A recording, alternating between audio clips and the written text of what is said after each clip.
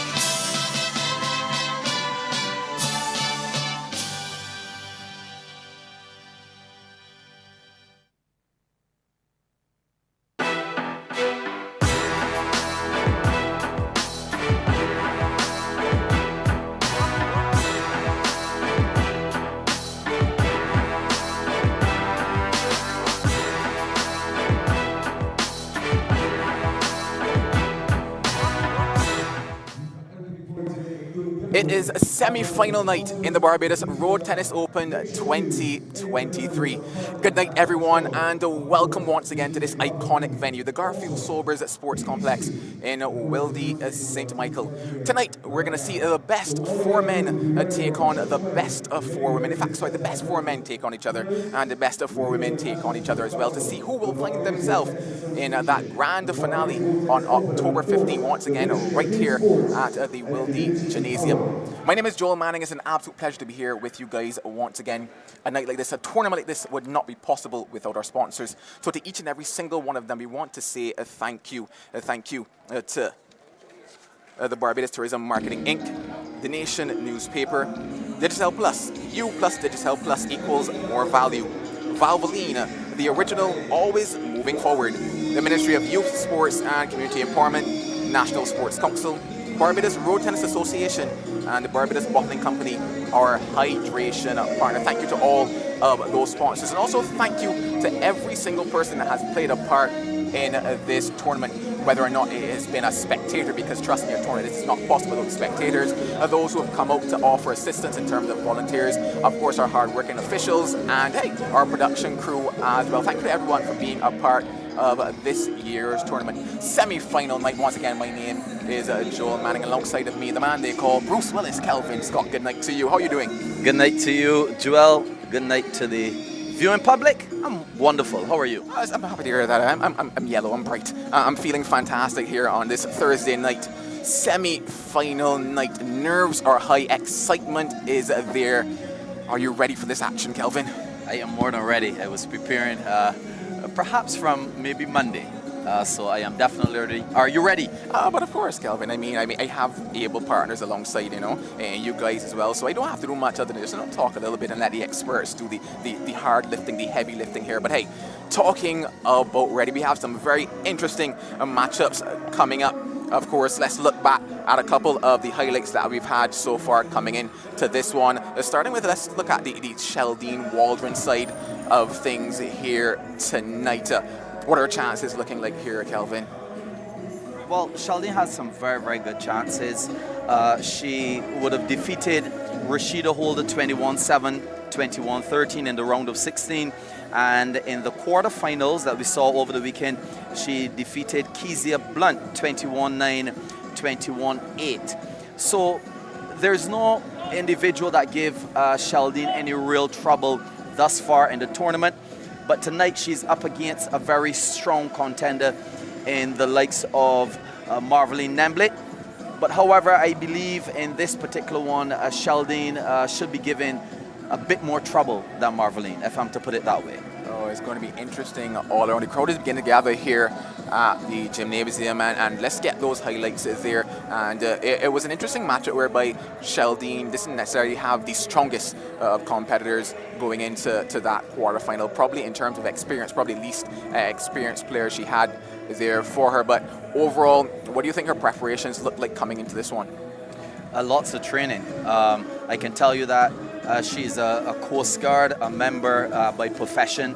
So she trains hard in terms of her technical ability, but in terms of her physique and overall fitness, she's putting in all of the work, putting in a lot of form work, a lot of backhand work to come up against someone like Marveline Nemblett, who is a relatively balanced player who can attack when she needs to attack and who can defend when she needs to defend. Let's talk about Marveline Nemblett a little bit now as we get those images of her from that quarterfinal. You know, looking at Marveline, what do you think her form is coming into tonight? Marveline should be full of confidence. She defeated Maria Kamabach 21-18, 21-18 in the round of 16, and then in the round of, or rather the quarterfinals, to me, it was a surprise. Some individuals said that it was a given. She defeated Gaylan Edwards 21-18, 21-14. Gaylan had now defeated the world's number 4, and for Marveline Nemblett to defeat her, to me that was a very, very, very good win, and she would be coming into this semifinals beaming with confidence tonight, Joel. Yeah, certainly a confidence factor as those players start to make their way towards the courts. Obviously, you know, they've been here before in terms of stages like this, in terms of pressure environments, but looking at probably what might be some of the thoughts going through their head, let's start once again with Sheldon. What do you think she's looking at in terms of these are my strong suits, my strong suites, and if I perfect these, I'm going to be on top tonight? What I can tell you, Joel, is that Sheldon would be focusing on perhaps winning the first 3 games. As we would appreciate in the semifinals, it's 3 best of 5. So therefore, she would not want to be playing 5 games. She's extremely fit, and if it had to go to 5 games, I'm quite sure she's mentally and physically prepared for such a long duel. But I'm telling you, she's looking to finish this as soon as possible, perhaps with a 3 straight. No, Marveline, no, on the other side of things, you mentioned the fact confidence boost because some didn't think that she would be here on semi-final night. What does she have in her arsenal that you're hoping to see from her? And if she perfects that, she could be on top. Well, she's a country girl. We know how you are, you know, fair enough. Hails from St. Andrew. But all sport aside, Marveline has a very interesting back arm. And oftentimes road tennis players try to penetrate the back arm of their opponent. But Marveline can pull her back arm very, very, very well and create some difficulty for her opponent. Now, interestingly, she attacks from both sides of the court, and that can put Sheldon under a bit of trouble. And in addition to that, she has been increasingly improving as a player. So at this big stage tonight, semi-final stage, I'm expecting her to perform at her best. Well, the introductions are being made to me very soon. We're getting in to the action here. Both players just going through. And just a quick correction there. The women are actually playing a 2 best of 3 as opposed to the 3 best of 5 which the men are playing. And another quick correction is that Rachel Smith was number 3 and not number 4. So thanks for that correction. John Wick. Well, we're unzipping as things are quite cool here in the gymnasium, and once again, just different conditions to what we're usually accustomed to having outside. Things have been quite warm, but hey, these players have gone through around or two here inside of the Wilde Gymnasium. They've gotten accustomed to this court. And right about now, it is time to get this first semi-final of the Barbados Road Tennis Open underway. Once again, it is Sheldine Waldren, and she is on the top end of your screen, and she's taking on Marveline Neblett. First ball to the back arm of Neblett. She feels in putting it on. And the second ball, Sheldine does the same thing, but creating the opportunity for the shot, going through the forearm of Neblett.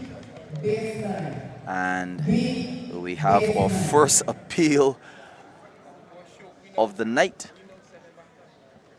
And the technical team, we are awaiting for the Nation News review, the first one of the night. No Nation News review from our side. Or rather, we wouldn't have a Nation News review, but we would have the lines personnel to call this particular one as the technical team continues to put all of the technology in place for the reviews. Yeah, it's quite interesting, quite early in the piece, looking to just appeal that particular decision. You just wonder the type of impact it might have, given that we're uncertain of what would have been the outcome should the technology been in place or been in play on that particular occasion. A big night like this, and certainly we expect to see a lot more appeals going down here in this particular engagement. Well, we are at the quarterfinals, Joel, so therefore every point is important. As a matter of fact, in every round, every point is important. But as players get closer to that grand prize of $20,000, they want to make sure that the point is rewarded to them if it's really theirs. So Marveline now speaking to Christopher Griffith, the chair umpire, in relation to that point. But as it stands right now, it's one serving to love, Sheldine Waldren, in the short blue pants, serving towards Marveline Neblett on the other end. Do you own a road tennis racket, Joel? I actually do, and I whipped it out the other day. I had to kind of get into gear to talk a bit about the semi-finals, and I went into the bottom of my closet and I dusted it off. It was quite dusty because it has not been taken out in probably, I would say, maybe 8 to 10 years. And it was put to good use, though. I got back into the stride of things quite quickly. I wasn't as mobile. People told me I was a little flat-footed, something that we've talked a lot about in this tournament. So, I'm starting to get my groove back into it. But it's interesting here that we're seeing Sheldine Waldren putting her jacket on. It appears as though both players have decided that they'll wait on technology, and it's well within their right, Joel. Speaking of technology, I saw you playing a popular radio DJ, and I said to him that for some reason, what have you learned here with John Wick and myself? You seem to be putting on the court, and you look quite decent, man. I must commend you for that. And it's interesting you mentioned that, because that was in my rusty phase. So imagine me at my prime, I could probably take on you guys as well. Who knows? And he asked me on national radio yesterday in an interview, what is your name? And I said, we've now named you Denzel Washington. I've still not gotten the real reasoning behind that. But, I'll accept, he's up there with the best of the best, quite sharp in, appearance and everything about it, So I would take the Denzel Washington framing of things. Still appears as if we're having a bit of a conversation now, unzipping once again. And, once again, I'm just wondering what that conversation is going on out there. I think we heard that's okay from Marveline. Yes, well, I can tell you, Joel, that the actual rules of the BRTA suggest that in situations like these, the chair umpire would have the final word, and therefore it seems to be a discussion between Marveline Neblett, Sheldine Waldren, and Christopher Griffith, who's the chair umpire, and it seems as though they've come to a mutual decision in terms of continuing the game. So 2 serving to love.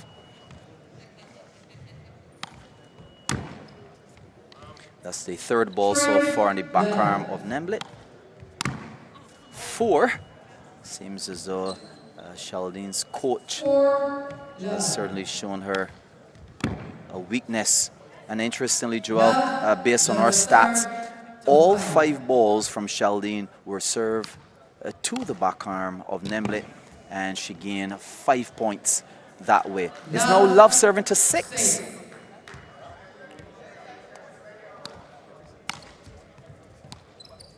Oh, that's a beautiful passing shot.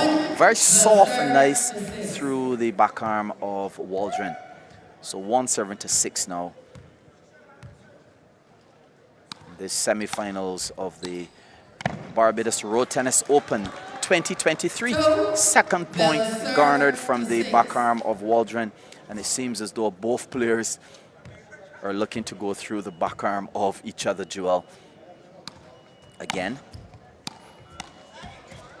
And as I mentioned before, Marveline has what it takes to be a very decent attacker. She's hitting the ball quite accurately and comfortably of late.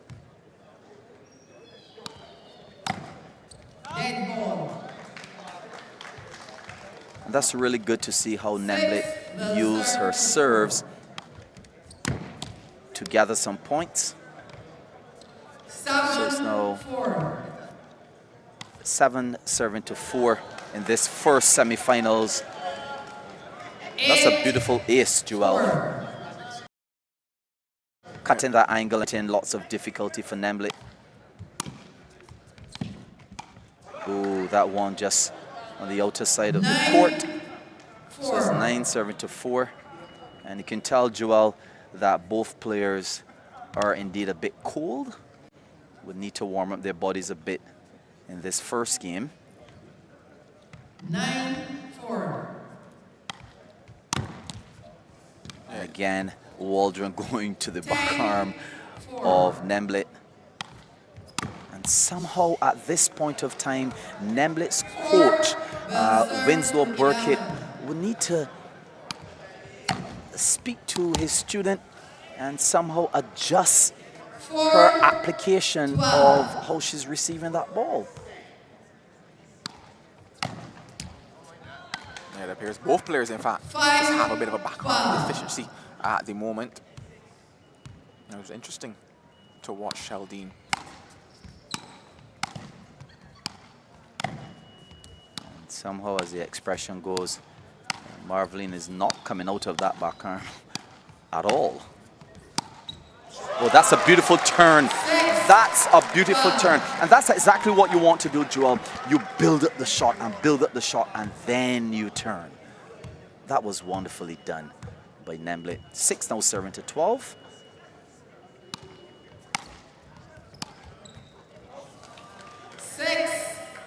6 now serving to 13 as that ball just tipped the net and went on the outside.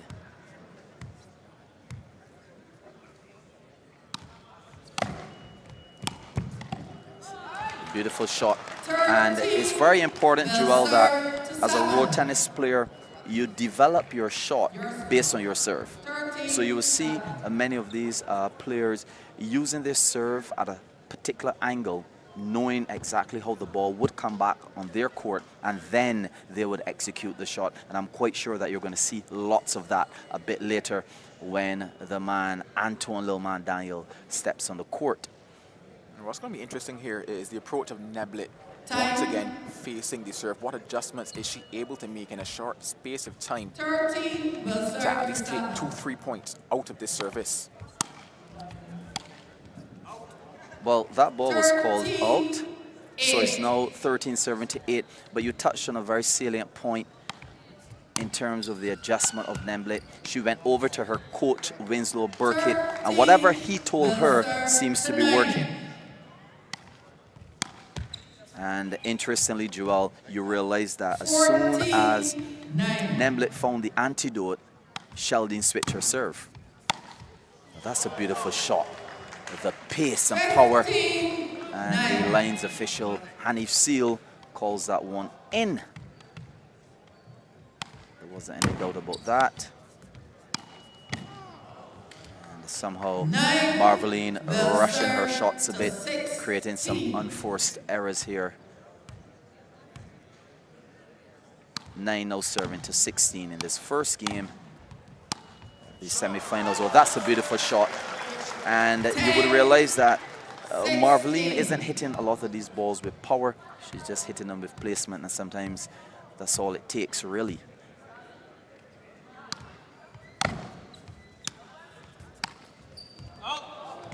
And somehow the backarm of Waldren looking a bit suspect tonight. It's usually much stronger than that. So 11 now serving to 16. The ball is in the hand of Marveline Nemblet. And it appears as if she's going to be appealing this particular line call.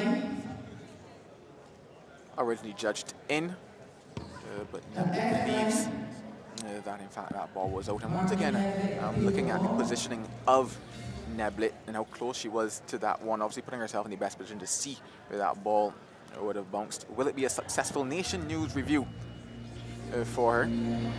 We're looking, Joel, at Sheldon Waldren with perhaps about 12 years or so experience as a player versus Marveline Nemblet, who started to play just about 6 years ago. So tonight it's a bit of experience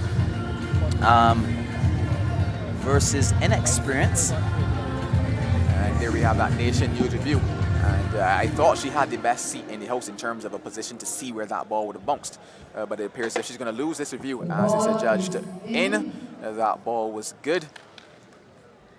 And 2 appeals left now for Marveline Nemblet. Just to remind our viewers, each player gets 3 reviews in each game. 3 successful, or rather 3 unsuccessful reviews, that is.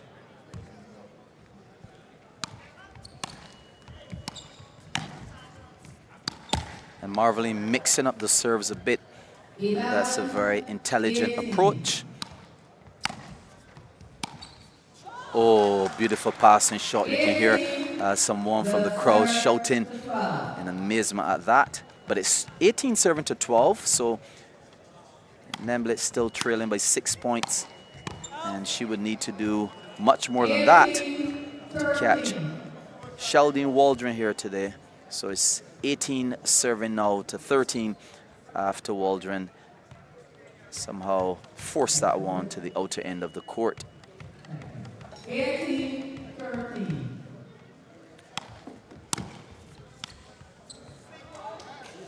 18 now serving to 14. And you know, Joel, someone said to me, they really like how the ball sounds on this concrete wood. 19-14. 19 serving to 14. Well, 20 serving to 14 after that ace. She has enough room to try different things with her serves. Well, first game point here for her. And she takes a game number 1 in this best-of-3 contest to see who will make their way to the finals. Yes, and I can tell you, Joel, that Marveline Nemblet still looks a bit cold. She's not playing her usual self. Earlier when I came in, she was in the gym behind us on the bicycle, getting her body warm, but obviously because of the break, she seems to have simmered down a bit in terms of her intensity. She's just pretty much reaching for the balls, and I'm hoping that perhaps Coach Burkett can see that she's reaching for these balls and therefore say to her, listen, Nemblet, you need to step some more. You need to intensify your efforts in reaching those balls, and especially for the serves coming from Waldren to her back arm, she needs to adjust.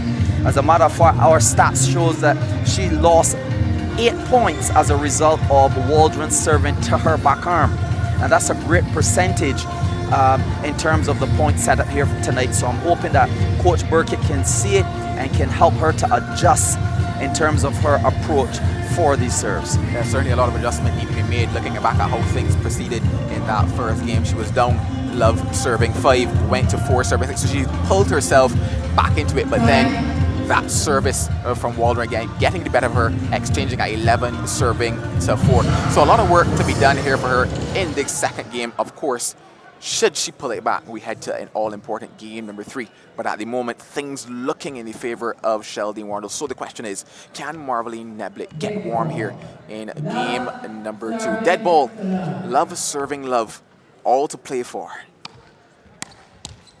Well, that's a beautiful cross-court serve to the forearm of Waldren. She's now mixing it up, coming with a backarm serve. So perhaps Coach Burkett said to her in that break, you need to mix up the serves. Sheldon is beginning to read you, because that happens obviously as a player realizes, hey, you need to make an adjustment. That's a beautiful power serve, as they're called, and then the placement through the same area of the backarm. So 3-1. Nemblet with the ball bouncing in her hand. She goes now to the forearm of Waldren. And it seems as though the ball dribbled or hit twice in the court of Nemblet. And now it's the Coast Guard, Sheldon Waldren to serve. 2 serving to 3.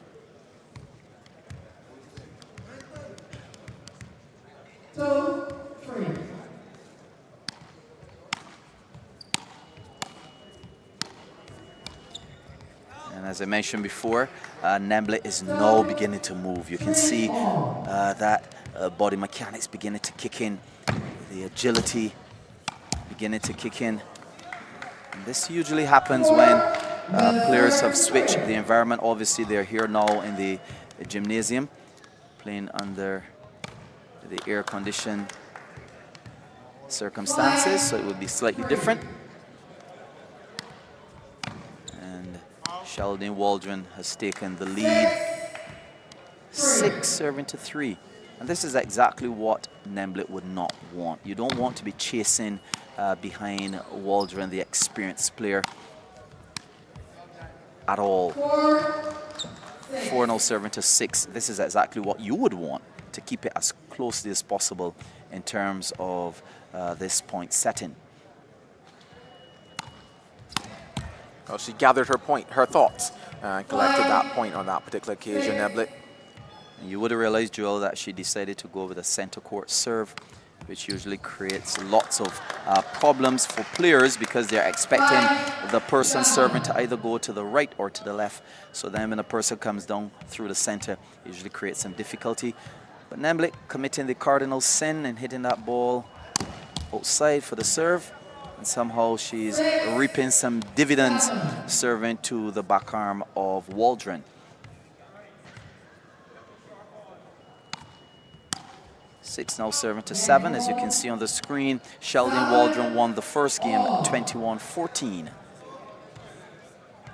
And now this is the second game. This all-important semi-finals, with the winner advancing to the finals and coming a bit closer to that grand prize. Tell us that grand prize, Joel. Well, if they share it with me, it would be $10,000 each. But no, $20,000 is what's on offer here for the final going down on Sunday, October 15th, here at this very venue, the Wilde Gymnasium. We do expect it to be packed out. I know that it was almost a full house last year, if not a full house that we had for that final. Certainly expecting that to be here again. The crowd is slowly trickling in here to this venue. We certainly expect, as we head towards the second women's semi-final and into the men's, it will probably be 3/4 full by the time we're ready to start. Oh, and that's the third ace of the night from Waldren. That one was beautiful. Oh, again, Nemblet just cutting that ball just very, very close to the net, but Waldren reading it, adapting, and putting that one past Nemblet. It's now 11 serving to 7. It's quite clear that Nemblet somehow doesn't look herself, based on what I saw in the prelims on her road to this semi-finals. She looks a bit off. 8-0 serving to 12. What she will want to do now with these serves, Joel, is to make this gap a bit closer. That's a beautiful power serve to the backarm there of Waldren. So 9 serving to 12. Gap reduced from 4 to 3 points. And that forearm, though, giving her some problems tonight in terms of adjusting it to keep the ball on the court. It was interesting to watch as she looked towards her coach to question whether or not to challenge that particular ball. That's a very educated way of playing your tennis. Former student of Queen's College. Can you say that again? We're not here to discuss schools, Joel. I know that's your school. That's a beautiful shot, though, from a Queen's College student. Marveline Nemblett, who hails from St. Andrew. And she's beginning to catch her rhythm here. She doesn't have much time. Oh, that's a beautiful shot. Pulling Waldren to the far right and then opening up that gap and just placing the ball down through there. That's beautiful. I'm quite sure that her coach, Winslow Burkett, is saying to her, yes, so you're a bit closer. You need to keep the game as close as possible. Do not let Sheldine pull away from you. That is what I would be advising if I were her coach tonight, Joel. Well, it sounds like sound advice and good advice, so I probably have to shake your hand on that one and say well done. But indeed, looking at the fact that there are 5 balls in the hand of Sheldine Waldren now to serve, looking at how she's been dominant heading towards the back arm of Nemblett, you're probably telling yourself here and now is where Sheldine Waldren is saying, hey, I can actually wrap things up in terms of putting myself in that winning position. Can Nemblett, though, stop it? Well, what Sheldine would want to get from her 5 serves is at least 3 points. It's now 14 serving to 12. Ooh, is that on, Joel? We're unable to see behind the net. It is 15 serving to 12 now. That was a very soft and interesting serve, different from what she was serving for the night, and she's now mixing up her serves, going center court with that one. 16 serving to 12, going to the far right with that one. Very, very intelligent player this lady Sheldine Waldren is. And Nemblett, for some reason tonight, Joel, is not stepping into the blue. She's not stepping into the court. For example, there were 3 short balls thus far, and for these balls, she's just reaching. And Coach Burkett will want to tell her, you need to step closer to the ball, give yourself a better percentage of covering the actual shot. Well, the moment that Sheldine Waldren has been waiting for all year is on the verge. Can she book her spot in the finals here and now during this particular service period with 3 points needed? Nemblett, though, does she have any fire left in that tank? Can she rally and pull things back? Well, as we mentioned before, Joel, it's a 2 best of 3. And it's now 12 serving to 19. That's an entire 7-point lead. So she doesn't have much room right now or time. Nice serve, though. Power serve again to the back arm of Waldren. And we have Marsha Boyce, who just took her position in standing, somehow predicting the end of this game already based on the trajectory. Beautiful exchanges there from Marveline Nemblett, and she's saying it's not over until it's over. So it's now 15 serving to 19. She was very fortunate there to have a net ball as opposed to a spoilt serve. And that's it, 20 now serving to 19. This is going to be an uphill battle for the St. Andrew-born Nemblett. Game, set, and match point here for her. So you have to wait a bit longer.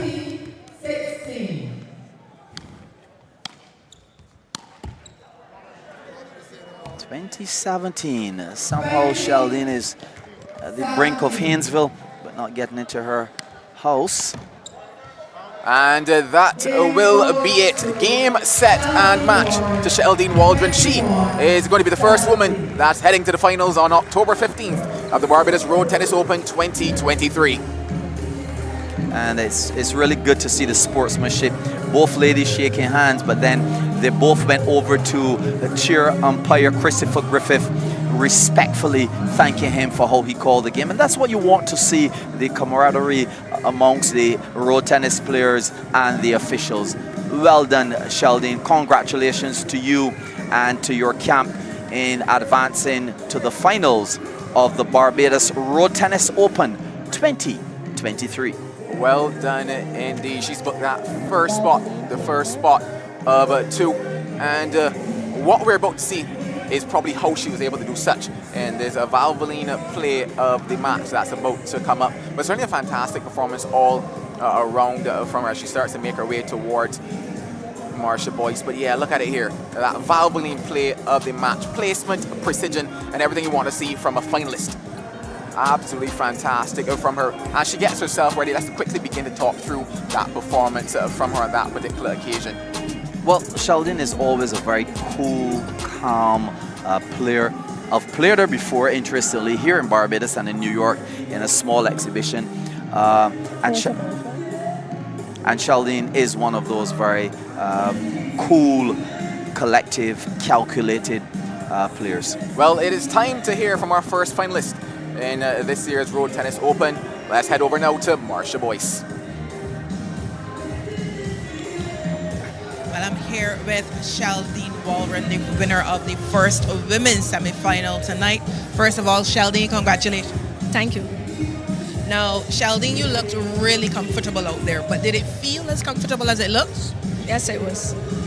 So talk us through this game. We're going to spend some time on the second set. The first one, you took that pretty easy, 21-14, but things were a bit closer in the second game. Did the scoreline trouble you at any point?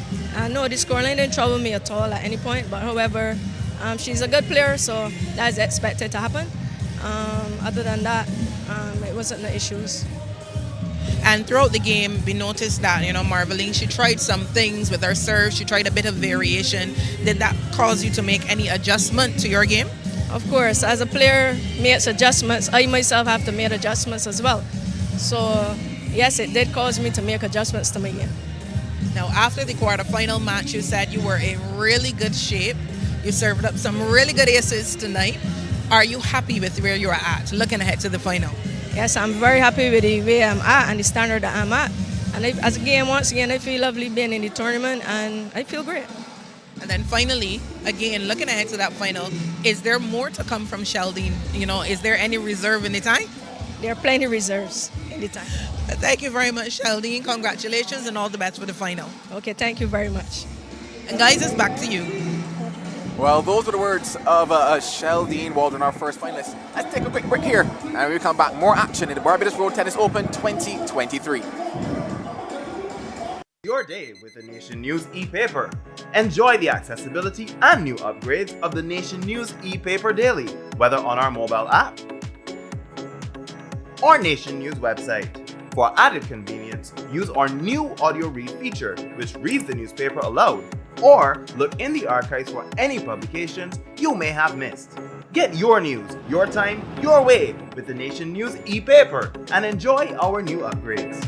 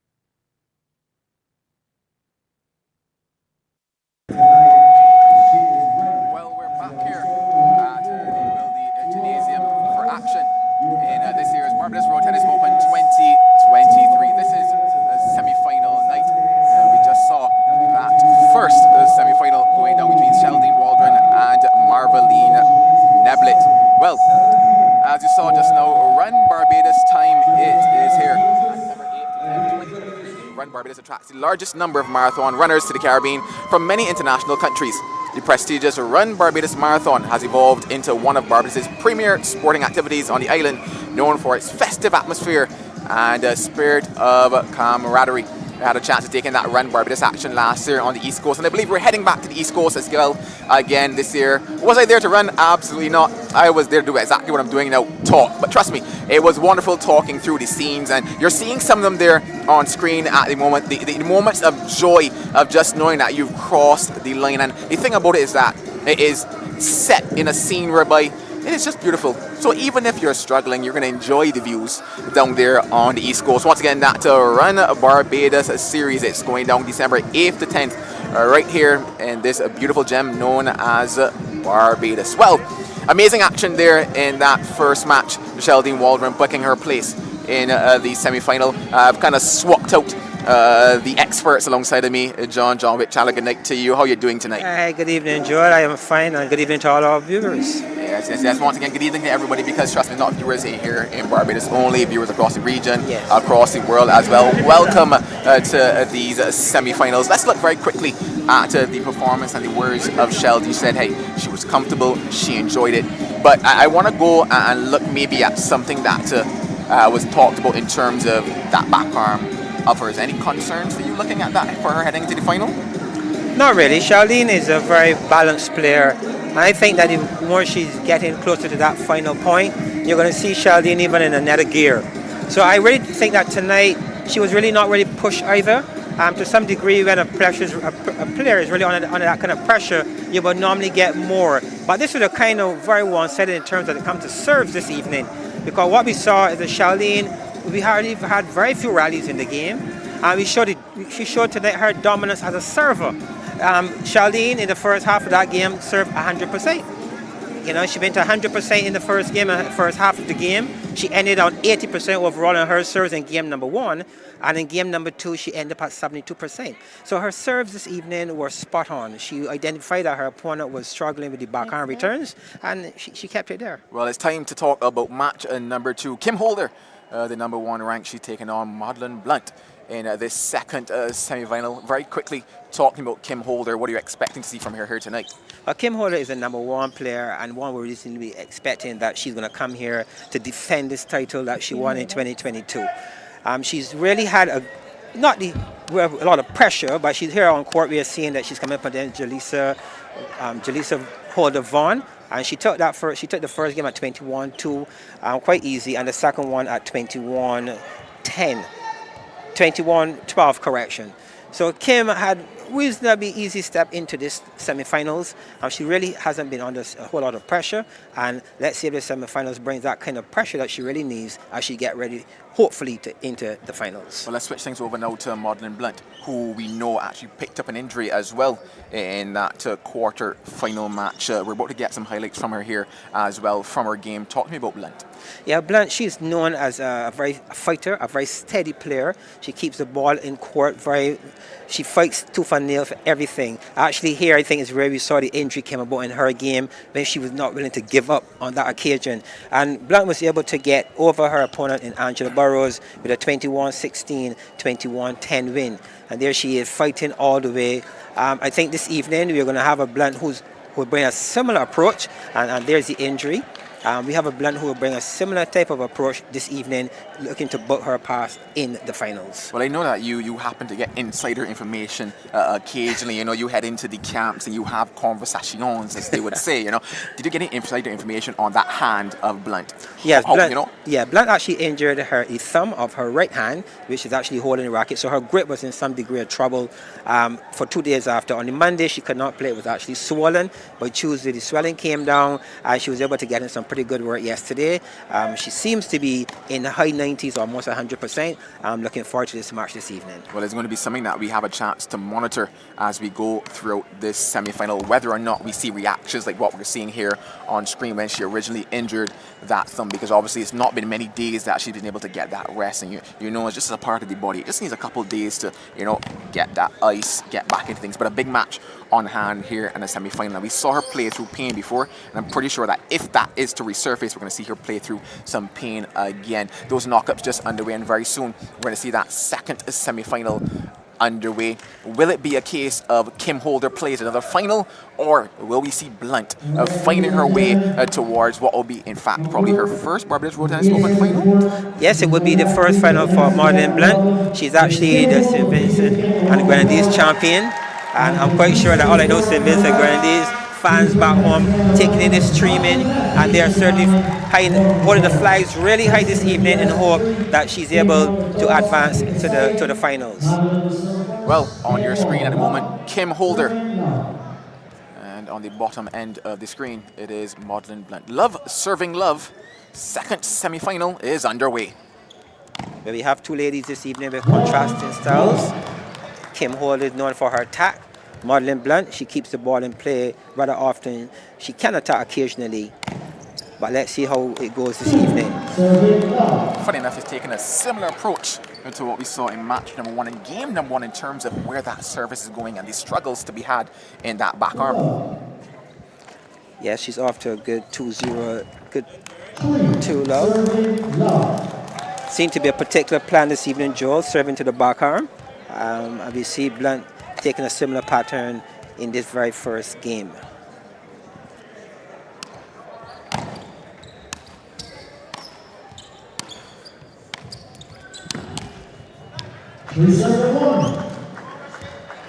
First point of the night for Kim Holder. And a slight lead here to get things going for Blunt. I'm quite sure that Blunt will be happy with this start.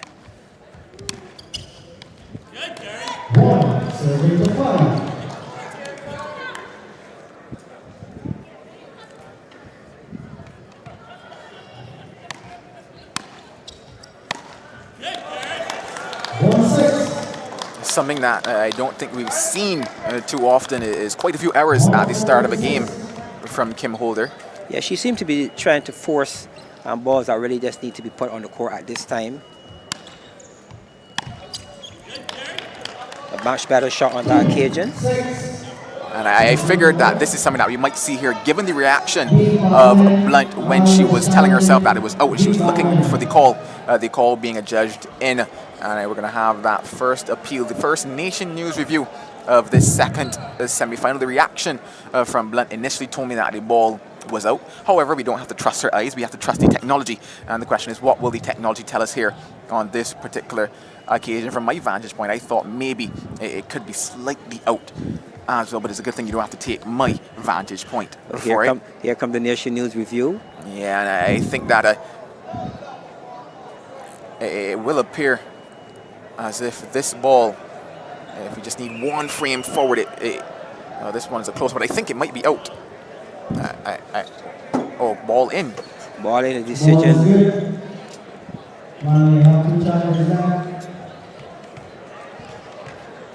And here's why you don't trust me. You trust the technology in the Nation News review. That is why we have.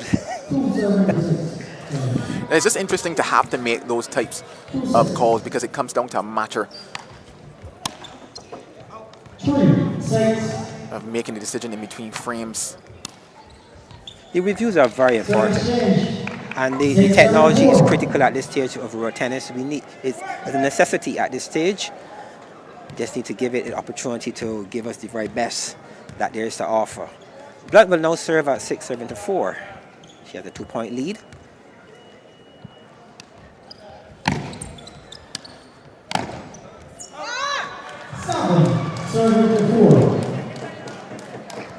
The first signs of frustration from Holder. Yes, Holder has that look. Very determined here this evening, but I'm quite sure that Blunt has alternative plans as well. The thing about it is that a lot of conversation was surrounding the ability for Kim Holder to focus and concentrate, given that we know there's a lot going on in her life at the moment. She talked about it in her interviews.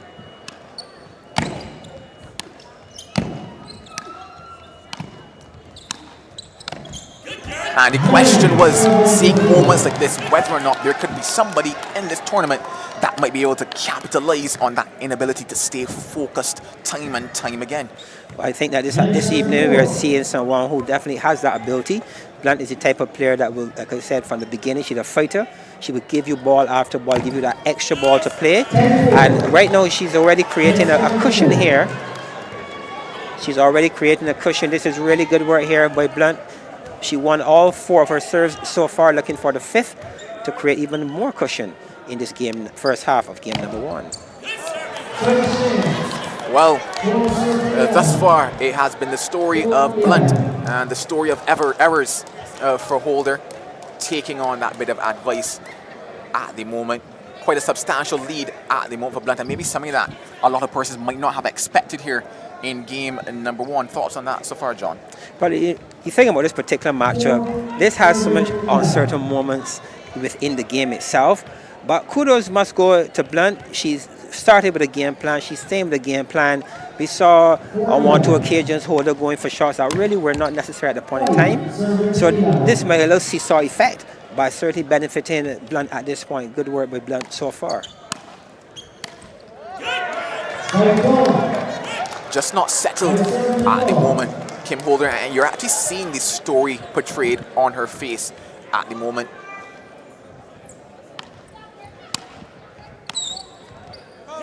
She's not looking like the Holder that we've seen come through this tournament. Funny enough, we have seen moments where she's not been on, but not for this extended period of time. 5 serving 13 in game number 1 of semi-final number 2. Yeah, you can see the expressions on face. She seems to be really struggling here. Let's see if she's strong enough and capable enough to get over whatever she's battling with at this point. That's the thing that you say about champions, and something that we've seen from champions in this tournament, the ability to come back, the ability to pull yourself up again. So Blunt serving at 13-7. Very comfortable lead. Oh, this is a rally. This is of quality.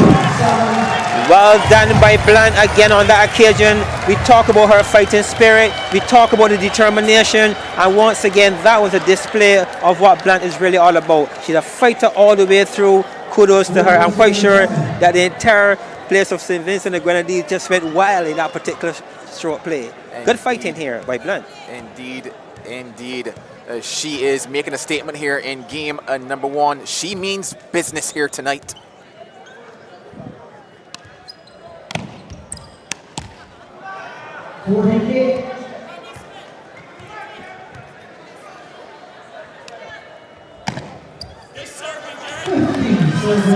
This is really good work here by Blunt. Varying her serves, power, center occasionally, slow serves.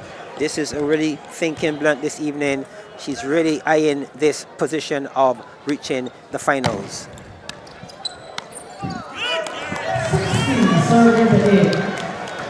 Madeline Blunt, she plays her road tennis at the Elite Academy, Elite Road Tennis Academy, and Kim Holder does as well. So they're both players out of the Elite Academy.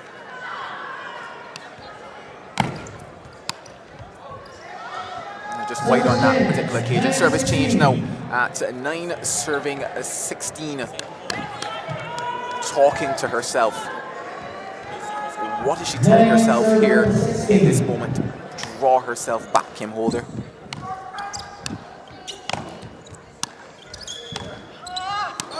Well, at the moment, whatever she's telling herself is not working because she just happens to be going quite long on a couple occasions. And kudos to Blunt as Blunt continues to keep the ball in play. She's certainly playing that keep the ball in blue kind of tennis this evening, and it's really working for her. Well, there are signs of Kim Holder that probably she might hope is the shot that gets her into gear, a contender for the Valvoline play of the match.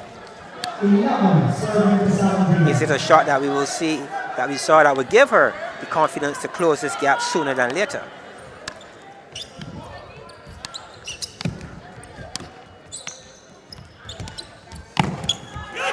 Oh, again, and once again, good fight here by Blunt. She's covering the court really well. 11-18, 3 points away from Madeline Blunt taking the first of this 2 best in 3 matchup this evening. Well, she has a chance to take it on her service thus far. It's been quite effective for her. Can she seal the deal here and take game number 1? Well, she's one step closer to doing that. 19 serving 12. She's certainly come out fighting from ball number 1, has Blunt. She's getting some really good support from her coach in Abby Clark. You can hear at times with each point that she wins, you can hear the expressions from Abby Clark encouraging her each and every time. Serving now at 19-12. 19-13.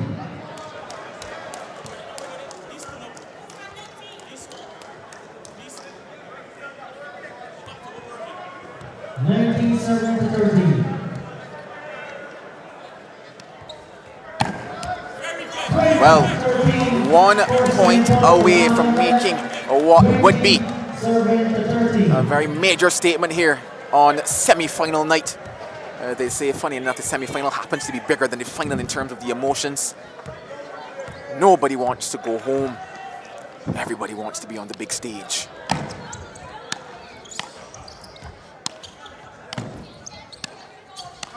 The ball 27-14. She will certainly want to close the door at this point at 27-14. A few errors on the point. A little frustrated with herself there. You can understand why the coach though telling her, relax, keep it calm.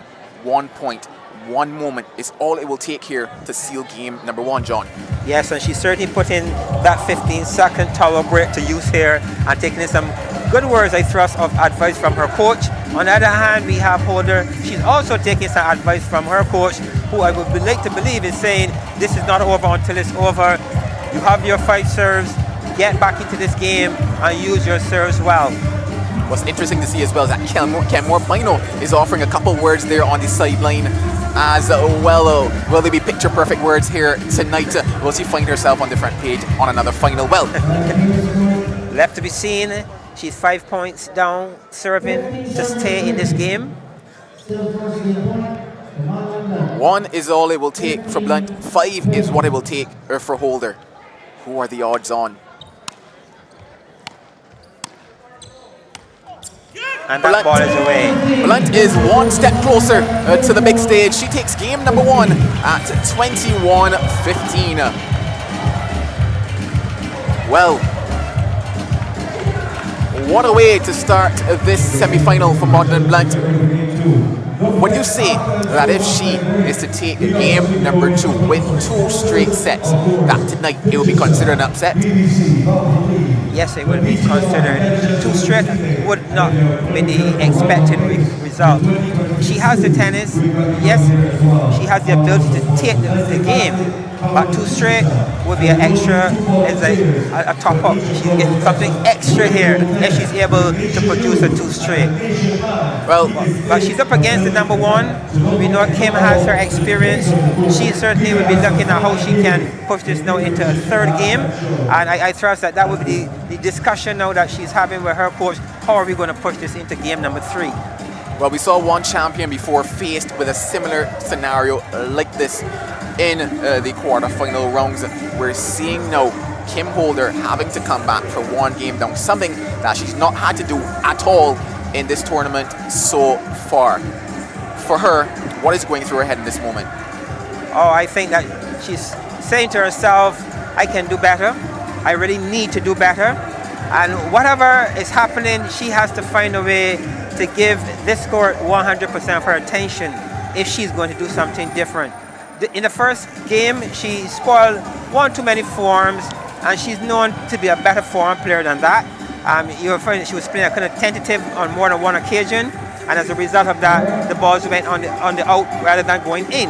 So yeah, Kim has depth. She told me in a discussion a bit earlier today that she's coming here to fight.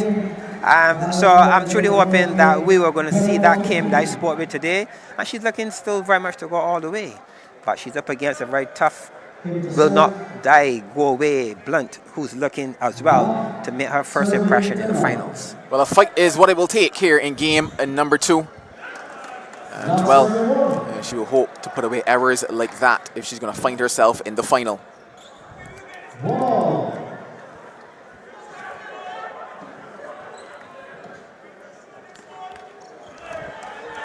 Again, unforced error on that occasion, serving that one into the net. Of all places, committing a cardinal sin.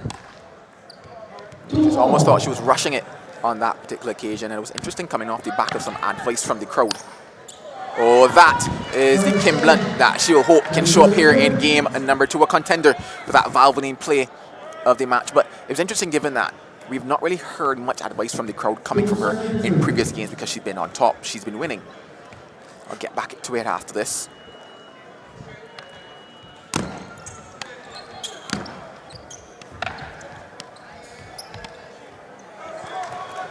We're starting here, just a bit more words coming down, and at one stage she said, "Thank you, but I don't need it, settle down."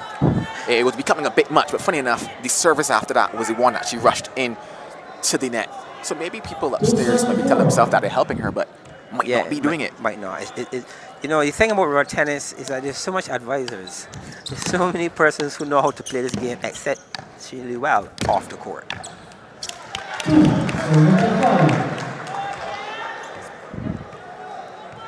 2-5. This is a good start here for Kim.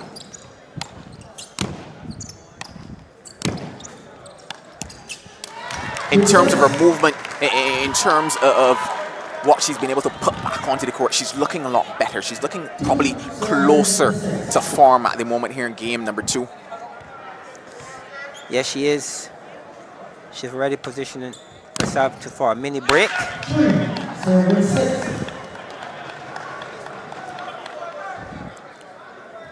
7-3. I'm quite sure that she'll be looking for that magic number of 7. Blunt, on the other hand, seeking to close and stay within striking distance.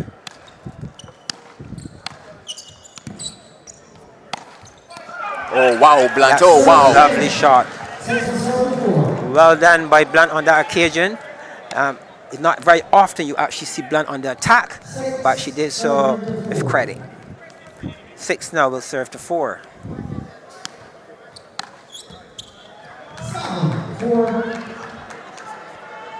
Still enjoying a slender lead at the moment is Holder.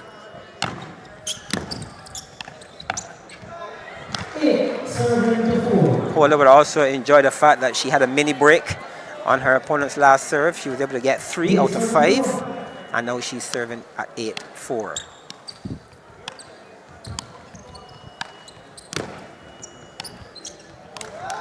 Going long again is Blunt, and now 5 points clear at the moment is Holder. In the driver's seat at the moment, but still a long way to go to get to home.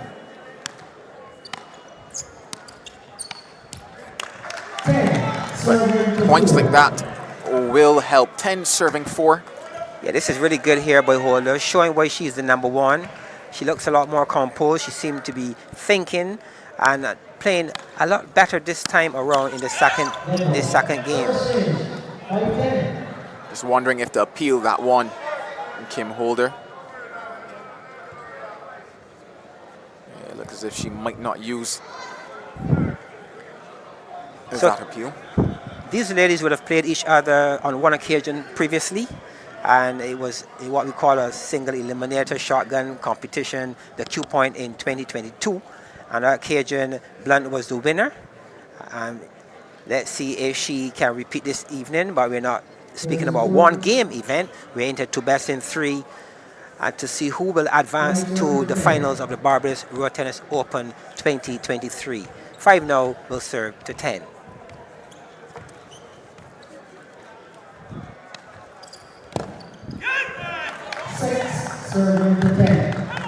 Very important moment here in this game.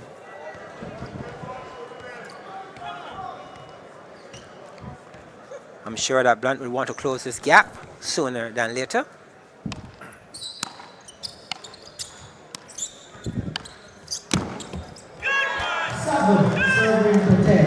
The expressions of the coach tell you that he's loving what he's seeing at the moment. And Yes, why Abby not? Clark is very vocal indeed. He's the father of Azari Clark and Suavia Clark, two young talented juniors.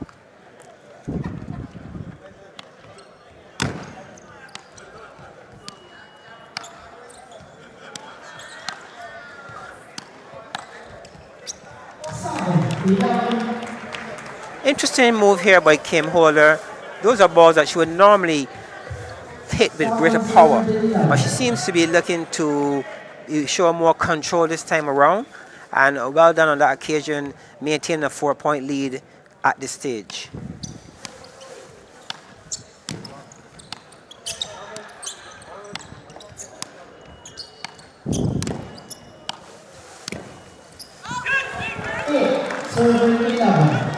This is the kind of tennis we anticipated by these two ladies, both having the ability to keep the ball in play.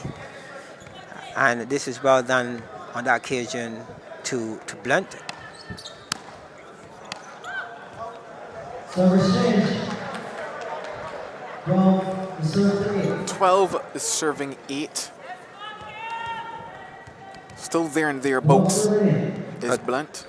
Kim enjoying her lead at this stage, still a 4-point lead.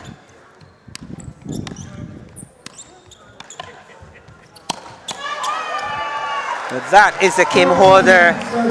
That is the Kim Holder that spectators came here to see this evening. The player who puts it away when the opportunity is given, and kudos to Kim. She will now serve at 13, serving to 8.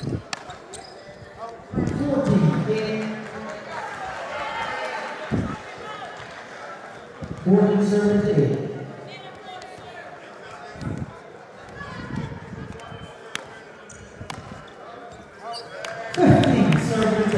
This is a good start to the second half of this match, of this game by Kim. She won 70% of her serves in the first half, and she's already at 100%. 15-9.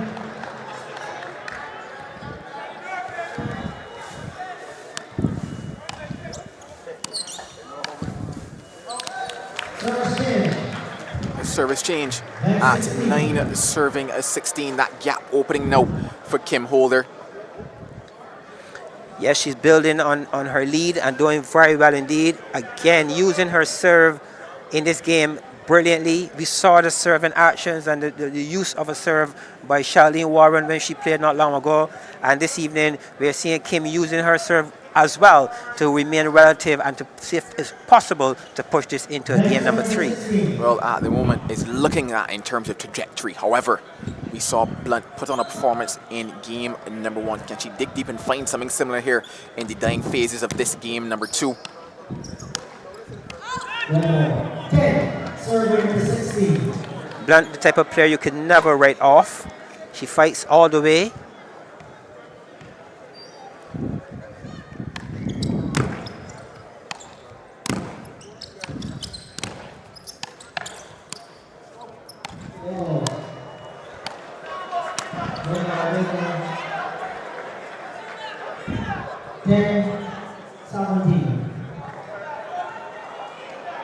It appears as if we're going to have an appeal, a challenge on that back line.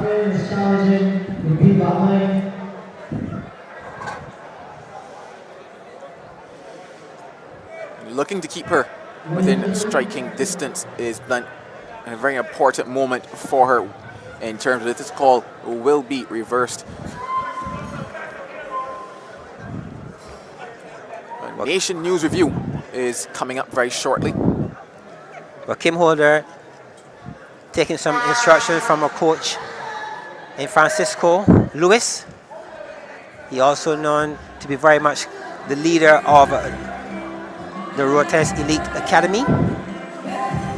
Taking instructions as well is Madeline Blunt from her coach in Abby Clark. The very experienced Kim Holder, having started playing road tennis at the age of 9.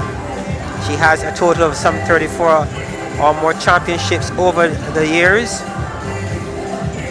I said before, she is a member of the RTA, the Road Tennis Elite Academy.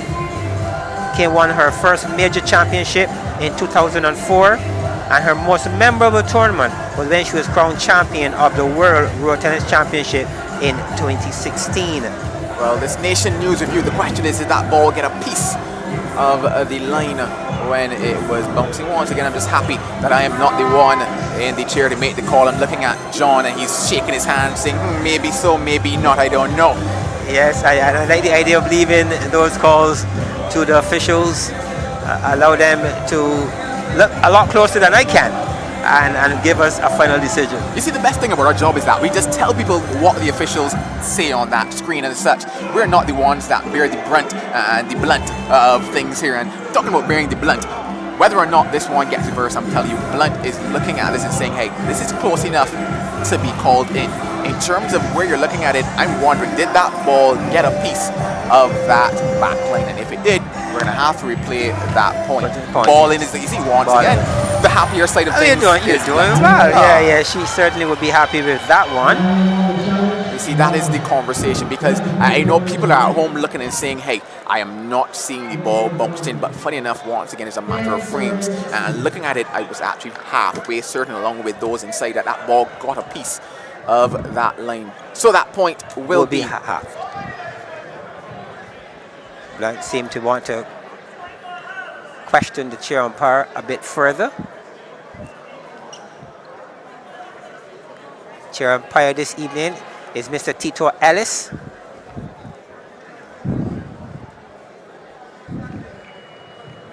You have to put up on again, 10-16. So 10 will serve to 16.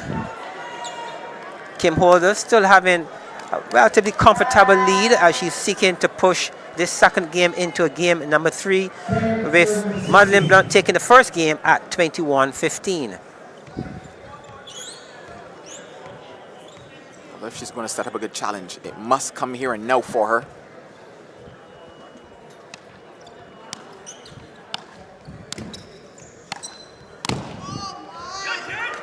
And she would want a lot more moments like that. Now 11 serving 16. Still in it is Blunt, but work to be done. 11-17. That will not help her cause.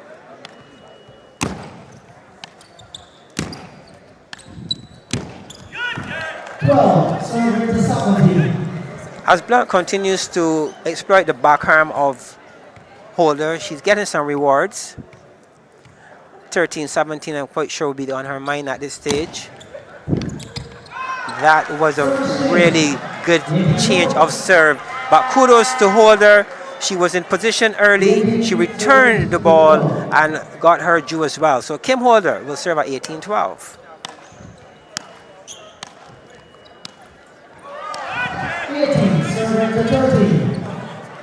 Holder holding back on that occasion again. We're seeing moments when she's tentative, she's not going at times, and then occasionally she's giving it her full swing.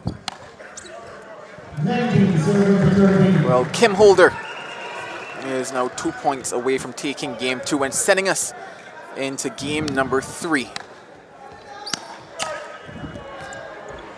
With shocks like that and moments like that, you can understand why she's in this position. 20 serving 13, a first chance at a game point for her. Will it be hers here?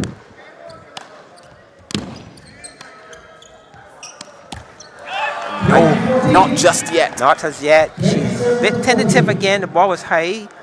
Good, well done by Blunt, giving her the extra ball. But that is it. Well, we're heading to game number 3. Holder ties it up here at 1 game each. How will this swing? How will it turn? Who is going to be that final on October the 15th? You would have to say, John, that it was a fantastic comeback for her. And you actually saw the differences in terms of her movement, how she got to the ball, and how she put things back onto the course. All in all, thoughts on Kim Holder there in game number 2? No, better performance by Kim. She occasionally she moved, she attacked some balls, which was really good, and she was able to stay in the rallies at time with her opponent. Knowing the importance of this particular second game, we saw Kim stay relevant. She was able to use her serves once again. She served at 80%, 70% in the first half of the game, and in the end, she had a serving percentage about 70% overall. So this is really good work by Kim, using her serves to stay in the game.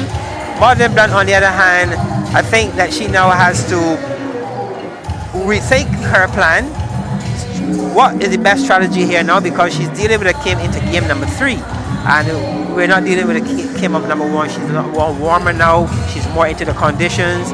And she's here to fight. Like I said a bit earlier, Kim said, I am going all the way. And that performance in the second game indicates someone who's really looking to go all the way. Well, you talked about strategy and what will be the moves and all of that for Blunt. But funny enough, right?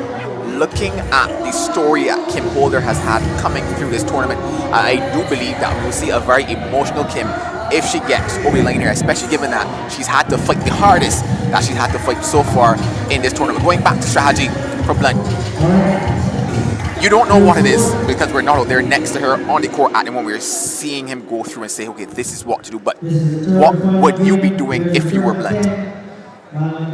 If I was Blunt at this point, I would continue looking to keep the ball in play a bit more.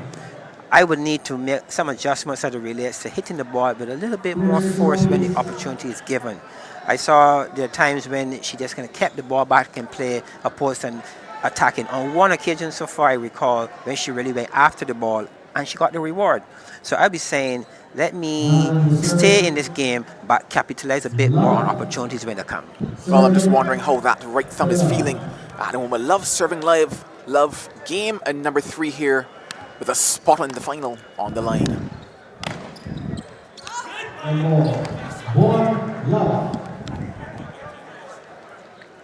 So for those of you now joining us, we have in the white top, Waldren Blunt. She is the number 4 seed of the Barbados Road Tennis Open 2023.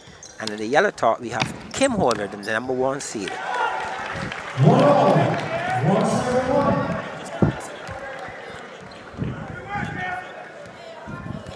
In the third game of a road tennis event, at the 10th point, the players will switch ends.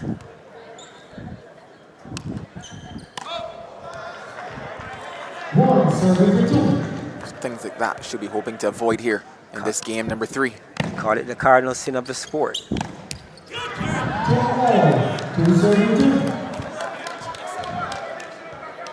Now if Blunt is able to keep this pressure and stay close, she may find something that may give. But she needs to stay close.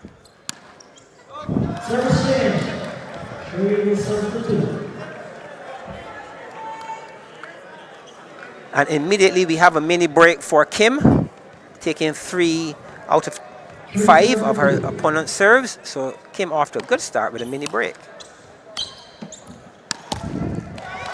4, serving to 2.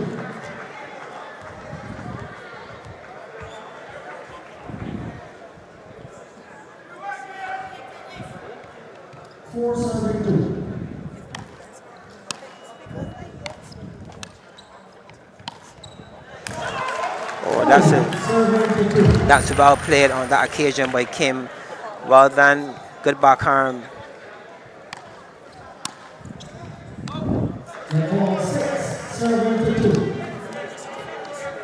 Well, another healthy lead here in game number 3 for Holder. Add 1 more to that with service change now at 3 serving 7. So finding herself just a little deeper in the dungeon, a little deeper in the cave than she wanted to be here in game number 3. The early exchanges here, Waldren Blunt.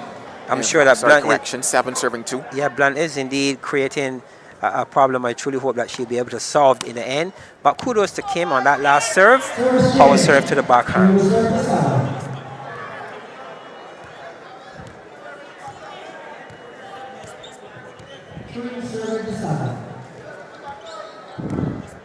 Down in the back arm is the call from the crowd.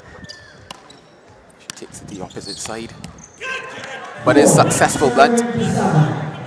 Good start here by Blunt. Quite sure she would want to win at least 4 or 5 of her serves. Good serve once again. So Blunt, we're seeing here, moved her serve from the back arm of Kim, and she's more focused on the forearm and getting some rewards. Well done so far. Closing the gap.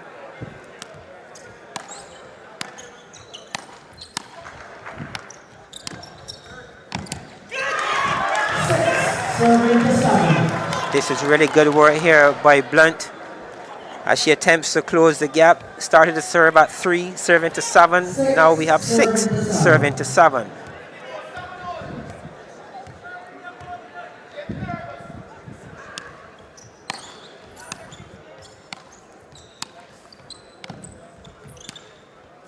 Oh, what a shot. What a shot. Well done. Well placed. And the beauty of the shot here, Joel, is wasn't about power. It's placement. And she did that brilliantly. Well executed on that occasion by Blunt. I'm quite sure that she'll be happy at a score of 7 all. She's doing well. Can she get all 5 and take that little lead, that needed lead at this stage for the 8th point? 7 now serving to 7.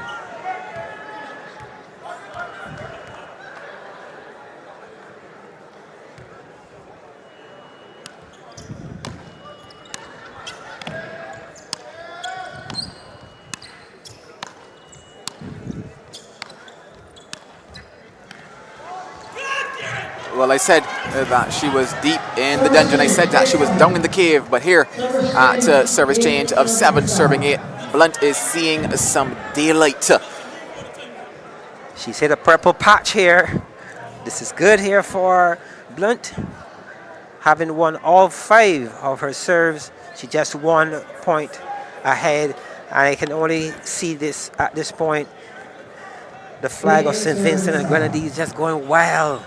All the Vincentians back in there. Number 1 road tennis player in Madeline Blunt.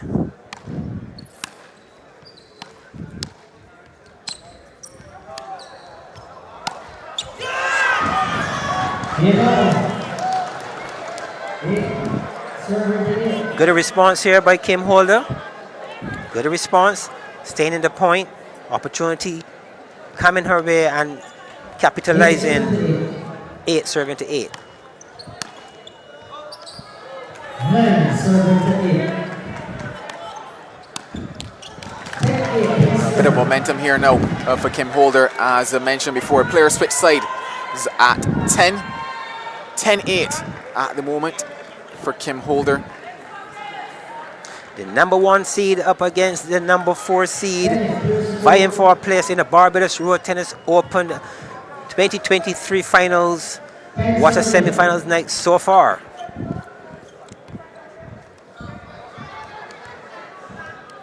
Kim Holder having a slim 2-point lead at this stage of 10 now serving to 8. As you welcome all our viewers in the US, UK, wherever you are.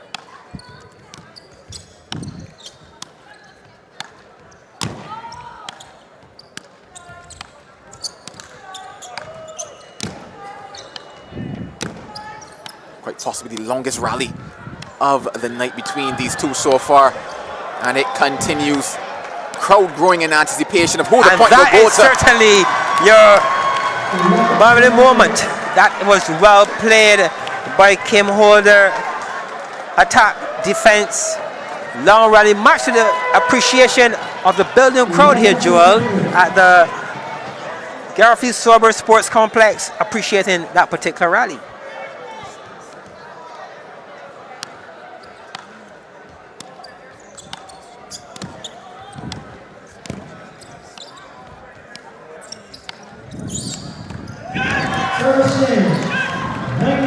Nine serving 11, ball in hand. You just wonder how much do sides play into a game of road tennis like this.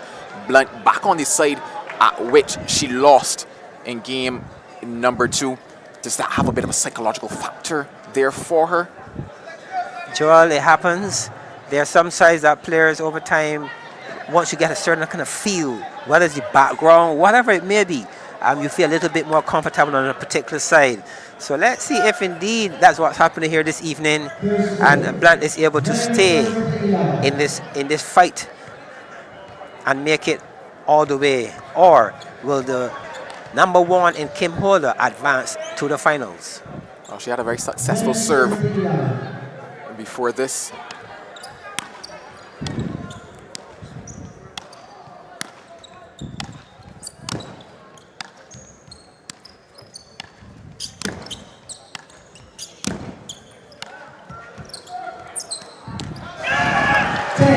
That success on the serve continues for her. Holder having to make that adjustment because of the ball hitting the net, not doing it successfully. Almost caught in between moments was Holder on that occasion. And there is that success on the serve. She took all 5 points on her service before. Can she do the same here? Yes, she did well previously. A repeat would really put her in a comfortable position. Possibly a 11-14 change of serve. She's 3 out of 3 so far. Must say both players using the serve really well in this particular setup this evening in this semi-final match. Blunt serving 12-11.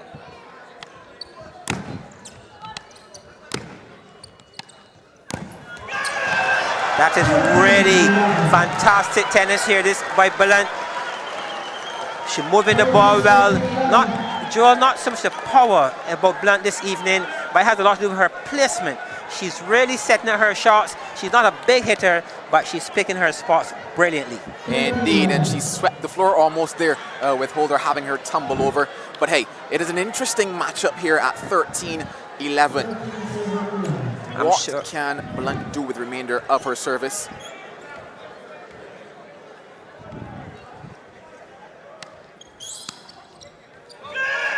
This is credit. This is fantastic work here by Blunt. Taking all 5 of her serves at a time when it really matters most here, Joel. I know she has a 3-point lead, creating some pressure on the Barbados #1. Well, we talk about moments, and that is another important moment. We talk about the fact that she was down, but not out. Won all 5 service points before this, won all 5 here again to give herself a lead of 3 points as we head into the back end, the business end, the end that matters most, because once again, it's not about how you start, but how you finish. And at the moment, finishing is looking like it could be Blunt at the moment, but hey, Kim Holder, we know she has something in her. Can she once again find that and deliver here where it matters most in game number 3 to get herself into another final? Well, Joel, in game number 3, in the first half of this third game, Kim Holder won 80% of her serves, and we had Blunt winning 70% of her serves. And what a start for Blunt here in the second half. She's 100%, all 5.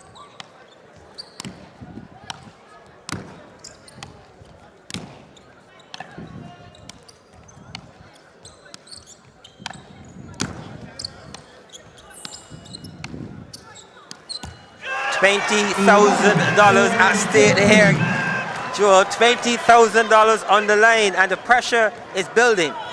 Well done to Blunt. Well done indeed. What a moment it would be for her if she could take things all the way, but still what a moment it would be for Kim Holder. And with shots like that, in fact, it was still on. She thought it was out. Oh, this is awesome tennis. We spoke about Blunt's ability to defend, and once again, she's showing that she's a very good defender, and that's the 4th time that we saw Kim hitting the ball into the 8-inch net. And think about it, this is the importance of playing till the end, because Holder dropped shoulders telling herself that ball was out. Yes. It's just small moments like these that flip the game, flip the switch. Kim needs to close. That 13-16. A couple more of those shots, Joel, she can close. But we are seeing a Blunt who's very determined. You see the expressions on her face. She looks like she wants to play another 2 matches. Rather ready.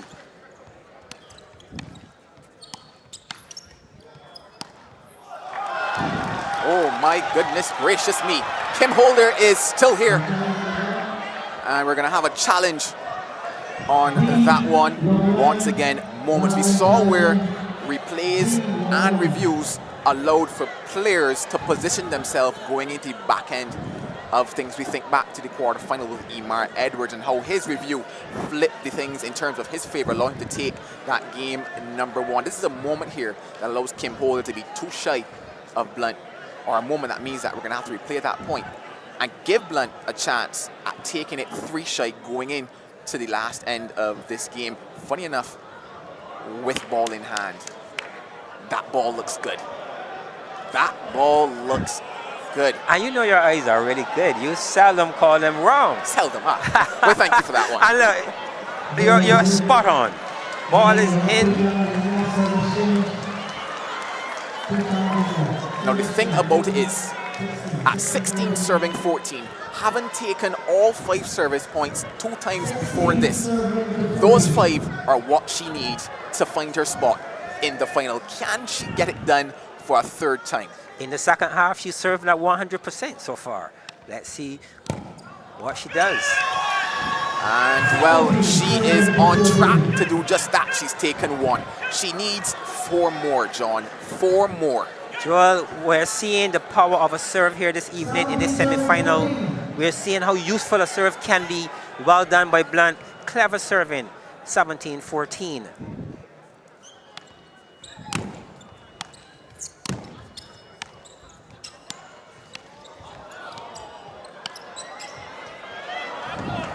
And well, interestingly enough, we're going to have a challenge. You saw the courts jump up instantaneously and say, hey, challenge that. Don't let it go a step further. Challenge that. A Nation News review. In fact, no, they've withdrawn it, it appears. Okay, so the point is score now 17 serving to 15.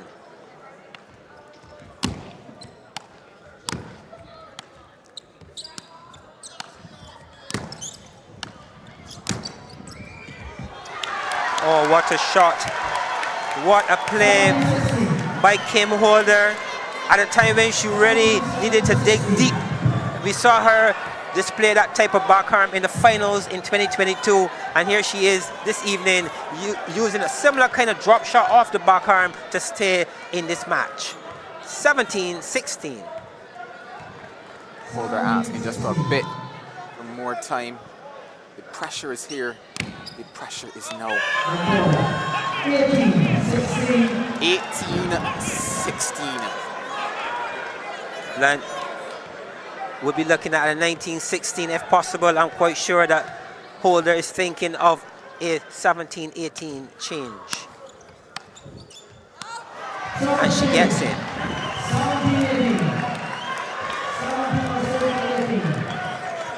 So the last serve is on the racket of Kim Holder.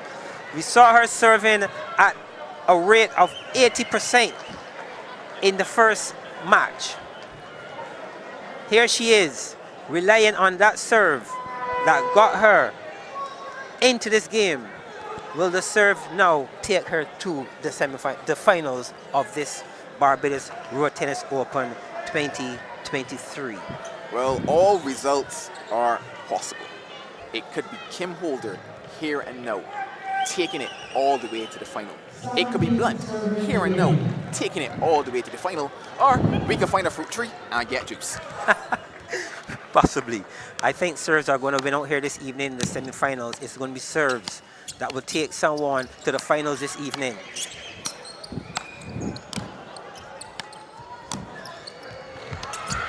Oh, that is well played. That is brilliantly played.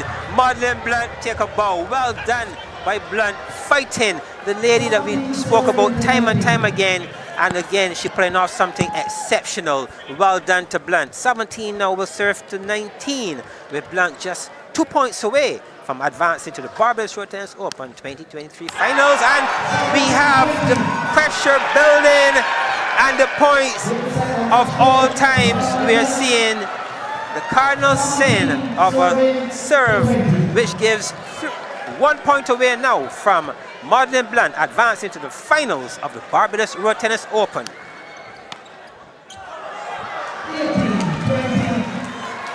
Joel, we are really into semi-finals, no question about it. 18 now serving to 20. 19. Will the serves save the day? Well, 19. this is it. This is the only ball that matters here and now. This serve. Holder or blunt? Blunt or holder? Oh my goodness. Digs deep.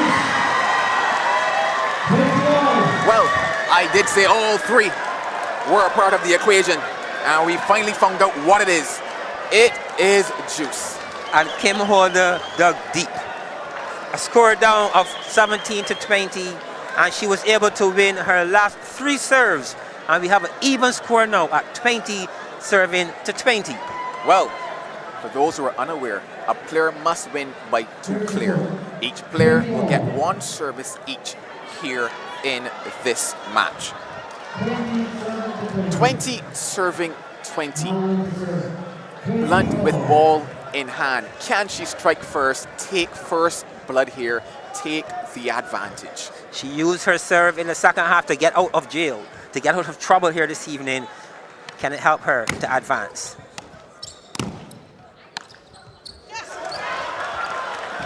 Kim Holder cries yes.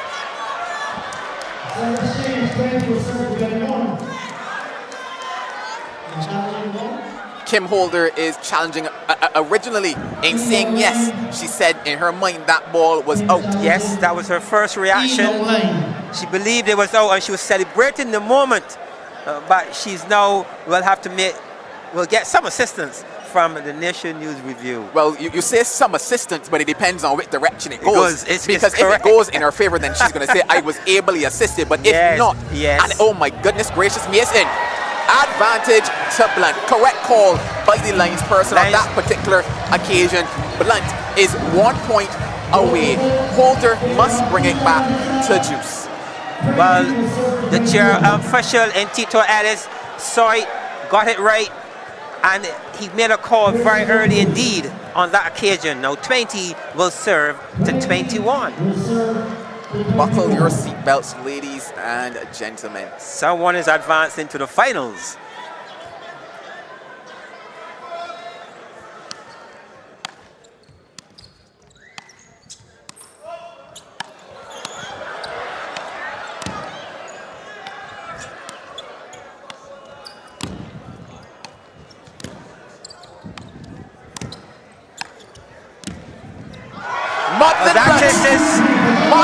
Waldren is on her way to her first Barbados Road Tennis Open finals. Oh my goodness. What a moment, what a day, and what a celebration for her. I'm quite sure that the entire St. Vincent and the Grenadines are celebrating tonight. We maybe have a public holiday in the name of Waldren Blunt. But Waldren Blunt doing justice here tonight. She's been working really hard, Joel, over the years. She continued to show those of us around road tennis that she has the ability, that she has what it takes to go to that level. And tonight she proved that she is worthy of being in the finals of one of the big stages of road tennis. She cannot control the emotions, and you can understand what it means to her to be here. We said that in those quarterfinals she injured that hand, but here is that moment, the winning moment for her, the moment that said it all. Waldren Blunt, she is our second finalist, and oh, what it means. Like you simply cannot put into words what must be going through her head at the moment. Yes, what a moment as she embraces her husband in Frederick Blunt, the president of the Barbados Road Tennis Association. Her daughter Kezia now coming over to be part of the celebration. This is really good. This is it. And let's get that Valvoline play of the match here now. All in all, it was a fantastic rally between the two. And here's we talk about playing till the end, because somebody in the crowd actually shouted out. But hey, look at what it meant to them. Coach and player, your Valvoline play of the match on that particular occasion. Very soon we're going to get Blunt, but at the moment you understand the fact that she probably can't even put it into words this moment. Not many would have said here tonight, I am betting my last dollar on Blunt. We're not going to call it necessarily an upset because she deserved to be in this semi-final, and she's played a fantastic game I agree. as well. But hey, I don't have the words. Blunt does, and she's alongside of Marsha Boyce at the moment, so let's head over to her.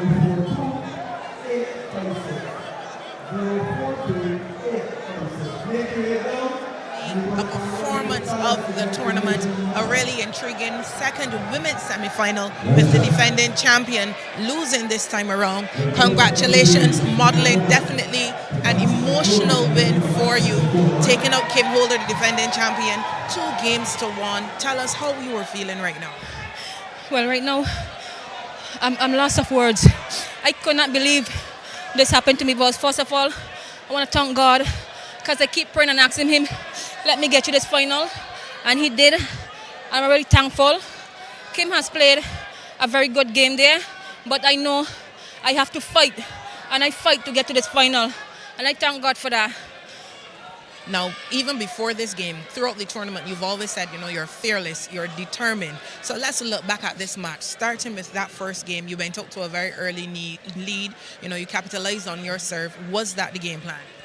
Yeah, because went out there and when I start getting the lead, I have the confidence, saying to myself, good, I go win the first game.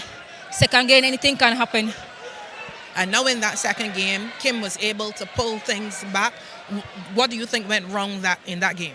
Well, she started serving a little hard, and then I start spoiling a lot in my backhand. So then thanks to Abby, he calming me down and telling me focus and get this. But as I said, I had confidence for B3, and I did. And then finally that third game, it had to be an emotional one. You were down 2-7 at the start. You leveled at 7, then went on to take the lead. In the latter stages of that game, you had to survive, you know, you had to fight for a couple of match points in that one. What was going through your head at that stage? Well, there's a lot going through my head. After she won the second game and the third game, I said, no, I got to bottle down and focus on this. This third game, I got to get this. Now, at the end of the quarterfinal, you injured your hand, your right thumb. Yeah. Did that impact your preparations or the game here tonight? Well, no, right now it's much better. I went home and do the work on it. I work on it and start using the racket, testing it out to feel how it feels. But now it's all good. Thanks. And you've talked about how you were inspired by Kim herself. How was it being out there with her tonight? Well, being out there for Paddy, number one is like wow. In semi-final at that, I say no. I got to do something. It was good. It was good playing hard here. It was very good. And finally now, the big final coming up on Sunday. What can we expect from you? Well, we will get to that part when we get to that journey. Thanks. But for now, you're just going to enjoy this semi-final win. Yeah, thank you. Right, definitely, congratulations and all the best for the final. Thanks.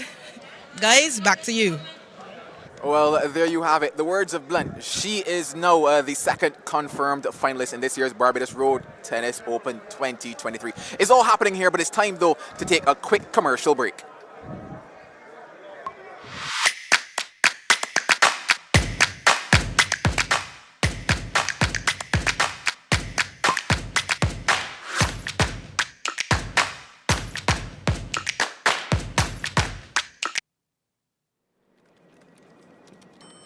Sure, that wouldn't be a problem at all. Yes, my team will take care of it. Sir, we have a problem out here. Let me give you a call right back. All right, just right back. Yes, thank you.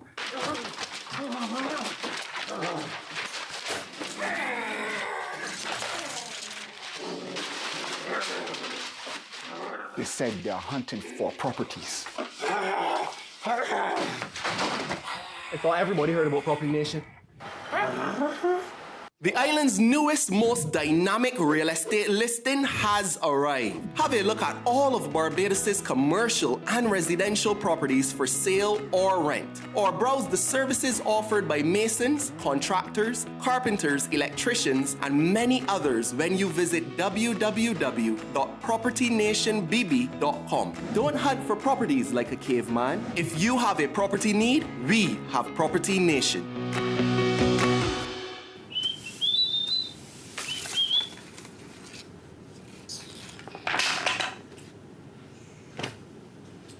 The tastiest festival is back and bigger than ever. From October 19th to October 22nd, it's all about the Barbados Food and Rum Festival, featuring international and local award-winning chefs and mixologists and Afrobeat sensation Ira Star. This is the ultimate culinary experience. 8 signature events. Experience Rice and Rum, the ultimate all-inclusive breakfast party. Grab the entire family and head to the Bajan Fair, or dance the night away to Ira Star at the ultra-premium all-inclusive Liquid Gold Feast. Secure your tickets now at foodandrum.com or check social media for box offices. Get ready and get hungry because the Barbados Food and Rum Festival is back. Well, we're back here at the Garfield Sober Gymnasium in Wildy St. Michael. What a game 2 that was in the semi-finals here in the Barbados Road Tennis Open 2023.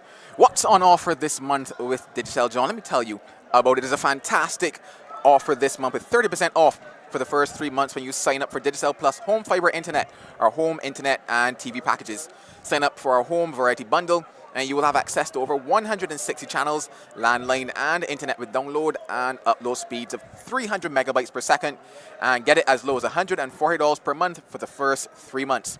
Sign up with any agent on the road, in stores or at Digicel offices, or call them and they'll come to you. Life is so much better with Digicel Plus. Thank you to all of the sponsors who've come on board for this year's Barbados Road Tennis Open 2023. It's halftime here, and it's time to take in some of the halftime action with our MC, Kurt Brown.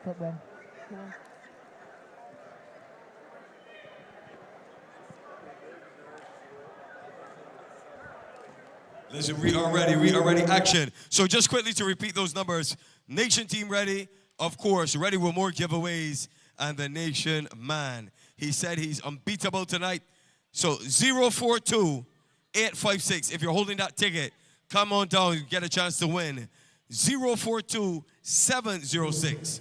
So 042-856 and 042-706. Want you to come out to the center.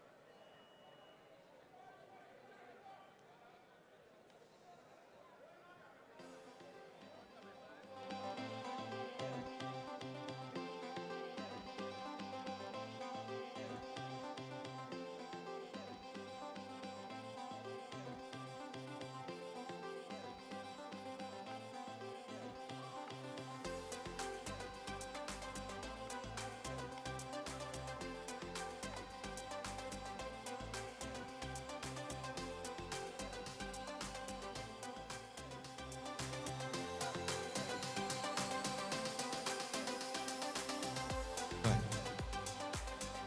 042-856. So 856 is here. 706. And while this is happening, while the Nation man is ready to face the young man here, he is ready.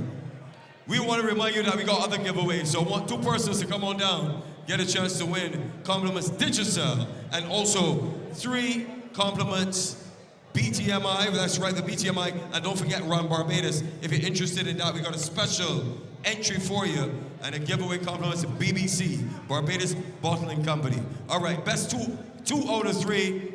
All right. 3 out of 5 today.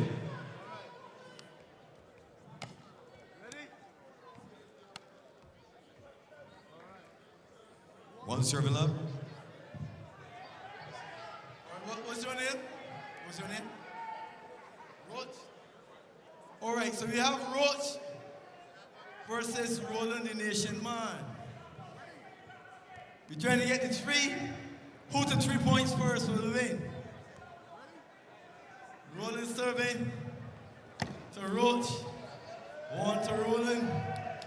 0 to Roach. Hit serve again. Go ahead. Roland. 2 to Roland. 3 to Roach. No. Roach, you gonna serve. Roland, that's illegal serve. So you lost that point. So you have to serve. Give the young man Roach. Roach serving to Roland. So it's 0 to 1.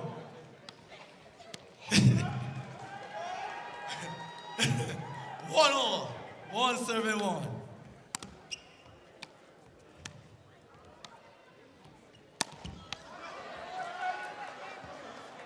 Hit back, hit back. 1 serving 2. Sorry, 2 serving 1. 2 serving 1. That's a joke shot. 2 serving 2. Play for the game. Point now. Who gets the 3 points first will win this game. You serve. Wait about you here. 3 to Roach, and Roach is a victor. Well done.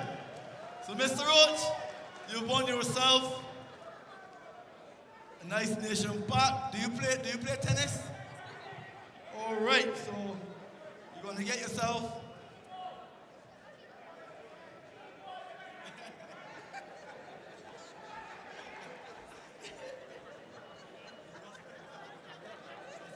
Thank you so much. Thanks, Adrian. And my mom make sure to pull back, racket, ball, they will play cricket and pull up your stumps.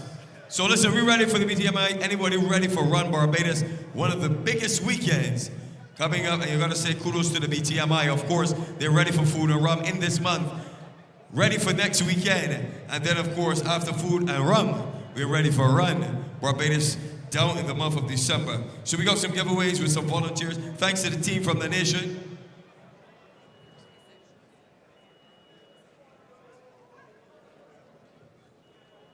So we want to do last call. You know, normally we're in effect. Or last call for alcohol. Today it is last call for road tennis. 042-706. If not, we want a volunteer because we want to give away. Nation team has this up for grabs. The first person to volunteer to beat the nation man. You come in? What? Action. Come right through by the W. W for win. She is jogging. She is what? She ain't playing. Because that's a nice warm-up. And listen, follow suit with her. I need 2 other persons in to compete with the paddle. We got a special challenge.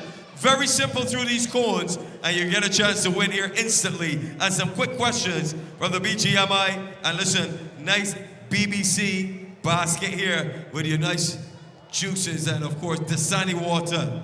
5, 4, 3, 2, 1. Ladies and gentlemen, give us some energy. Some energy right now. Yes.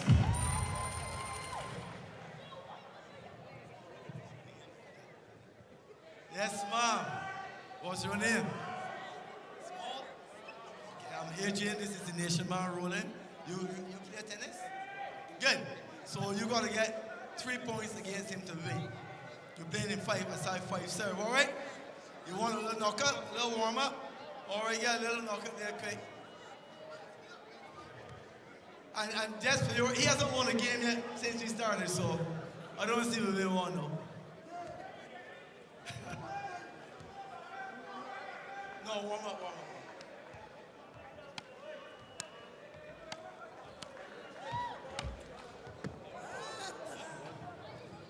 All right, we don't have a ball, boys, so we got bags and motors down our back for you quickly. Thank you. All right. One more note, we ready? One more note, one more note, one more note.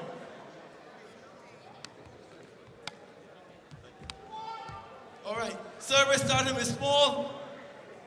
The ball. That's a bit. 071. 171, 1 all.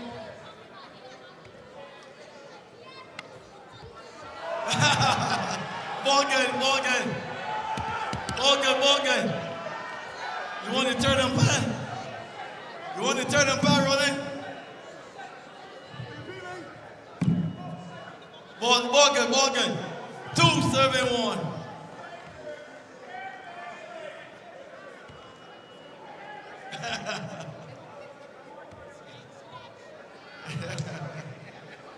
Ready? 271. Ball up. Ball up here. 272. Small. You're going to win this point to win. All right? Yeah, I ain't giving you the pressure. You're going to win this point to win. Not yourself, Roland. Give the small the ball, please. Thank you, thank you.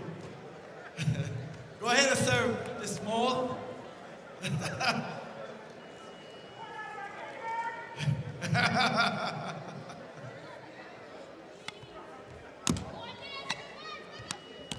All right, 3. And the winner is the goal with a victory lap.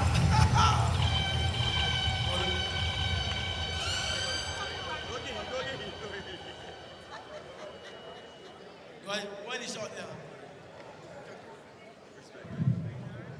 Yes, indeed. Good camaraderie, at least from the winner. She was a little better. Some people are better, some are better. He's having some fun this afternoon. We got more giveaways. So the next, we got 6 spaces. 4 for the BTMI, 1 for Run Barbados, 3 other competitors. You answer a quick piece of trivia. If you know Barbados, come on down. Quick question about Barbados, come. And once you know,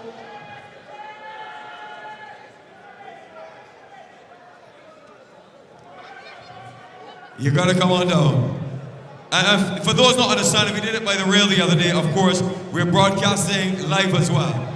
So those on the stream, and so when we go over there or we come to you, they can't see us, they can't hear, you understand? So we keep it right here live in living color.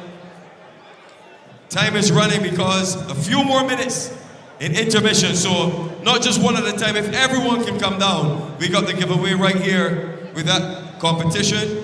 And then we also got the BTMI question.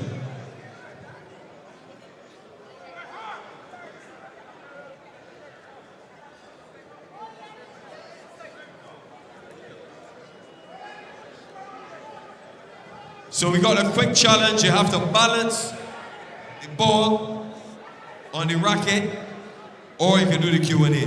You want the question, or you want to do the challenge? Man, brave challenge, man. What's your name?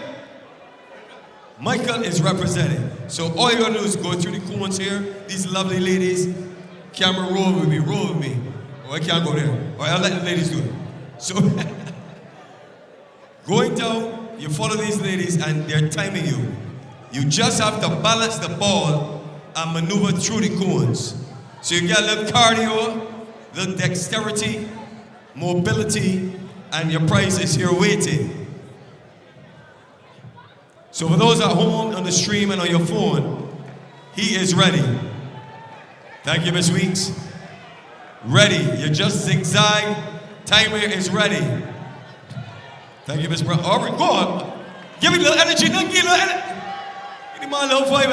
All right, wait. Hey. Man, do it easy, man. Like a sobriety test. You see good? I sip in the mug. I still get it. 9 seconds. Easy. With no challengers coming forward. Instant winner. Respect, my brother. Pass get the goodies. And you can tell this prize was made for him. Don't forget your cup. Jump. Cameras right here, yes. And listen, and easy, so 4 more people should be making their way down. We got the BTMI gift bags, we got Digicel as well. A quick Digicel question. Need you to come down. Come on down, we got that quick question.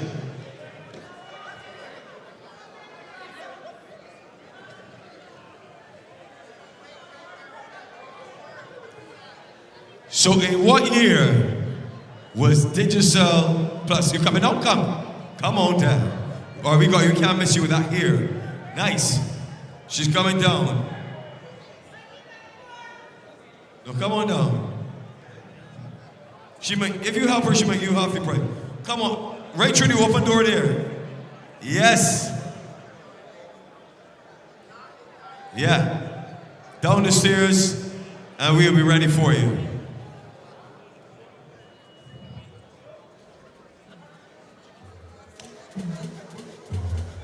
Thank you, Jack Russell.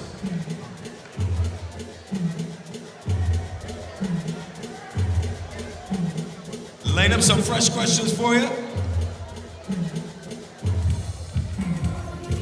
And that big Digicel challenge as well, if you're listening. 2 quick questions. And the first persons to answer, what was Digicel Plus first called? And what year did Digicel Plus first launch? No, come on, we got a different question. Come on. I got your question. Come on. I can't believe you were just gonna run back to the foyer.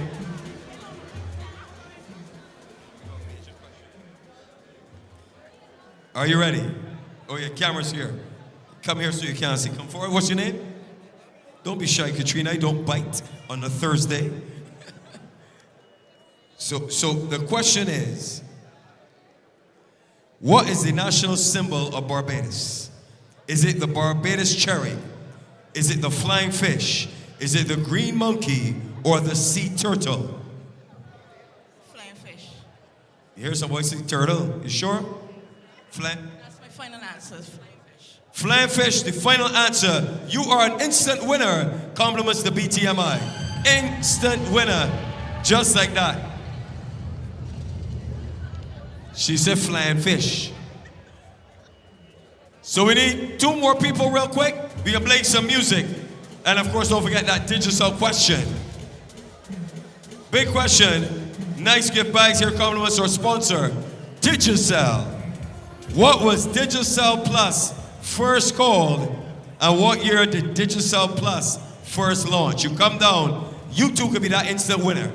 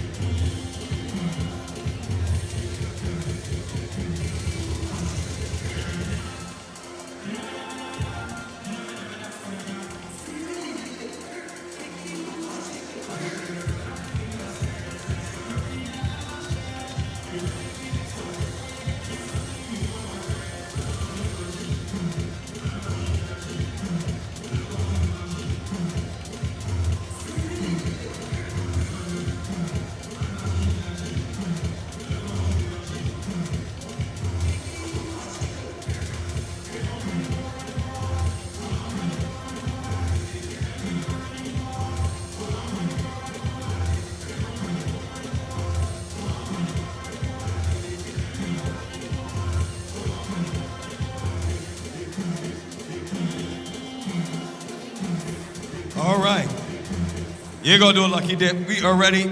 Don't forget those giveaways, compliments to BTMI. If you want to register for a run, Barbados, we make it easy. You just come here, you get this gift bag, you've got your shirt, everything you need. I see some runners in the audience tonight as well. So if you want to, you get free registration, just so you know. You come on down, you get your gift bag, your goodie bag. So we got another surprise for you. Anyone who's celebrating a birthday tonight as well, if you got your ID with you, come down and you win one of these gift bags. Compliments. Did you sell? I heard you cheering. Who is celebrating a birthday? He? The man that's not moving? The man that's being shy? Friends, come down the line, man. Down the line. Come on. Don't forget, we got the men ready for action. Road tennis action continues. Remember, your Super Sunday. Tell your friends. Make sure you come down with a massive audience. We got more giveaways, amazing tennis, the finals that night, performances, and more right here at the Garfield Sobers Gymnasium. Showtime, 7 p.m. Remember, admission only $20. General admission for adults, $10 for your children. And come out and make it a family affair on your Sunday night as well. Blaze it up.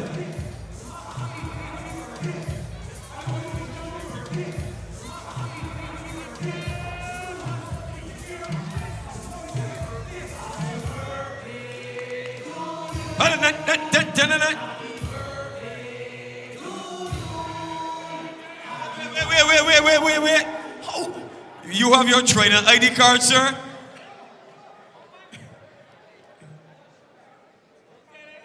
You got it.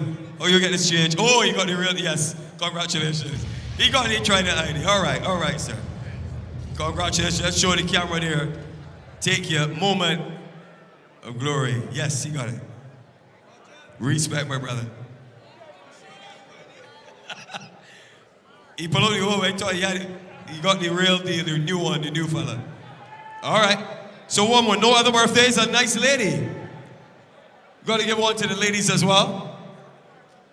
Birthday, anniversary. Out the house for the first time since the pandemic. Yeah.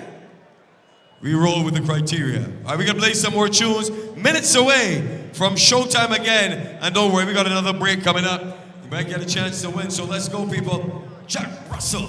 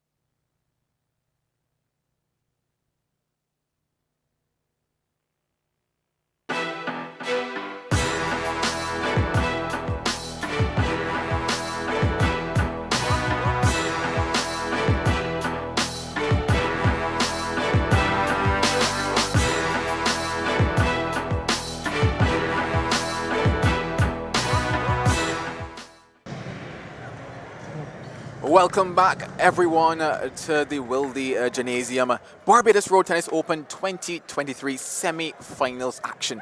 And what a night it has been so far. The first half was entertaining, and the second half promises to be just that and maybe more. Some exciting matchups to come. A quick look back at the fact that Sheldine Waldren, she was the first woman to book her place in the finals, and then Maudlin Blunt picking up what some might call an upset, but hey, in the end, she has also booked her spot, and it was an emotional time for her. So that is going to be our women's final come October 15th. But the men, who are going to be the two men that make their way into the finals? We've got two exciting matchups here on the cards. The first one being Mark Griffith, and he will be taking on Davian Taylor. They're both on court at the moment, and I've got another analyst alongside of me, a familiar voice, somebody that you know, somebody that you love, and somebody that you enjoy. Kelvin, how are you doing? I am well. You had some, Joel, some sustenance, and you know? Definitely, we had a good break, and some good local Bajan food. But tonight, it may be hard food, as the expression goes, for one of these players. Interestingly, Davian Force-Right Taylor was the spar or practice partner for Mark Venom Griffith last year. Remember very well when the new court was put down, these two players were sparring on it. But now we have some action here from Mark Venom Griffith, as you can see on the screen. These two individuals, though, will be playing each other tonight. It's not sparring, it's not playing around, it's not scrimmage, it's the real deal in this semi-finals encounter. Yeah, that quarterfinals moment for Venom Griffith, well, that was a moment for him as we're getting ready for dead ball here. What is going to be a best of 5 encounter for these two gentlemen.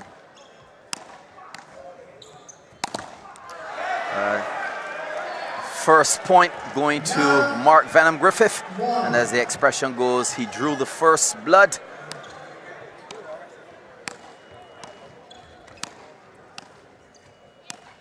He said to me in practice on Friday, he said, "Scotty, I am the hitting machine. I want you to refer to me as the hitting machine."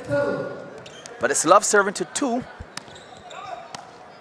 And this first encounter of the men's semi-finals, with both players vying for a special place in the finals. Love serving to 3. This is Davian Force-Right Taylor, the white shirt. The world's #1, Mark Venom Griffith, the yellow and blue shirt. The service change at 1, serving 4. We do know that it was a bit of a prediction coming into the quarterfinal. And I know that you have a chance once again to be inside the camp having conversation. Was there a prediction coming out from Davian in this particular one? Yes. Davian strongly believes he's going finals. This morning I had a beautiful conversation with Mark Venom Griffith, and he's confident, he's ready. He's almost sure that he will book a place on October the 15th in the finals. But it's now 5 serving to 3. And I can tell you, Joel, that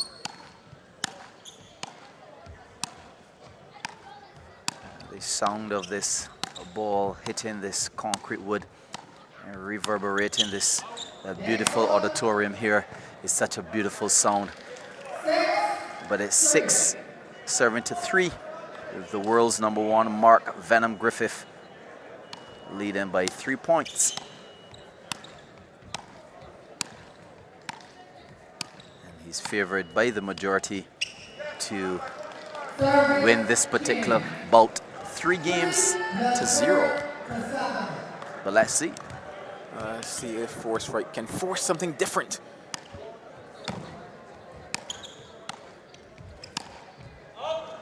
And as I was speaking to another analyst today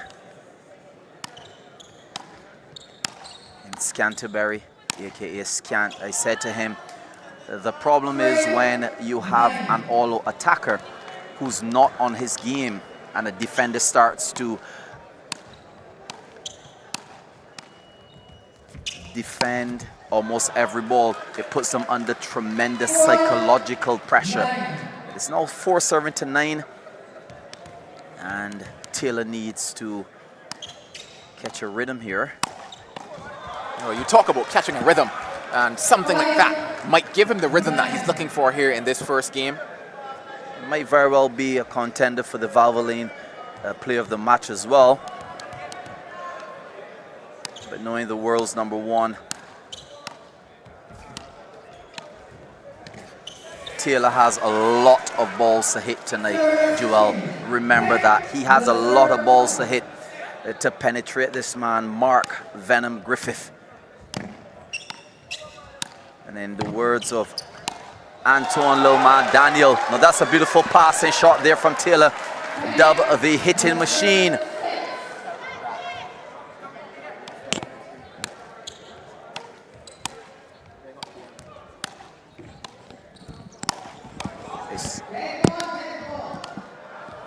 I'll tell you, Joel, that Antoine Loma Daniel once said to me, Scotty, Venom is the most stubborn road tennis player I've ever come across in all of my many years of road tennis.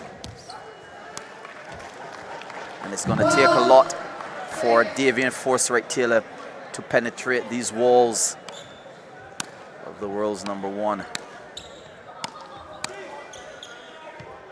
And he's attacking as well, hitting that ball to the form of Taylor. A very interesting angle. This man has won over 15 championships, Mark Venom Griffith, and he knows how to win, Joel. 6 serving to 14. What a gap in this first game. Remember, folks, it's 3 best of 5.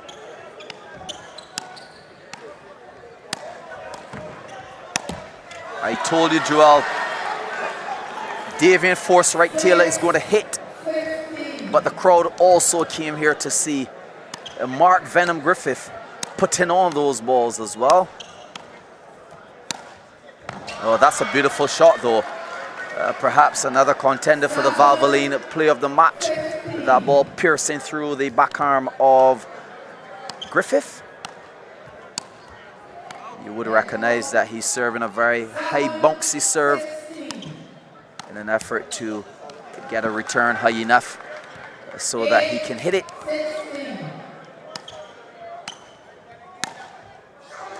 Oh, beautiful shot.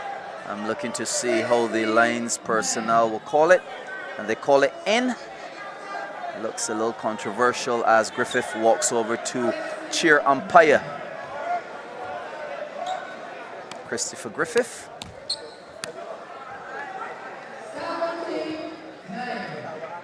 (17 serving to 9 now in the first game of the men's semi-finals. And that's a beautiful shot there from the forearm of Taylor.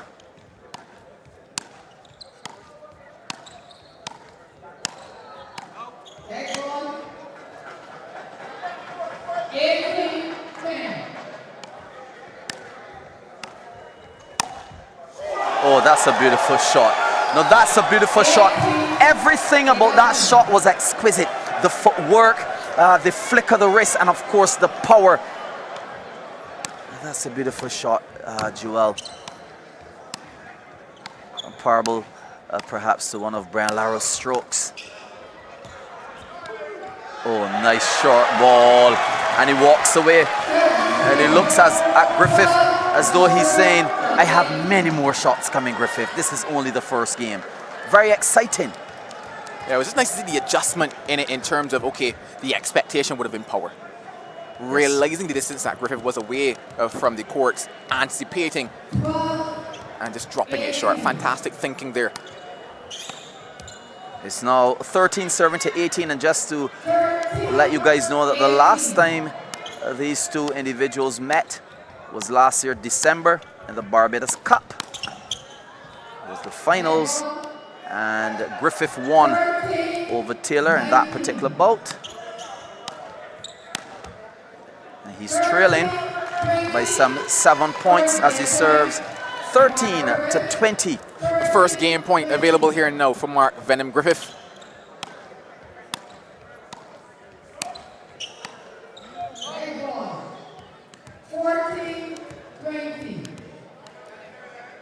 Still game point for Griffith. Oh, that's a beautiful shot. Twice as nice. He did it earlier, and now he did it again. It's now 20 serving to 15. Still a delay in the rejoice of Griffith for his victory, and there it is. The first game going to Mark Venom Griffith, the world's number one, 21-15 over Davian Forsyth Taylor. Well, game number one is wrapped up, and in the bag, Griffith, he takes that one as mentioned at 21-15. You would say an expected result based on who they are out there in terms of Mark Venom Griffith taking on Davian Taylor. However, we saw moments of brilliance from Taylor. What are you hoping to see from him in game number two to lift himself to a position that he can actually take that game? Well, as you can see on the screen, he was just dancing. You can tell that Taylor is now beginning to catch a rhythm. Earlier I saw both of them in the gym area, both exercising, one on a bicycle, the other one taking some steps on the treadmill. And these individuals are now beginning to warm up. So I'm expecting a very exciting game in game number two. I expect to see that hitting machine that Davian Forsyth Taylor has been referring himself to recently.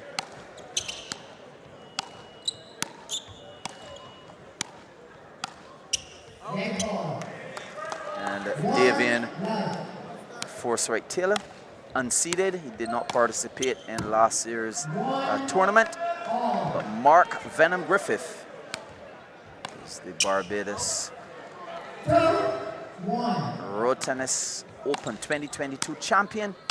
And therefore, he's seated at number one. And as I told you, Joel, that's a beautiful passing shot. The arm and legs of Davian Forsyth Taylor are now beginning to warm up, and you're going to see some shots here tonight from this barber. He hails from Halls Road in St. Michael, past student of the St. George Secondary School.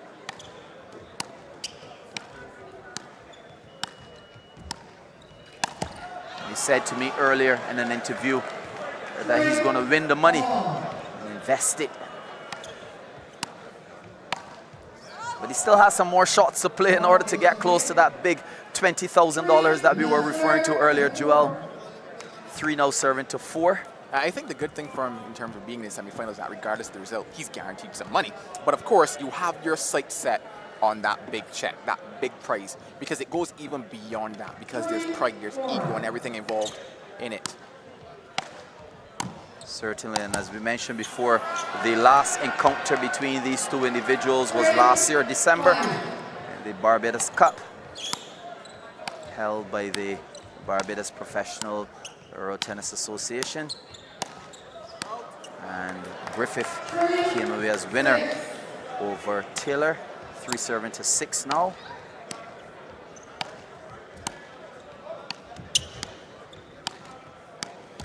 And I'll tell you this, Joel, just a fun fact. This morning I had a conversation with Griffith, and he said to me that he's now employing some analytics into his games and monitoring them closely. And I asked him how many steps he believes that he takes in a single game. He said they were counted to be over 1,000. And we're seeing that being played out here. But Taylor penetrating all those shots, and all those steps, rather. Some beautiful shots. The close score of 6 serving to 6 now.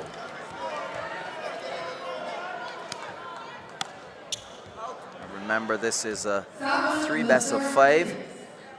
So no doubt both individuals may be preserving a bit of their energy just in case it goes to a 5th game. And no question of the fitness of Mark Venom Griffith, a man who trains regularly at the beach, cycling, jogging, whatever it takes. And of course, Taylor, an individual who puts in lots of training in Barbers Hill, St. Michael. I want to take it back to something you mentioned a little earlier in terms of the use of analytics now by Mark Griffith into the sport. And it's nice to hear and nice to see, because we're looking at this becoming an international game, a game on a global stage. And in terms of the sports that have gotten to that level, we see how important analytics has become in those.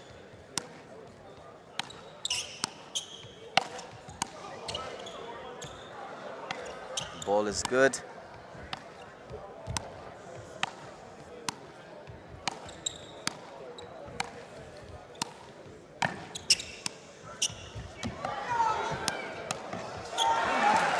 And you were making your point about analytics, Joel.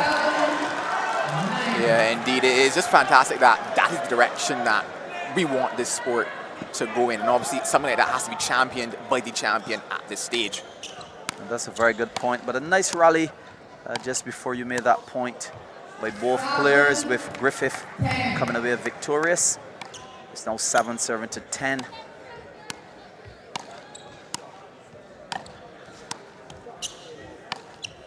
The hitting machine, Davian Force right Taylor, showing in that particular shot why he has dubbed himself as the hitting machine. He cuts a lot of angles, and now the chair umpire is calling for a Nation News review on the E-line. Yeah, a bit of a chance to cool out, to regather and come back for these players. But indeed, I believe the first Nation News review that has been utilized between these two coming up very shortly. But yeah, it is a case whereby data has become so important. And talking about data, the data tells us that that ball is in. So based on that, Mark Venom Griffith, as long as it is confirmed, will lose his first review, meaning that he's going to have two left in this game. For all those watching once again, each player gets 3 reviews in each game, 3 unsuccessful reviews, and the official decision coming in there. The ball is in. 2 appeals left for Griffith, 8-10. And Mark Venom Griffith being coached by his father, Mark Venom Griffith Sr. And some of our fans from all the way in Canada, we're really enjoying the outfits of these older coaches, such as Mark Venom Sr. and Dayton Power Roach. Well, that's a beautiful shot though. Not a man move, as the expression goes. And Davian Force right Taylor has it in his hand to hit those type of shots, piercing the forearm of Griffith. And again, and he pumps his fists in amazement for that particular shot. 10 now serving to 11. He's getting warm. You can see the perspiration on his forehead.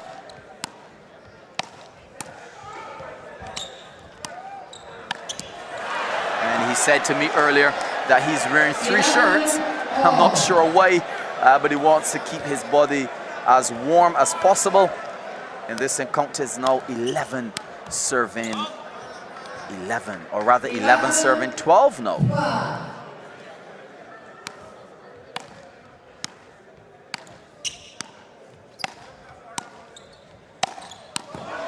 Wow. Davian Force right Taylor really taking advantage of this wooden court here in the Wildy Gymnasium.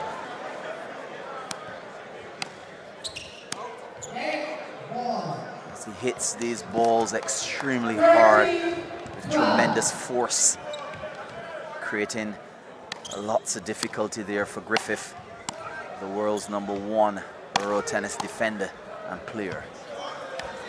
It's a nice short ball, confusing Griffith, and he smiles. The countenance of his face looks extremely clever.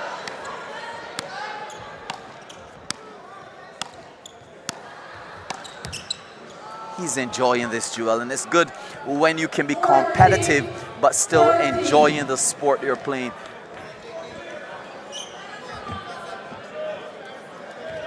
And would he be smiling his way into the finals?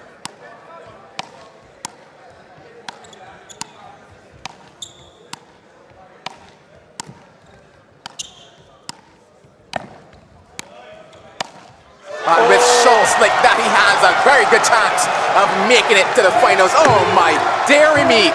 They're up on their feet here in the gymnasium.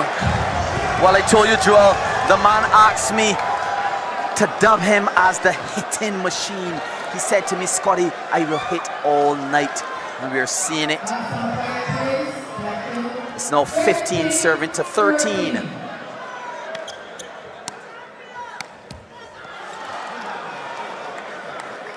But remember, in order for him to advance to the finals, he must at least get 63 points, the least.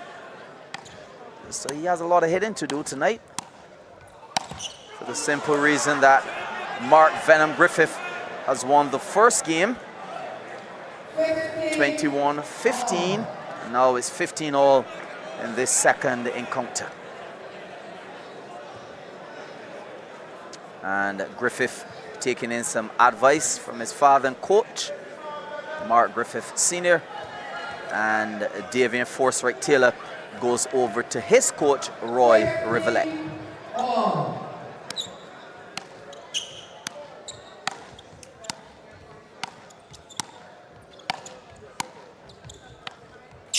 And it's really nice how Taylor is utilizing the long balls and then the short balls.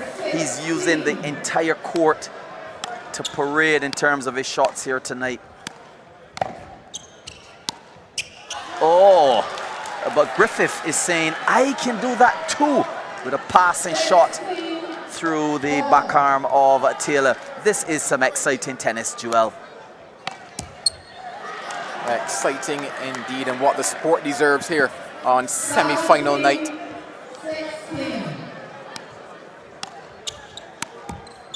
Must say a special good evening to the Minister of Sport, Mr. Charles Griffith, and of course the National Sports Council, under which this tournament is being held.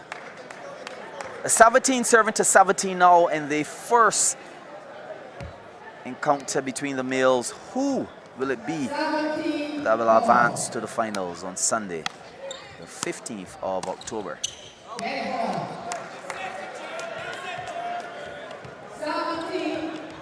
17 serving to 18. And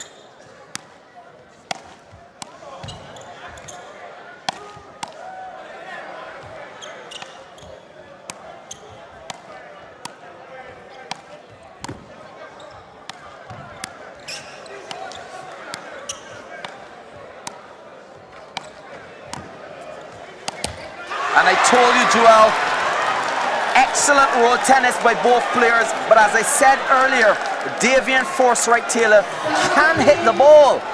But the interesting thing is the world's #1 Mark Venom Griffith can return those balls as well, creating a very exciting atmosphere here at the Wilde Gymnasium. That one is out. And that's it, Joel. We mentioned that earlier. It is interesting that when an attacker is on, it's a good thing. But as soon as his game starts to waver, he finds himself in a tremendous difficulty.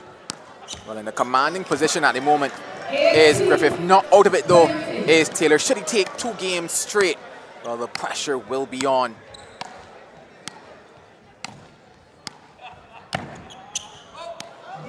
And that's it.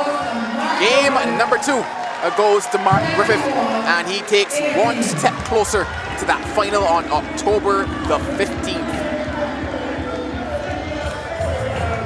I guess they call it the #1 for a reason, because you saw the entertainment of Davian Forsyth Taylor, and he was there and thereabouts, as he would say, in terms of challenging to take game number 2. But in the face of all of the shots, Mark Griffith was still able to take game number 2. Exactly, Joel, and in the background you may hear the words of the Jamaican legend, Nitty Gritty, let them come. And it seems as though that's exactly what Griffith was saying to Taylor. Let them come, I'm ready. He's a very good defender, and as I mentioned before, Antoine Little Man Daniel once told me personally, he's one of the more stubborn road tennis players he has played in all the hundreds of road tennis players in Barbados that he has played in competition. And here we are seeing it against Davian Forsyth Taylor. But Davian Forsyth Taylor is down 2 games and we are playing 2 best of 3. This is an uphill battle. 3 best of 5 rather, and this will be an uphill battle for him. Will he come back and perhaps win 3-2? Well, it's left to be seen. Mountain to climb. And you just wonder if he's worn the right shoes tonight. Love serving love. What can Taylor do? And I'll tell you, Joel, some folks earlier today said to me, listen, the very fact that Mark Venom Griffith won that game over Emar Edwards, he is a great contender for this $20,000. As a matter of fact,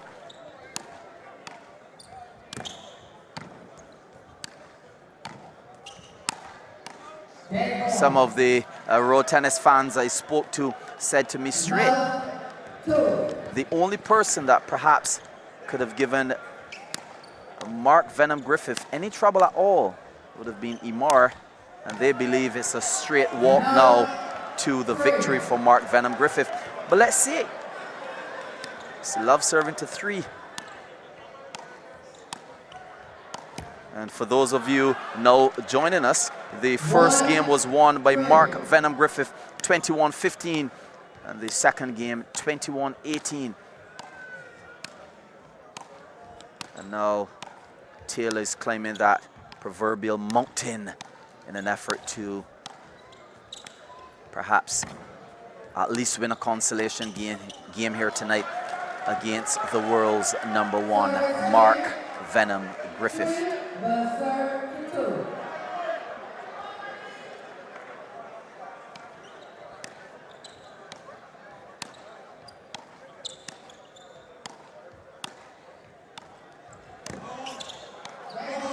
And Taylor appealing to that one, and therefore we will have to employ the services of the Nation News Review on that particular call.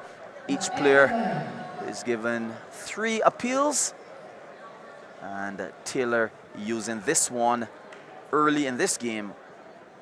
And just for clarity, it's 3 appeals per game. Well, a chance to employ the technology once again for that Nation News Review. And that one is close.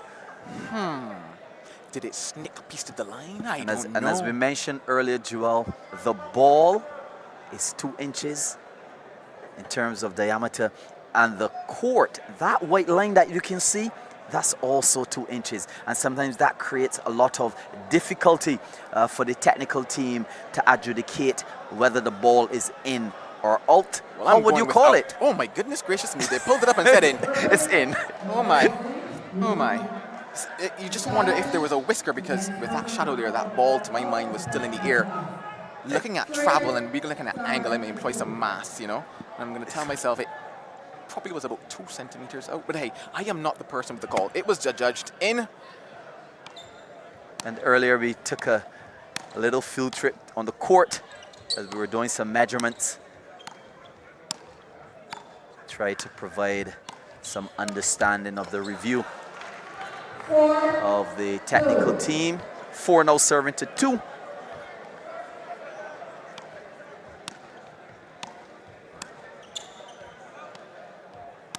And 5-2.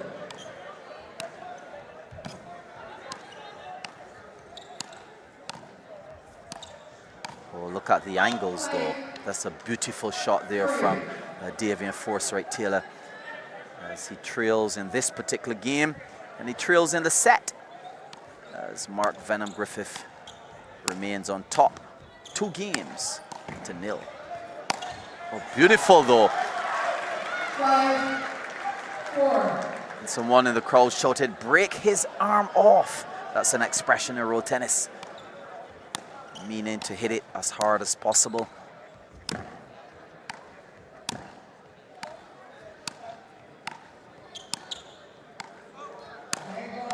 what a beautiful display of road tennis on this 21 by 10 court, which means that each opponent has some 122 inches to hit that ball in the opponent's court. Davian Taylor, he's about to use another review. The first one that he used in this game was successful for him. Will this be just as successful? A Nation News review is what we have on our hands here. And again, we are looking at this ball. If I were to call it, I would say out, but that's just me with the naked eye. Well, I got the last one wrong, so I'm not even going to go with this one. But hey, if I were to decide to offer an opinion, I would really like to hear the opinions of the analysts there in Tennistown and Warrens,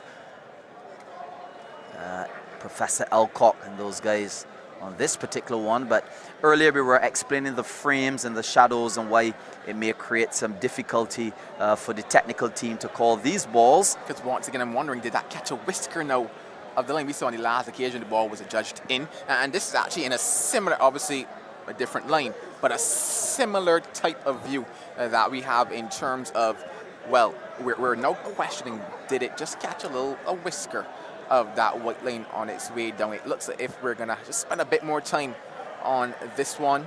Well, I'm calling it out, but remember, I'm the one wearing glasses. Well, if you're at home and you're watching, hey, let us know. Well, actually, I can't really know if you were saying what you're saying, but hey, have a discussion somewhere in the chat there and let us know whether or not you're calling this one in or out. And I'm going to check the Tennistown chat and see what the analysts, I told you, it looks out to me. Joel, I think my eyes may just be a little bit better than yours, but we'll debate that a bit later. It's now 4-6. And Davian Forsyth Taylor serving to Mark Venom Griffith, the world's #1. That ball just dropping back court to the back arm of Taylor, giving him a bit of difficulty. You can tell that the smile that was on Taylor's face earlier, somehow it has dissipated. And he's all about business now, hitting this ball ferociously. 5. Now serving to 7.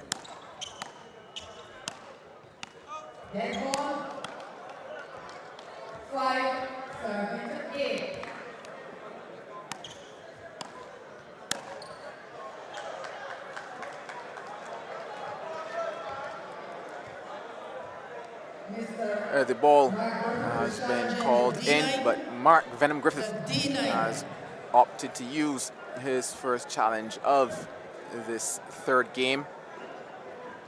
The thing about it though is that with the trajectory that road tennis is on, and thank you once again to all of the sponsors who have been involved, and we do know that as the sport grows there'll be more sponsors. Hey, next year we might have what you might call that projected path of the ball. So whereby in other sports, let's use my cricket for example, and you're looking for those reviews and you see, okay, hitting in line, going on to hit, we can actually use what is going on to bounce inside or going on to bounce out in terms of that predicted path.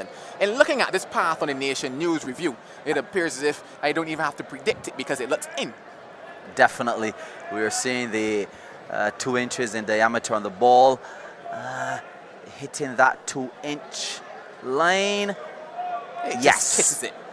Definitely. It gives it a smooch and heads on At its merry way. least 80% of that ball looks in, and that's the second ball I call in. And therefore, Joel, you have $20 for me. Oh, fair Money's play. mounting up. Oh, you can give me out of the money that you plan to split with me 50-50. But speaking of money, both players here playing in the semifinals, vying for a place in the finals, where one male and one female will be walking away with $20,000. What a payday that will be, yeah? 9. Slight errors, slight frustrations for Taylor. Again, that one hitting the net, and the net became an 8-inch enemy for him. And I'll tell you this, Joel, Taylor is under pressure. He is under pressure. The very trajectory of this game suggests that Griffith may very well be going home with a 3 straight today. 12 now serving to 7. It appears as though nothing Taylor is doing is being done in the correct way.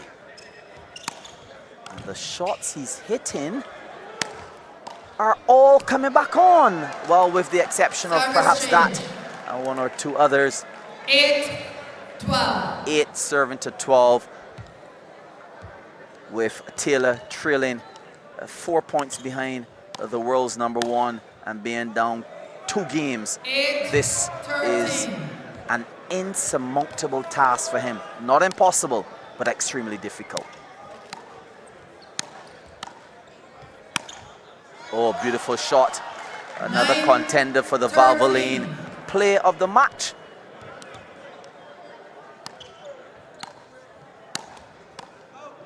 This is the interesting thing about watching this game unfold. Woo. Oh my. 10-14. 10 now serving to 14. You're having some of the analysts typing in and saying that they don't believe that Taylor is going to win a game here tonight. And with 15 serving to 10, the likes of Mark Venom Griffith, I'm telling you, it's going to be extremely difficult. It looks as though that one is going to be appeal. So it's not 16-10 as yet. It's not 15-11 as yet. This point will be adjudicated with the new technology. So now it's a Nation News review. Just to get back to something I was mentioning a little earlier before this point started, the thing about what we've seen unfold from the 3 games that we've seen thus far into game number 3 at the moment is that we've seen highlights from Davian Force-Fright Taylor. We've seen moments of brilliance and moments of shine, but all around as we get this Nation News review, and that ball looks out there, so the correct call probably being made there. In fact, being made. I'm hoping you get one right, Joel. Yeah. We'll go with that. It's a little too clear for me, you know. Yeah. No spectacles needed for that one. But yeah, like I said, we've seen highlights from Davian, but we have seen the complete package from Mark Griffith, whereby he has not played the flashiest of games, but he's played the most effective game here tonight. Yes, and that's why I personally dub him as the android. He does what he has to do in order to win. He is never focused on looking pretty. He is never focused on having a specific fancy shot. He does what he has to do. As a matter of fact, he's always saying that he's the only road tennis professional player in the world. And with 17 serving to 10, we can see the world's #1 in a proper driving seat. 18 serving to 10. And Mr. Taylor, Davian Force-Fright Taylor, his back is against the ropes, Joel, as he fights for any good standing at all in this game. Remember, folks, that Mark Venom Griffith won the first game 21-15, the second game 21-18, and now he's trailing in this game 10 serving to 18. And I'll tell you this, Joel, to catch Mark Venom Griffith with an 8-point lead is going to be very, very difficult. It will take a Herculean effort as that ball in the Nation News review is adjudged in, and he has won that appeal. For those of you at home, you may hear Christopher Griffith saying that the point will half. It may sound like half, but it's actually half, where the actual point is not given to either player, so the point will be played over. A bit of controversy there in that particular rally. Somehow Taylor suspected the ball to be out, but he's smart enough to watch his appeals, and now You can see a very nonchalant Taylor, Set point to Mark just Griffith playing as though he at wants this 10, game serving to be 20. over with. Game, set, and match point from Mark Griffith. We're going to see him in another final. This game goes to Mark Venom Griffith, and we'll see him back here at the gymnasium on October the 15th. Well, what a performance from him. The word to describe it was complete. Complete. As a matter of fact, I always refer to him, Joel, as a complete athlete. This morning, as I said, we had a nice lengthy conversation on the phone, and his training techniques, he's a champion. Well, talking about the champion, let's get that champion replay, that Valvoline play of the match. And here it is. Fantastic rally, and look at the ability to put the ball back on, but hey, it was Davian Forsyth Taylor with the Valvoline play of the match. We did say he had many highlights, that being one of them, but in the end, the victory goes to Mark Griffith. He's going to make his way over to us very soon to get that interview, but overall, how do you put together what he put on display here in this semi-final? Well, he looked like a champion, and certainly he's on his way to the finals after amassing 63 points to Davian Forsyth Taylor 43, and that really shows the disparity in terms of playing styles, etc. Well, it's time to hear from our first finalist in the Barbados Road Tennis Open. He's standing next to Marsha Boyce. We have our first men's finalist for the 2023 Barbados Road Tennis Open, and it is none other than the defending champion, Mark Venom Griffith. Mark, congratulations. Thank you, and a pleasant good night to all those in TV land. So, Mark, how would you sum up this performance here tonight? You know, some might have been looking for a much closer contest, but you ran away with this one in 3 straight games. Yes, well, for some strange reason, I always play Davian Forsyth Taylor very well, and as you saw in the quarterfinals, Imar is one that always gave me a fight. But I was very confident coming into this match because for past performances, I know Davian's style, and many years ago, a gentleman by the name of Sam that resides in Bush Hall had told me many years how to play Davian, and he has never changed his style from then until now. Now, we saw the most emotion from you at the end of that second game. You were trailing at one stage. Davian was leading by about 2 points. You had to rally to come back to take that one. Were there any concerns during that second game that things were running away from you?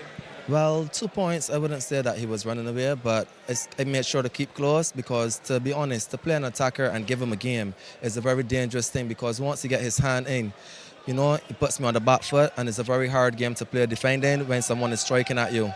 But I was confident that I would have gotten back into the game, which I did, and then I won that knowing that he would have to go 5, and everyone knows to beat me in 3 straights from behind is a very difficult thing to do. Now, you touched on your quarterfinal game against Imar. You yourself said that was a really grueling match and it required some heavy recovery. What was your recovery phase like leading into this semi-final? Okay, well, the very next day, I went directly to the physio. We did a lot of stretching and then also some light work. The following day, I went into the beach because I have the live jacuzzi in Brandon's. So, you know, I must venture into the sea. And just mainly rest, eat light, and rehydrate. And in that quarterfinal match also, you mentioned that there were moments throughout that game where you felt as if you lost some confidence a bit. Any concerns with this game? No, in this game, at no point in time, I ever felt like if the game was getting away or I lose doubt within myself. And as I said, I'm very confident against Davian Forsyth Taylor, and I believe that I have the mental edge when it comes to playing him as well. And finally, looking ahead to the final, you don't know who your opponent is as yet between Antonia Daniel and Shaquem Nurse, but what are your expectations for this final? Well, it's going to be a very close one. To be honest, I cannot pick any one between the two. They are very good, both are very good players. Anton is basically the veteran of the sport and one of the most dynamic players I've ever played against. Shaquem is basically his prototype, just a younger version, a younger model. And it'll be a very exciting game to watch for the fans here tonight. Well, Mark, congratulations and all the best for that big final coming up on the weekend. And thank you. And thanks to all those that came here tonight and also those in TV land supporting me. Thank you once again. I love you guys. Back to you guys. Well, thanks a lot for that, Marshall Boyce. Well, it is time to take a quick commercial break here. And when we come back, it's going to be the final semi-final of the Barbados Road Tennis Open 2023.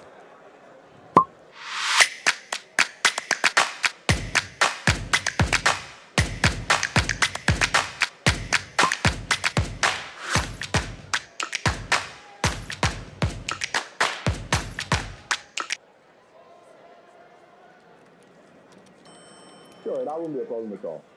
Yes, my team will take care of it. Sir, we have a problem out here. Let me give you a call right back. All right, just right back. Yes, thank you.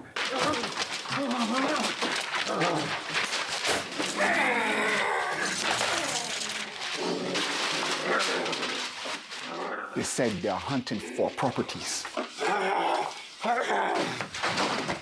thought everybody heard about Property Nation. The island's newest, most dynamic real estate listing has arrived. Have a look at all of Barbados' commercial and residential properties for sale or rent. Or browse the services offered by masons, contractors, carpenters, electricians, and many others when you visit www.propertynationbb.com. Don't hunt for properties like a caveman. If you have a property need, we have Property Nation.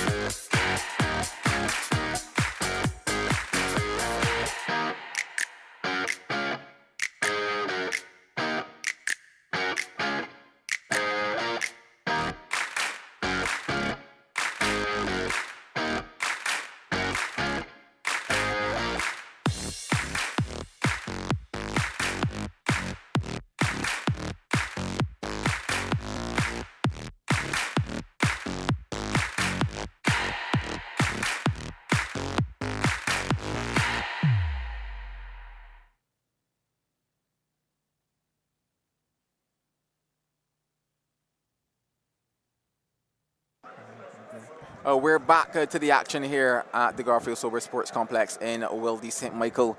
One final matchup left for us, but hey, you can make sure you don't miss out on this October issue of the Better Health magazine, available island-wide for just $3 at nation vendors, supermarkets, mini-marts, automarts, pharmacies, and village shops. Alternatively, readers can subscribe online at www.nationnews.com for only $2 to access the digital copy of the magazine. So don't forget to grab your Better Health, and don't forget to stick around for what is going to be a very entertaining final matchup of these semi-finals.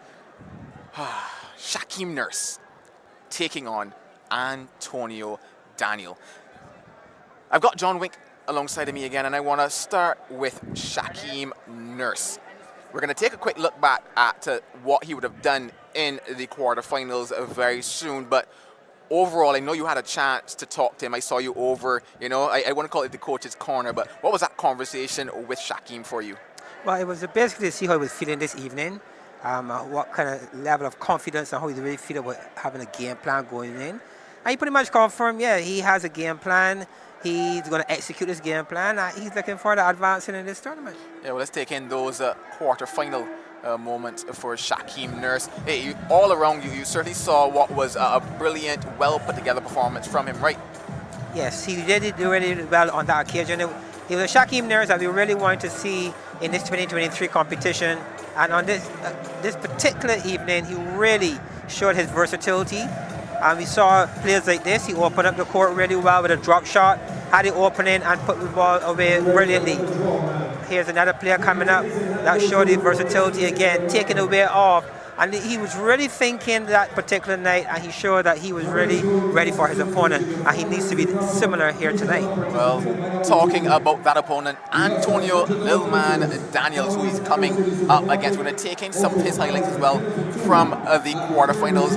What are you hoping to see once again from the most experienced campaigner currently standing here? The most experienced campaigner who enjoys attacking, I believe he's going to do exactly that tonight. He's known, he's feared, he's known for his ability to strike the ball with great force. His placement is impeccable. And tonight we'll be looking to see if this 54-year-old still has everything intact. Endurance, though, will be the biggest question of all here tonight as he come up against a young man who's only 18 years old, a third of his age.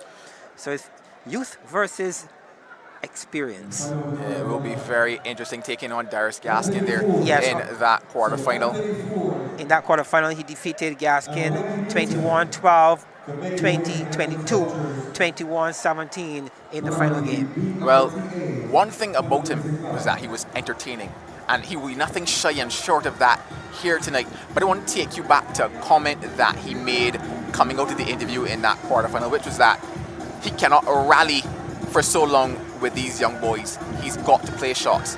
We're talking about the fact that we're playing 3 best-of-5 tonight. So if in 2 best-of-3 questions were raised with regards to, you know, can he last? And funny enough, he has lasted because he showed, hey, I have what is required.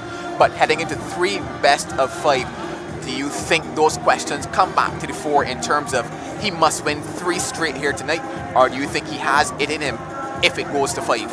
What I will say that you're bang on in terms of 3 best of 5. The comparison to 2 best in 3 is longer, more endurance, more on his 54-year-old body, and we haven't seen him on the practice sessions per se to say his fitness level. But tonight will be the ultimate test to let us see if he can go the distance. Joel, I'm quite sure to put it out there now that should this go 5 games, I think young Shaquem will be advancing to the finals. But I think 3 best in 5 is in the younger man's favor at this point. Now look directly into the camera, let them know that you have now made a prediction sitting next to me. If this goes to 5, and I'll write it down after this, if this goes to 5, you're saying that it's going to be Shaquem Nurse that takes it. I'm saying that. And what I will say that you double down on it. You double down on it. No. I'm going with it still. But what I have to put the caveat here, Joel. I haven't seen the man Daniel training pattern. I know nothing at all about what he's been doing to prepare for this tournament. I know that he's very experienced. He knows that he has to get ready. If he's really ready, tonight we will get a chance to see that. But from where I sit and what I've seen so far in recent times, I am giving the young man at 18 years old the edge at the beginning. If he got 3 best in 5 and we have a 5th game tonight. Somebody save that clip for me, okay? I enjoy looking back at things, okay? Somebody save that clip for me. But hey, let's talk a bit about Shaquem Nurse now. Okay, so we know that Antonio Lil Man Daniel is coming with shots. Like, that is hands down what he will come. That is game plan, that's his strategy, and he will stick to that. What does Shaquem Nurse come up with? Well, the Shaquem Nurse is also a very explosive player. In 2022 and even previous years, we saw this young man with so much skill and ability. He can strike the ball with power through the forearm. He can strike the ball with power through the backarm. Shaquem Nurse is a complete road tennis player, and that's why he gets so much attention. So, Joel, we are going to see 2 attackers, and we're going to see 2 very good attackers and defenders at the same time, because Anton Lil Man Daniel is also known as a very good defender in road tennis. So this is a pretty evenly balanced game when it comes to skill set. But what we have is youth really versus experience. Well, they say the youth should lead them, or the child should lead them. So if we go by that saying and statement, it means that we'll see Nurse. However, if we go with the fact that you can't beat experience, because that is the saying as well, well, it'll be Antonio Lil Man Daniel. And if it goes to 5, it can be Shaquem Nurse according to you. Yes. and if Antonio Lil Man Daniel is going to pull it off tonight, it will be a 3 straight or a 3-1. But I'm comfortable in my mind that game 5 would more go in the favor of a Shaquem if we get that far here this evening. Well, I'm going to give a prediction here, and what I can say is that in my prediction, it will be a spectacle. It will be something to be viewed and something to be enjoyed by every single person that is here in the gymnasium and every single person watching at home. We're soon about to find out who is going to be the second finalist in the Barbados Road Tennis Open 2023. You know what? Hey, I'll go on the other side of the coin. I'm going with the little man tonight. You're going to little Even man if it goes tonight. to 5. Well, good. I am going with the little man. Nothing wrong with that at all. The little man is worthy of support. He is the most feared player in the sport, and we'll see tonight if he's able to bring that to overcome this young talent. Well, they're currently being announced by the chair umpire, both receiving rousing applause. Dead ball is the call. Love serving love in the second semi-final.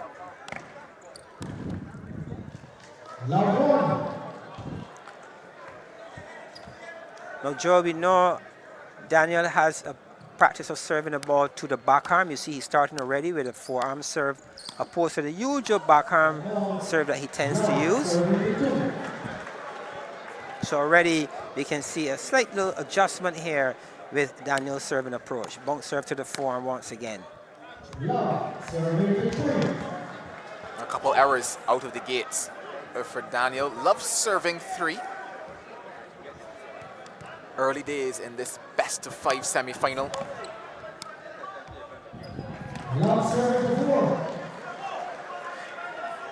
You will recall that Daniel has a soft spot for the juniors. Huh? I mean, he was in discussions and he's looking at the future of road tennis. He always talk about Shaquem Nurse, his brother Raheem, Azari Clark. He's soft on the youngsters, but let's see if tonight he's going to show something special for those watching this semi-final this evening. I do know he would love to be in that final and love to be playing versus Mark Van Griffith, because he would have a chance once again to make a statement in this tournament. He always recalls the fact that he was the old man that should have retired and should have been done with the sport. And yes, remind you that he gets the finals.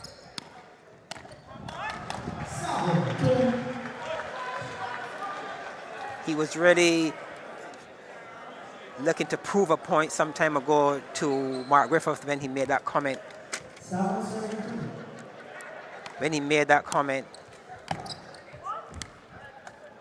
And he's here tonight. 2-0 serve to 8. A very impressive start here this evening by young Nurse. Started with a mini break. What is more impressive is a prediction that just made its way across the table. And the prediction had the words written on the page called Salt. And you just wonder if here in game 1, if such might occur. It's possible. What we're seeing is really at this point not the kind of Antoine Daniel that we're accustomed seeing at the beginning of a game. It's very seldom would you see Antoine Daniel losing all 5 of his serves. With his background, he's a very good server with the ball. He always looks for things and create opportunities from the serve. To start at love 5, and what we're seeing at this point in time, we're not quite seeing the Antoine Loman Daniel, and that could be a big factor here this evening, Joel, because one thing he needs at 54 is a very good start. Well, he's not gone to start. And what we have, though, is a Nation News review, and that ball looks to be bouncing well within that line. And with that in mind, yep, called in.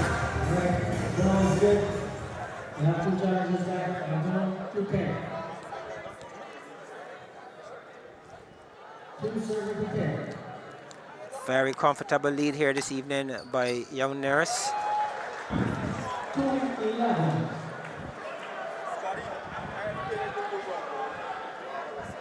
2-11.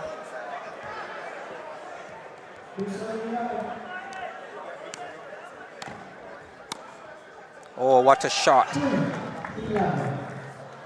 Well played on that occasion by Daniel. The first one that really came off for him here. And signs beginning to show for Antonio Daniel. You see, you're just waiting for something to click.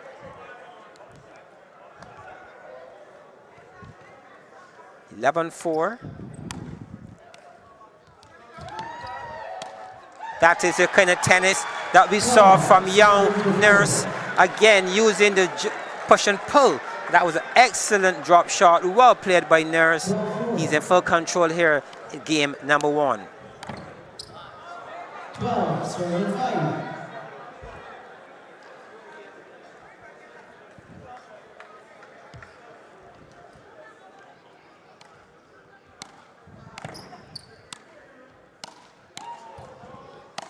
Oh, that is Nurse. Shaquem Nurse that we saw in the quarterfinals. We are seeing him again this evening. He posed, Joel. That's a special sign from this young man. When you see that pose, you know his mind in a special place. 13 now, serving to 5. Anton's challenging.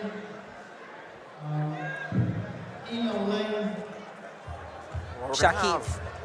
Shaquem Nurse at the age 18 years old, and he's already a finalist in 2022, losing in the finals, and here he is in 2023 in the semifinals, looking to book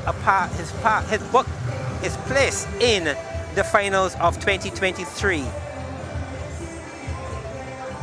He has many titles to his name as a junior. He won his first A-class tournament when he defeated Aaron Barker in 2020 in the competition This Is Who We Are.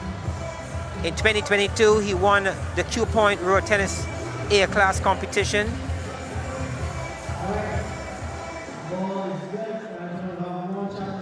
The ball is in on that Nation News review. 1 challenge left for Antonio Daniel. 36. Very good return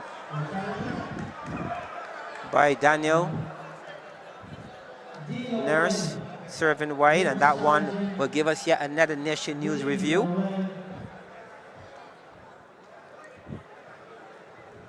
Yeah, that's no question, and rightfully so. Well within his rights. Shaquem Nurse to question that call. With Daniel, we have, last time we saw Daniel out was in the Silver Hill tournament when he won in 2019. He was not part, he did not take part in 2022 of this Barbados Road Tennis Open, and here he is in 2023, looking to advance to the finals. In his last 12 outings, he made it to the finals 11 occasions, and tonight he's looking to see if he can do at 12 of the 13 that is advancing to the finals. But I'm quite sure that young Shaquem Nurse has alternative intentions, as he was a finalist in 2022 and is seeking here this evening to repeat in 2023. Well, it's going to be very interesting on this Nation News review, given that the entire body of Antonio Daniel is blocking that line heading down. Another angle will be required. It's going to be a tight and tricky one. Don't forget, the original call was in Shaquem Nurse opting to use his view because he thought it was wide. But if we just go forward a couple frames from here now, we see where that ball is. It's a bit difficult. My prediction, based on what I call the projected path, I'm employing technology here now. That is not on screen. But yeah, I'm just going to have to say that I was in. Just because of all the ambiguity that we have here in terms of the inability to actually reverse the decision. That's the thing about it. There's no conclusive enough evidence to overturn that particular decision. Yeah. So it's going to be interesting to see what we do here on this particular occasion. A bit of a conversation might ensue here now between some of the officials in terms of the inability to actually accurately see where that ball would have bounced. So do they replay that point? Do they leave it at the original call of in?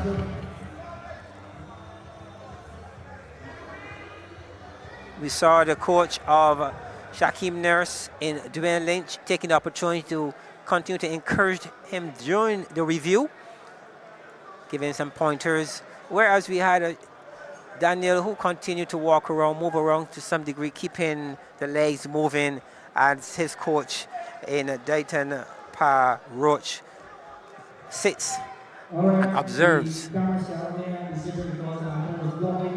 camera's ball is good. 13-6. Ball adjudged good, given that they were unable service to find conclusive evidence that in fact bounced out. Fantastic shot there by Nurse. But you think about that, the is that I don't mind that happening because it speaks to the consistency of what we saw actually happen in the very first women's game as well, where technology was unable to be used. And we stuck with the decision, the original decision of the lines person on that particular occasion. Yes, I think the decision in the end kind of fitting. It was really a challenging one. But we have a situation where Daniel is struggling for his 10th point to avoid a foul in game number 1. Struggles continue for him, and it's pretty much written on his face here in this game number 1. Don't forget, it's a best of 5 in this one. 3 best of 5. Serving to 15.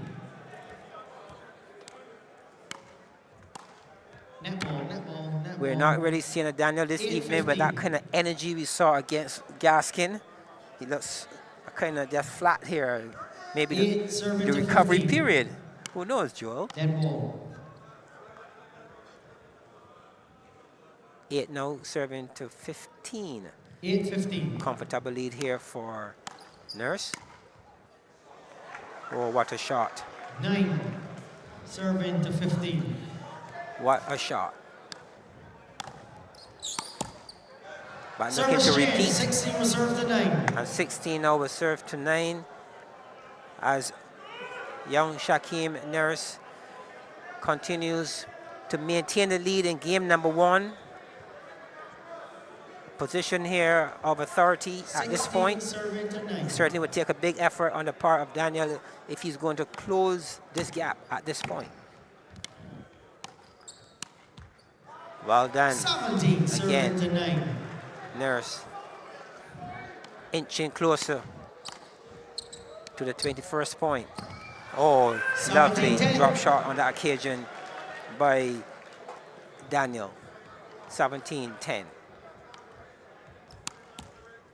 18 serving to 10. Making him reach for that one, taking the pace off of the serve, Nurse, and being successful in it, finding himself now 3 points away from taking game number 1 in this semi-final.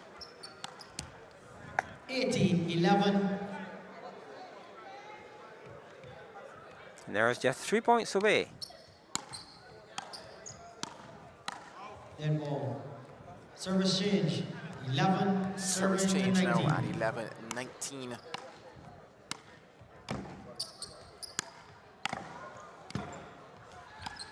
Oh, what a play by young Nurse. First game point. Up to the task. Shaquem Nurse. 11 serving to 20. 11 now serving to 20. First game point for him. And that will be it. Shaquem Nurse takes game number 1 in this 3 best of 5 semi-final versus Antonio Daniel. Very good performance by Shaquem. Very much in control from the beginning. We saw an unusual start to this particular first game being played by Daniel, actually losing his first 5 serves, Joel. And that is really not the Daniel that we're accustomed to. He's known for his serving ability, and Nurse, on more than one occasion in that first game, had some mini breaks. Well, game number 2 will soon be upon us. We said we will see shots from Daniel, but we have not truly seen Daniel show up yet here in this semi-final. What might be the reason for that, if we can actually put a reason on it for not seeing him show up just yet? Can he be tired? That performance from Gaskin, still haven't got over that particular performance, even though a couple days later. Remember, we're talking about a 54-year-old gentleman who I'm quite sure has a life outside of tennis. Well, tennis is what matters at the moment And can he do what matters in terms of the performance? Can he pick himself up? Can he pull back here, level it up at 1 game apiece?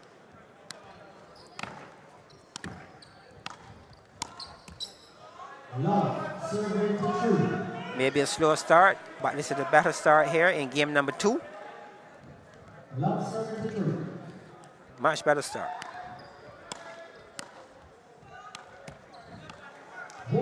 Serving to 3.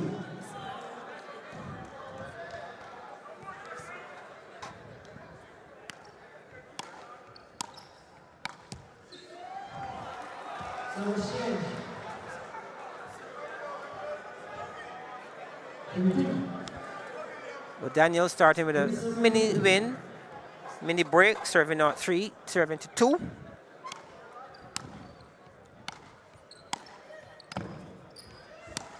Oh my goodness, what a play by Nurse, showing youth, agility, got to that ball quickly and dispatched it.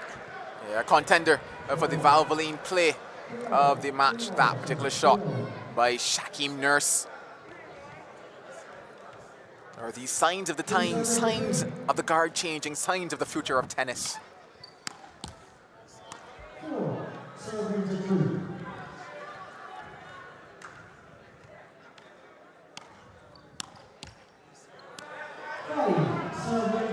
Change of serve here, but Daniel paying some dividends so far. 2 in a row.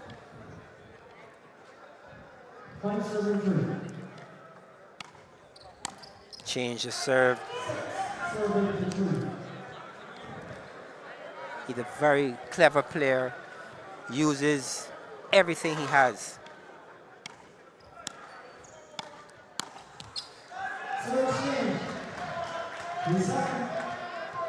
Well, game 2 has started a lot better for him. Enjoying now a lead of 4 points. Daniel, you'll probably say a by far more comfortable position, but you're looking at what he's been able to do thus far in game 2. And you saw signs in game number 1 where you expected that because he's Antonio Daniel, but in terms of his flow at the start of this one, you're probably telling yourself that he looks a little better now into game 2, probably a little warmer, probably, I guess, a little closer to his zone, I guess you might want to say at the moment. Yes, very much so.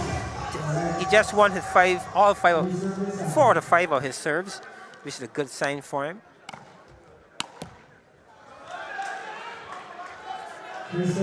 Now in a position whereby you can actually say there's just a bit of pressure on Shaquem Nurse. First bit of pressure he's been able to apply to him.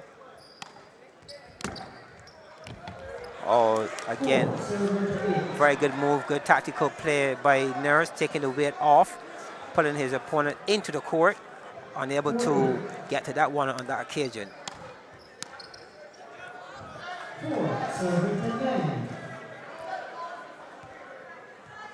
Very important that Nurse remains as focused as he can.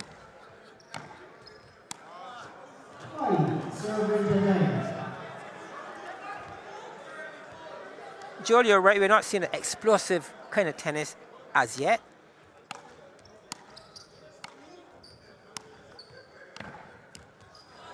Oh, Daniel looking to take the weight off on that occasion, finding the 8-inch net. Well done to Nurse, closing the gap to some degree. From a 4-point difference to a 3-point difference now. So Daniel serving at 9-6.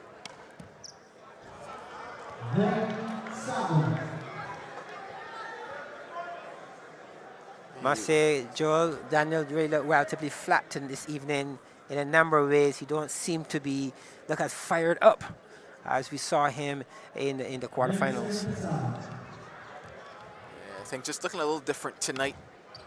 But we're here for the long haul. 3 best of 5. Oh my goodness. That is plain. Very good tennis here this evening by Nurse. Goes over, gives his coach a nod, appreciating good defensive tennis, opportunity given, and the young man pounced on it. Well done by Nurse. Well done indeed. Spectacular is one word that comes to mind when looking at a shot like that from Nurse.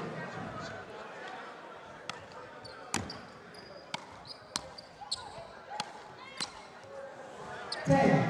Serving to 8. But Antonio Daniel has a response of his own. Yes, he does. Well done. 11, 8.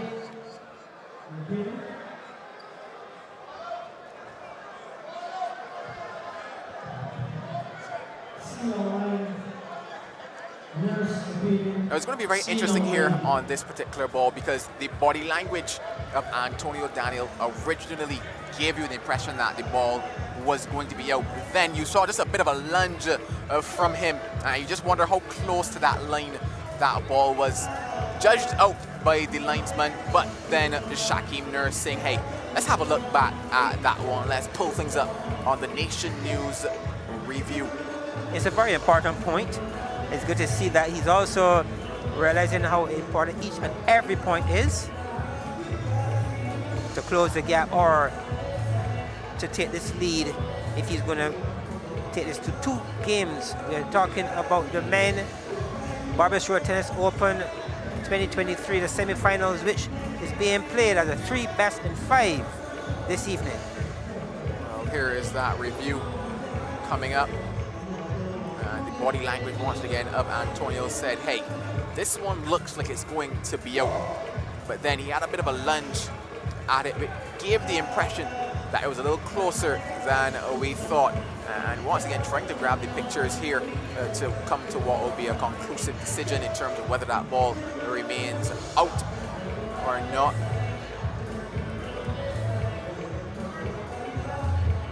Everybody has their heads switched up towards the screens. A lot of eyes on this one.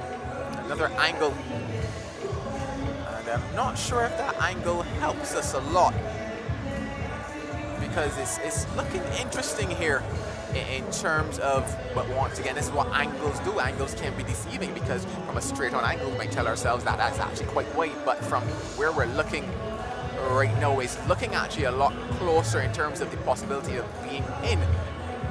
But I am not sure if this might be the best angle to use to make such an important call. But hey, once again, it's not my job, and I'm very happy that it is not my job to make these very important calls in this semi-final, because on the line, come a couple days from now, is $20,000. And this now is the best angle that will definitely be able to give us that answer.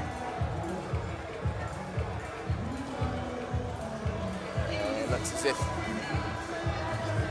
we understand the importance of that $20,000. Every point matters. Well, my only thing in here is that it must take a very strong wind of hurricane force to blow that one back towards that line, going on what we consider the trajectory of that ball, because it looks as if we're just paused there, stuck there in terms of from that particular camera angle. And hey, that's the thing about technology. It is here to help, but at times it lets us down, unfortunately. And we can't actually even scold the technology because the technology does not care. But nonetheless, if we go based on what we're seeing from that straight on angle, you might have to be inclined to tell yourself that there was possibly no way that our ball could find its way back in. But then again, we're looking at this particular angle and we're seeing it looks quite close. Seems to be certainly giving the reviewer some degree of a challenge in making that decision. And finally we have decision made, ball is out. I do think that is the correct call in the end. Obviously, the camera that we wanted wasn't providing the remainder of frames required, but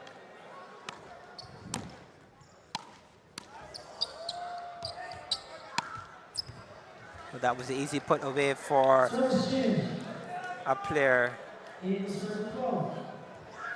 Easy put away by a player like Daniel Standards. 8 now serving to 12.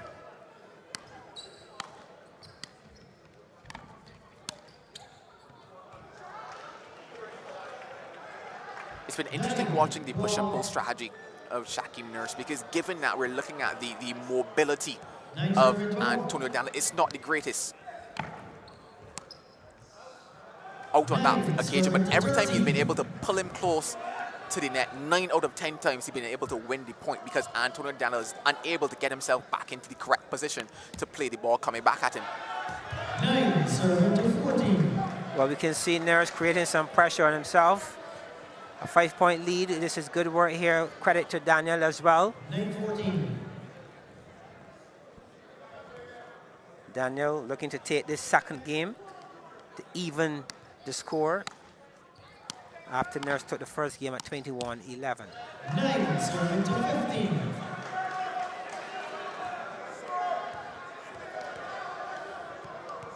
Six points clear at the moment is Daniel.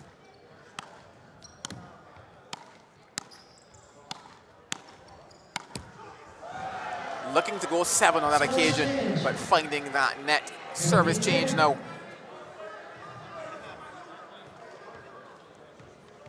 We're seeing Daniel on attack going through the form of young Nurse.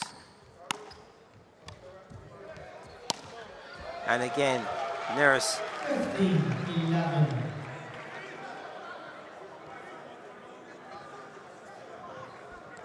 Serving 11.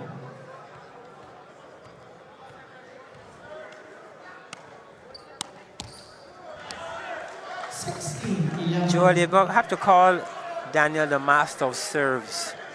He really has a way of placing the ball, using the speed, using the court really well. 17 serving 11. We see that service dominance coming to the fore here at 17 serving 11.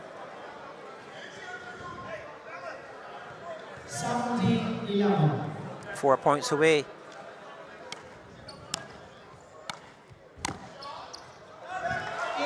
Make that now 3 points away, Daniel, from evening things up here.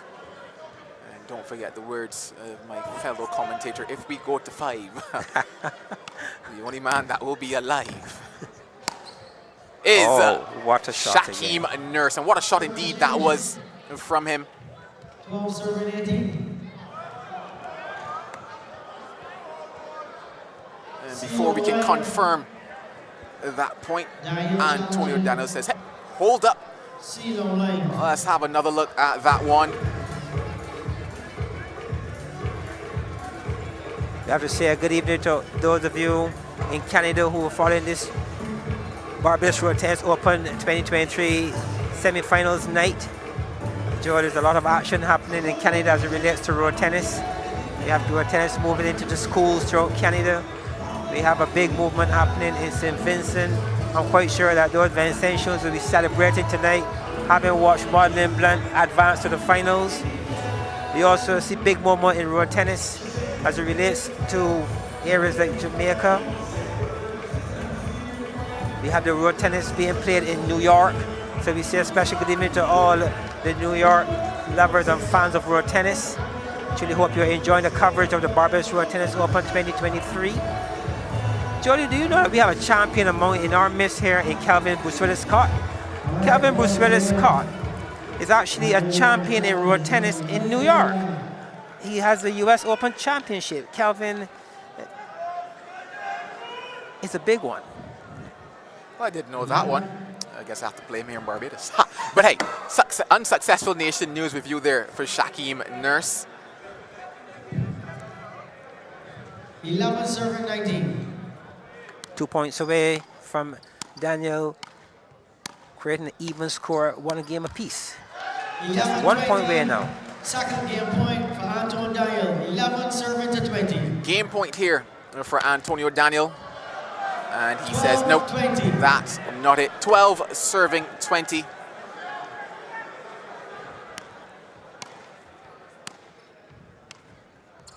Well, like shoelaces, we are all tied up here in this semi-final encounter. Making a statement and making a comeback. He takes that one to 21-12. Yes, what a play.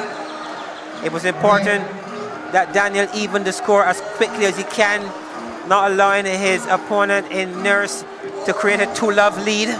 Well done by Daniel as we get ready for game number 3. I'm quite sure that he'll be happy taking that one at 21-12, but not just taking it, Joe, but the quality of the shot. You talk about a Beverlyn moment. I think that might be a play you might need to consider. Oh, definitely put that one in the bag. Put it in the haversack, as they would say, for that Valvoline play of the match contender. What an injection. So we're getting ready for game number 3. With Shaquem Nurse taking the first game at 21-11. And Anton Lilman Daniel winning the second game 21-12. If you would but allow me but a small moment of folly here, John. Now, it's not lost on me that the injection came from Antonio, but Shaquem is the nurse. I'm sorry, I had to do that. Yes, so we have a mix now. You might really need a doctor, not a nurse. Well, game number 3 is on the way. We're definitely not in the hospital. We're here at the Wilde Gymnasium, semi-final number 2. And first blood goes to Shaquem Nurse. He clenches that fist.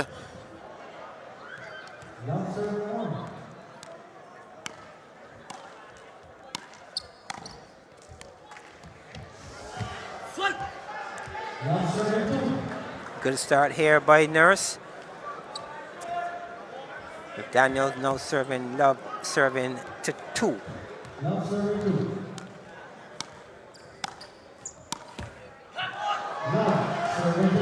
You can hear the shouts by young Nurse.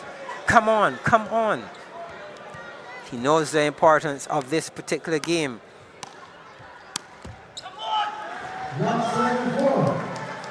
Each point he's encouraged more and more. Love serving to 4.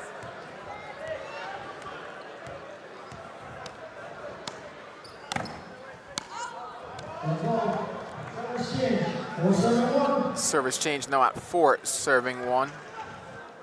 Mini break to start game number 3. 4, serving to 2.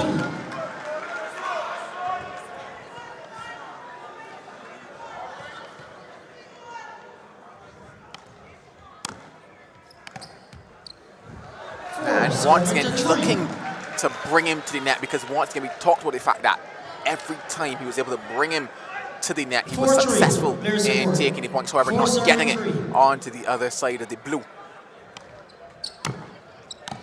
Then a very, very, very crafty player. Dead ball.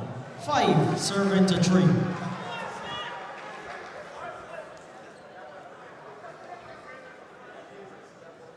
Nurse with a slight lead. 5, serving 3.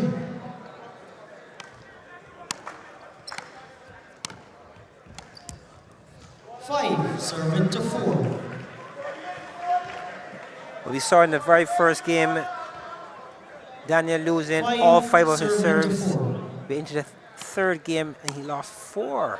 Service change, 4 will serve to 6. And once again, he stays close. And will serve now at 4, serving to 6. Well, service change for him at 1, serving 4. So hopefully do a lot better with ball in hand here, Daniel.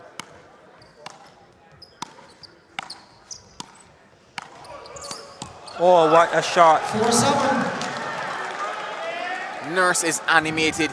He is sensing something special here tonight. 4-7. Don't forget, it's a 3 best of 5 in this men's semi-final. So still some ways to go. But every moment matters. Every point matters as well. 4 serving 7.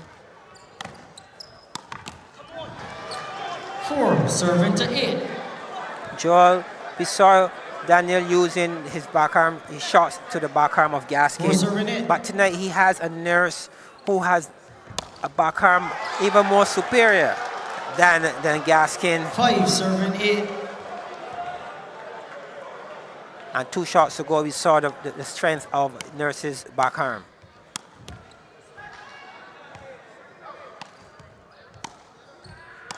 Dead ball. 5 serving 9. As Nurse builds a lead here. 5 serving 9. 5 now serving to 9.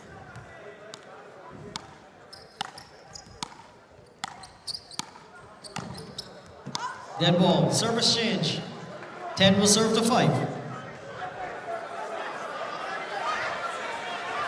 9-6. 9-6, sir. towel break, service break. So George, you have 15 seconds in which to get that towel break and get back in the ready position to keep the action going. 9 serving to 6. Let me tell you this, John, 15 ain't a lot. Not at all.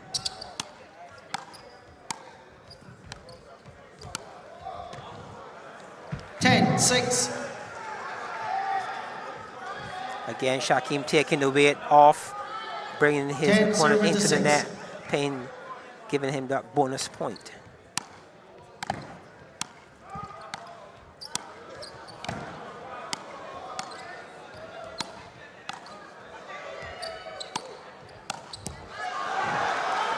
Ten, 7. Looking to go down that line, Nurse. Unsuccessful though. 10 serving 7. 10 serving still 7. quite close here in game number 3. Dead ball. 10, This is good 8. playing by Daniel. He knows the importance, and he's keeping very close, staying within striking distance. 2-point difference at this point. 10, 8. Daniel tapping into all of his experience.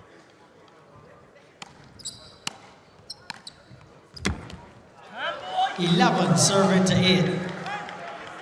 Again, the short ball brilliantly used by Nurse. 11, 8. Service change. 8 was served to 12.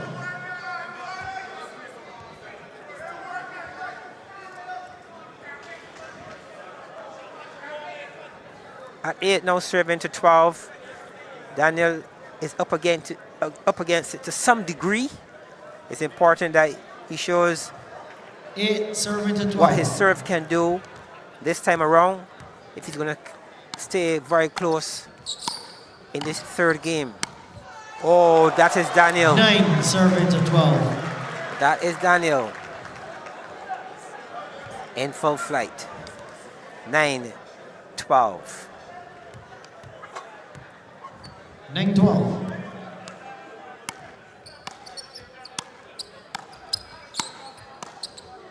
Daniel 10 serving to 12. moving his young opponent in Nurse left, right,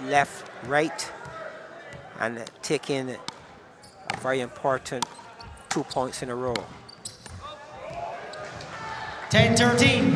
And you said left, right. I thought you were about to say the government boots. But yeah, indeed, fantastic work by Daniel there on that particular occasion. I apologize, John. I had to. Yes, the military, I like to call it the military approach. Left, right, as some players tend to move the ball brilliantly around. 11 serving to 13.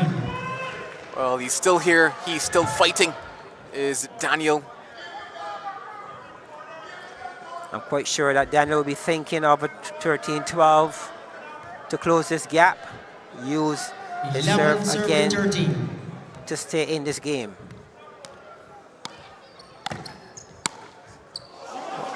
Oh my goodness. Service change, 14-11. All ball adjudged out, correct? Service change, Yes. 14 serving 11.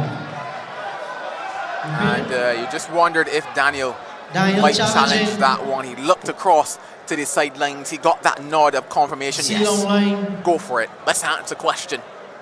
Very important point See long line. at this stage.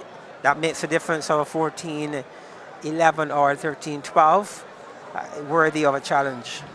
Worthy of a challenge indeed. You have 3 challenges, and in situations like this, you want to, 1, make sure you use them wisely, but 2, understand that they can actually swing the game for you and put you into a better position. As you mentioned, 13-12 in comparison to 14-11 certainly is better grazings.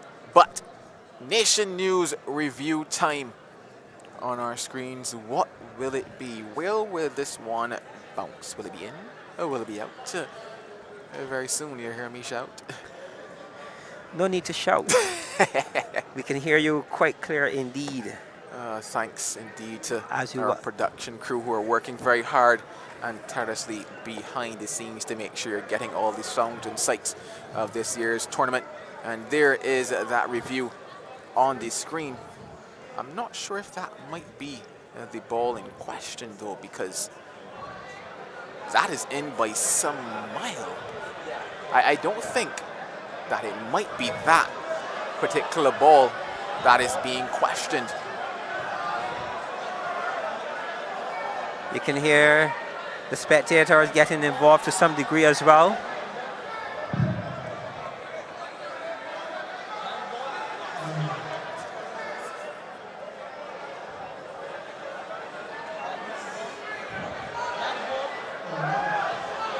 That's not the ball that we asked about the last ball. It appears as if we're going to have to look back to make sure we get the right replay on that particular occasion for that Nation News review. It's worth taking the time to ensure that we have the right one. So Joel, as you correctly said, the players, they actually have 3 appeals. And we see Daniel here putting an appeal to use. Should he feel the umpire would take note and reduce his appeal. So a player has 3 appeals within each game. Not sure if they already might need a towel break after this break. But for our viewers in road tennis, players are allowed 15 seconds for a service break to refresh themselves after every change of serve.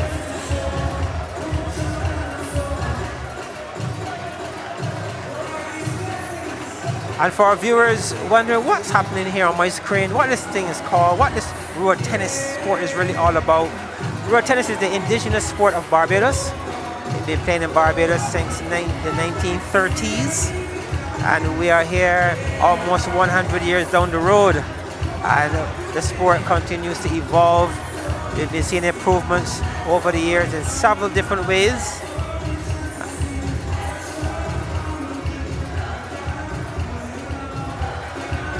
A sport that over the years crowned a number of individuals, Joel. We had quite a few persons being crowned over the years. It takes you back to the minds of champions of this sport, like Griffith, Anthony Richards, Sandra Bailey, some of the big names of yesteryear.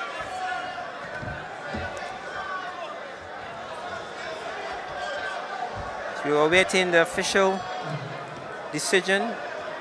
Well, the chair umpire just returned and said that the ball was good based on the 3rd umpire.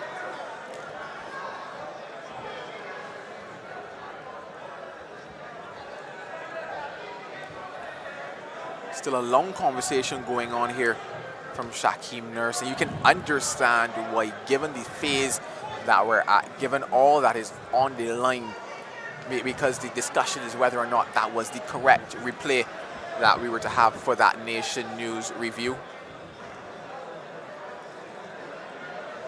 Well, this is going to be an interesting one here for the chair umpire. It's a difference of 3 points or 1 point.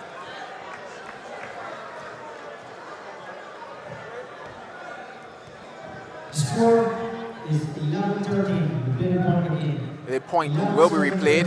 11 serving 13. Daniel still looking to close this gap.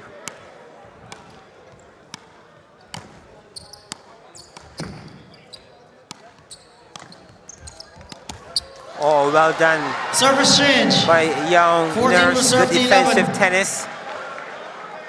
Up to the task.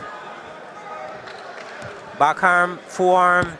He kept that ball in play, giving his opponent the extra ball. Dead ball. 15-11. 15 serving 11.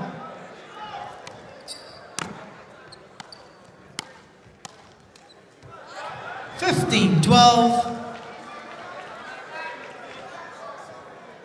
So Nurse keeping his nose in front.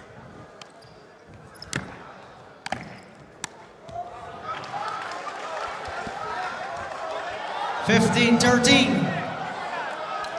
Repeating. Shakim is challenging the ball. E-long line. Another challenge, Joel. Yep. E-long line. Technology is having a busy night tonight. I would not want to be technology. I promise you that. But we're going to have a Nation News review on that particular call from Shakim Nurse. The point was given to Antonio Daniel. The question is, was it in?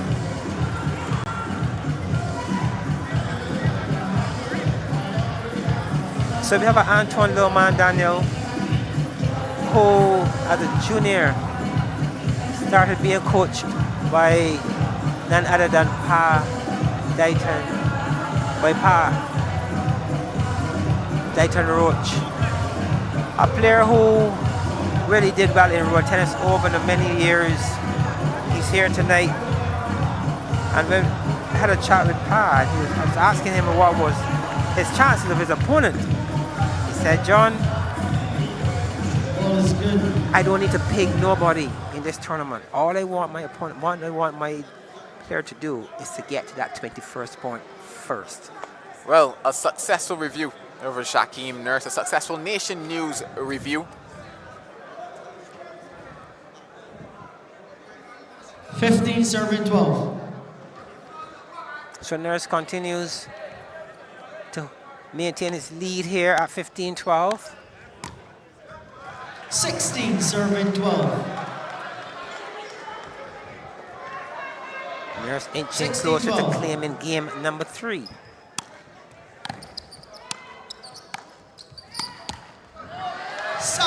Serving 12. Momentum going in his favor.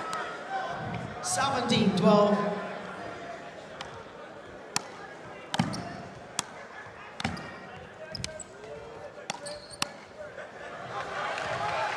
Drawing him close Service again, change. and once again, 12, looking at the service fact 18. that Antonio Daniel is out of position.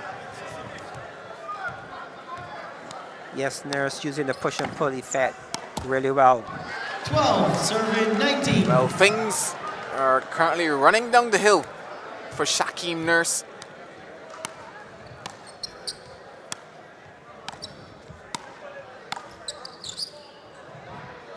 (13-19). 13-19 with Nurse in the driver's seat. I think at this point, Joel. 13 serving 19. Uphill task here for Daniel if he's going to claim game number 3. 14 serving to 19. Uphill task indeed for him. Player support, please. But that experience, will it count for something here tonight in game number 3? Will he find another trick in the bag, Daniel?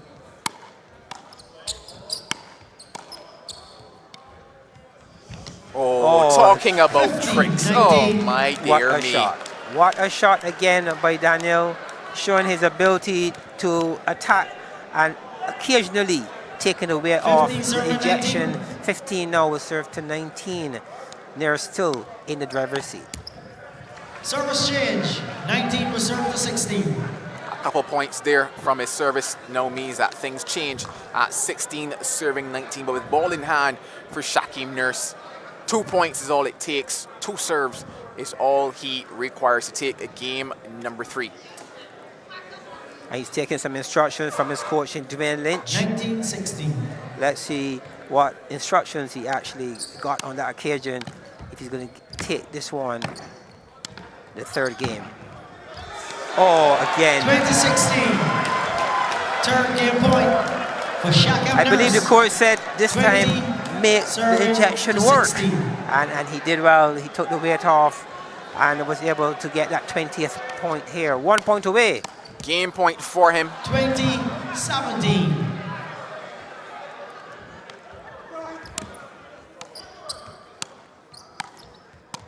Game 21-17 number 3. to Shakim Nurse. It belongs to Shakim Nurse.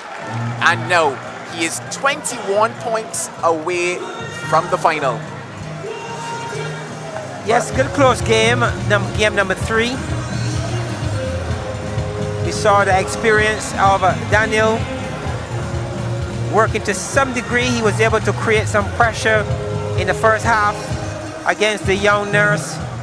The pressure was all the way up to 16, now 16 serving to 19. And the young man in nurse was able to find that required response. And he did so brilliantly in taking the third game, 21-17. Joel, we are not into game number 5 as yet.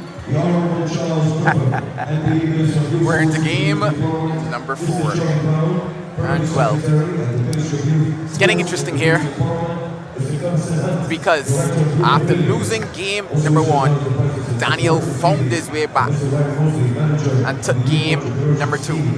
Nurse found something deep within the bag, won game number 3. Can Daniel find it again, or will the youth of Shaquem Nurse take things here? And does he walk into the Barbados Road Tennis Final 2023? Game number 4 is about to get underway.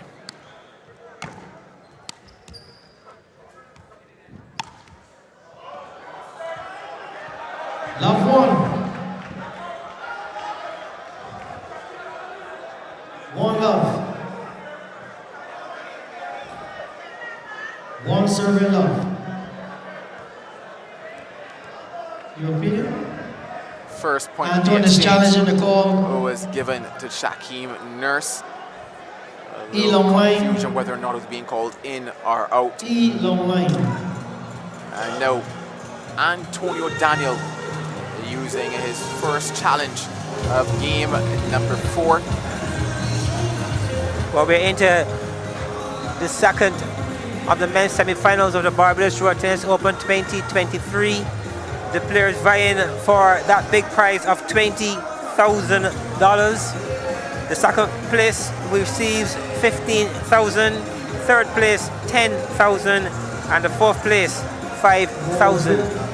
Well, that Nation News Review tells us that the ball was in.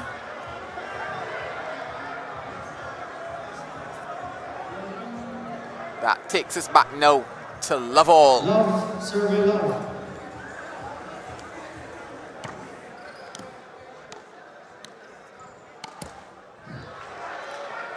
One love.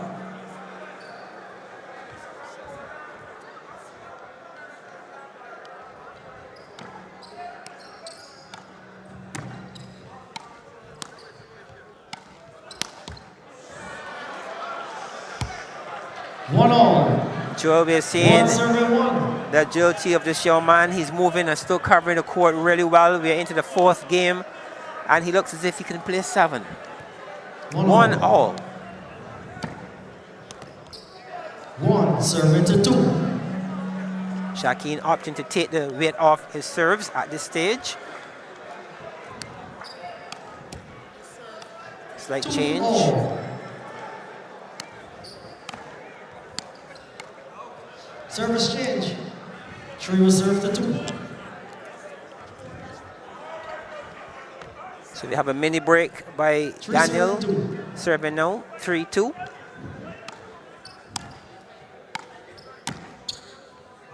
Four, serving to 2.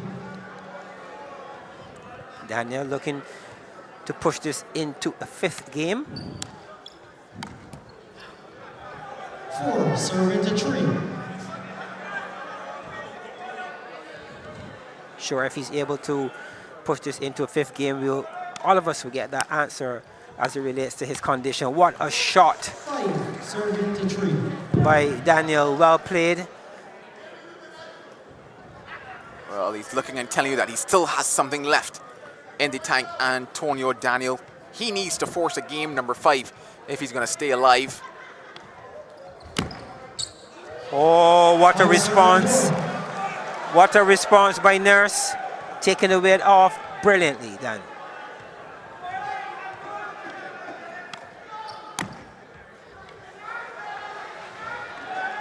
Service change. 4 serve to 6.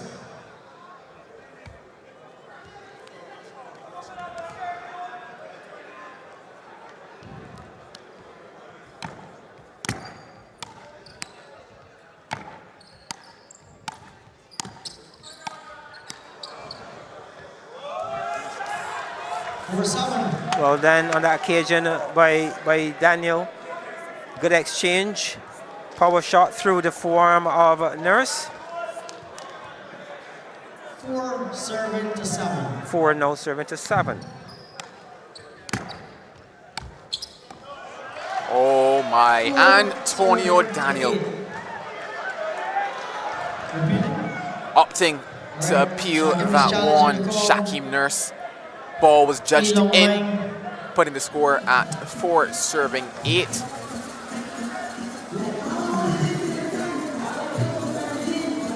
Not a big lead in any way, but we're seeing a Daniel who seems to be pacing his game here, Joel.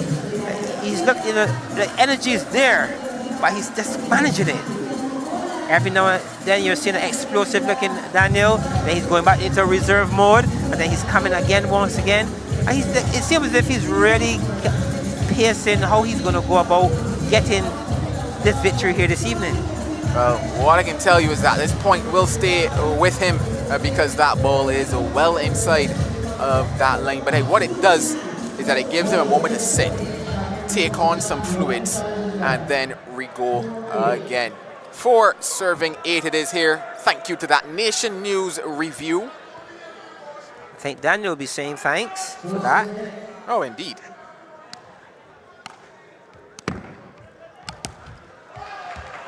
Five serving to 8. Taking that pace off, proving effective once again, having Daniel lunge out to get there. 5 serving 8.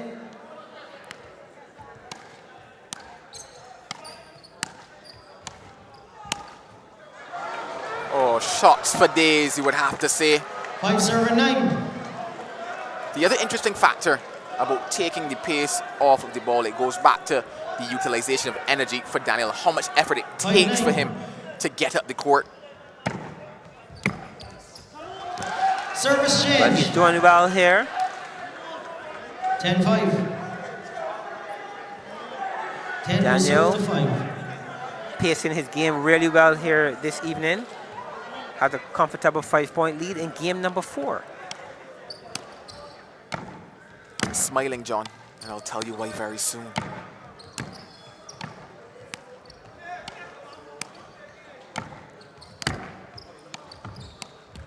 Oh, there goes Daniel. Well, John, I'm smiling because if things continue as are, we are going to game number 5. And somebody at home recorded that clip for me.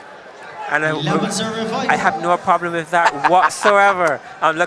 To some degree, I would love to see us get to that place, just so you can see it for yourself. Oh. 11-6. What we are seeing is a contender for the Valvoline play of the match there from Shaquem Nurse. Serving to 6. And a very good crowd on hand to take in this final semi-final matchup this evening.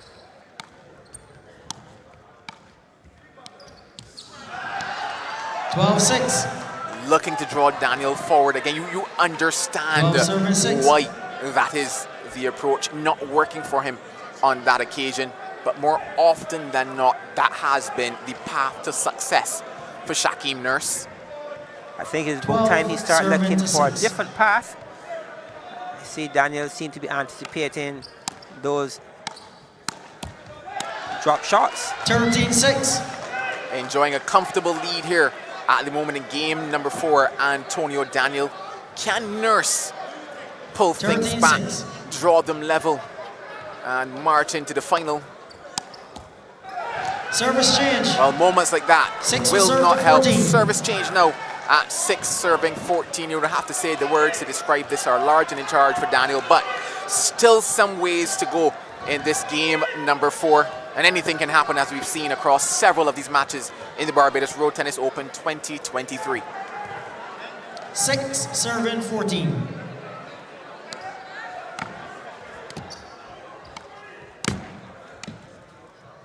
7 serving to 14. Good play on that occasion by Nurse. Still working the push and pull.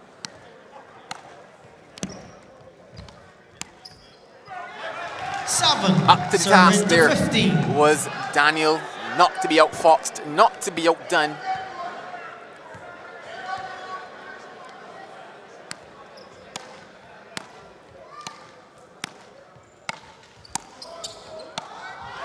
Oh, Daniel in full flight here, game number 4.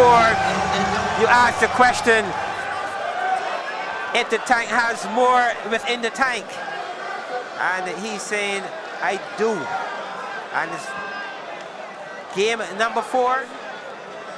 Daniel welcomes tower break. Oh, like the little engine that could, he is chugging away. 16. And at the moment, he is chugging away to what looks like game number 4. 7-16. The ball is judged good, well done on that occasion by 16. Daniel. 7 now serving to 16. 8 serving to 16.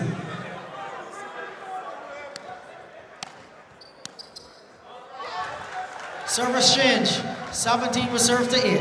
You just wonder if Nurse might be feeling a bit of pressure here. Nobody wants to go to a game 5. That's the thing about it. This is the first time we're going to 5 games in this tournament, asking players to dig even deeper than they have all tournament long. This is the test. This is the challenge. Oh, this is fantastic. Yes, From it the is. commentary booth.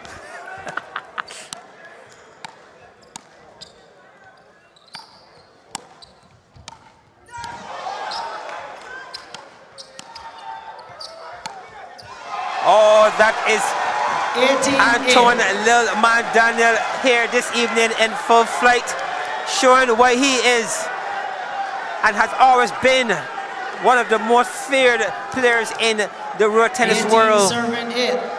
18 now will serve to 8.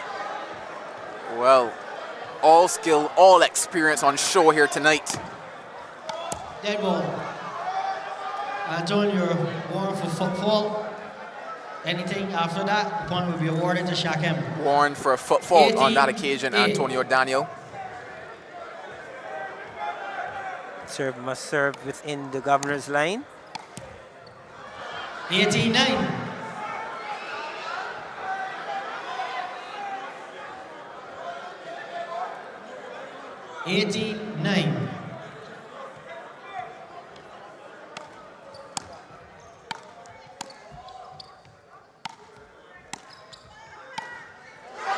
Oh, and the crowd is totally entertained here this evening by Anton Lilman Daniel, showing his ability, his striking power. He will now serve at 19 serving to 9. Enthralling moment for the crowd here at 19-9. the Garfield Suburb Sports Complex. Daniel on the top. 29. Well, we are on the verge of a game number 5. Game point for Antonio Daniel at 20 serving 9. A point for Sao Beijing. Oh my goodness. Oh my goodness. The name is Antonio Daniel, and he has taken game number 4. They are jumping, they are cheering, and they are thoroughly entertained here tonight. Game number 4, a Sao. Joel, we have the first Sao in the semifinals as Anton Lilman Daniel takes the 4th game, 21-19. Well, they are jumping here. They are enjoying it. Hey, you know what? I don't blame them. This is fantastic tennis. Hey, last semi-final of the night. We are into a game number 5. You could not script it. You could not predict it. But what John Wick did say is that if we go to 5 games, it is going to be the youth. It is going to be Shaquem Nurse. Will that come to the fore? Or will it be Antonio Daniel? I am now calling him Daniel in the Lion's Den. That is what I'm going to call him. And if he happens to win this 5th game, that will be my closing line. But hey, it is all on show here tonight. It is, and we're talking about Antoine Lilman Daniel, who started this sport of road tennis at the age of 7. He was the winner of the Bank Schoolboys competition on 3 occasions.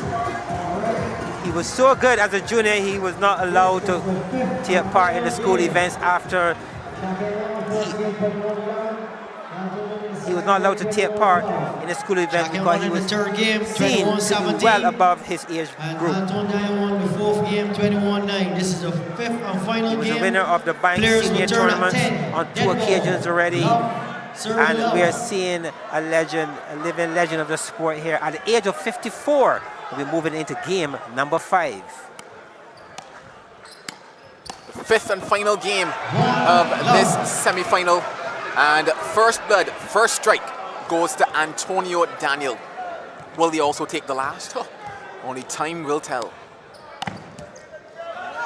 What I can tell you though is that he takes 2 and gets a bit of a lead and looking a little flustered at the moment, nervous. But the thing about it is that you're here for the long haul. Once again, I must know that the advice coming from the corner is settle. You won 2 games, think back to how you won those 2. 2 points will not decide this game, 21 points does. 3, serving to love. Well, we're seeing an Antoine Lilman Daniel who paced his game so far brilliantly, and he's leading now a 3-love, serving more like the Antoine Lilman Daniel that we are familiar with. 4, serving love. What a way to start the 5th game. And this is the strength of the man, Joel. His serves is his strength. And tonight, he's showing in the 5th game that he's using his serve to make things happen. Well, it's going to be interesting to hear the call on this one. Love serving 5. Ball is called in. And very frantically, Shaquem Nurse raises his hand, raises racket, and questions the call. And the thing about it is that these are the moments that you're looking for the composure, because you're not looking to allow your emotions to get the better of you in these situations. You're still in the early exchanges of game number 5. You don't want to put yourself in a position whereby you're thinking that calls are going against you and it affects your gameplay going on. Once again, you're playing to 21. Joel, and once again, we are seeing a very healthy break here for Daniel. I'm sure one that he welcomes. At this stage of the game, we're into game number 5. To take that point would give Daniel a 5.50, 5-0, and if is awarded to Nurse, he gets his first point of this serve of Daniel, serving the first serve in the 5th and final game to decide who will advance to the finals of the Barbados Road Tennis Open 2023.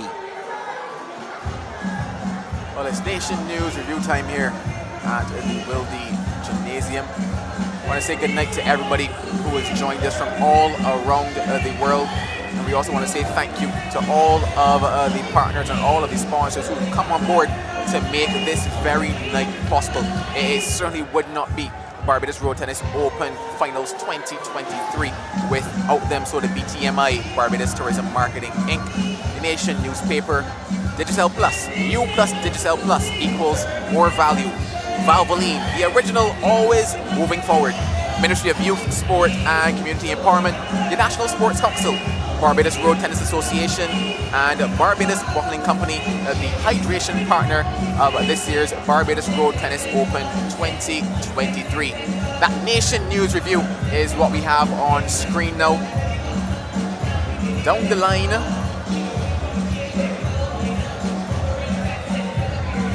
it's truly amazing the way how Daniel plays his shots. It'll be interesting to see what we're able to come up with from this review. Don't forget that the original decision was that the ball was in. Looking like a better view here. Let's see when the ball comes into the frame. It's a question of whether or not we might actually be able to get it here, because we're utilizing the baseline, but it's that sideline that we need to see. And here is the angle we're looking at. Down low is Daniel. He probably has a good sighting of this one. Probably gonna have to take that one back just a bit and then roll things forward to come up with the decision. Well, once again, it's going to be an interesting, tricky call to make, utilizing the technology on this particular decision. Well, Joel, experience is certainly showing to be working here this evening for Anton Lilman Daniel. We're into the fourth game. The question is, we're into the fifth game, correction, and we were wondering if he had the endurance, and he's definitely showing that he's still very much in this game. Yes, indeed, he's striding out to court here. All of the confidence that he started this Barbados Road Tennis Open tournament with. Still, once again, looking at this Nation News review, wanting to make sure we get the call right. But a break that I'm quite sure that Daniel would totally enjoy and appreciate at this stage. We're into the fifth game. It's not over as yet. Lots of tennis to be played. And I'm quite sure at this break he would surely be thinking, talking and strategizing with his coach in Dayton Roach. Well, our video referee decision tells us that the ball is out on that particular occasion. That Nation News review. Well, this is a very good start nonetheless by Daniel to get the first serve in and into the fifth game. I'm quite sure that his biggest supporter in the world, in his partner in Annette Cadogan, will be quite happy with what she's seeing so far. She's his #1 fan, and she's looking to see Daniel in the finals of the Barbados Road Tennis Open 2023.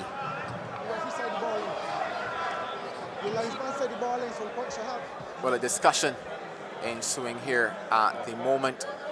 Both players having a conversation with the chair umpire. The point, based on the review, was given to Shaquem Nurse. One serving 4, service change. 1 serving to 4.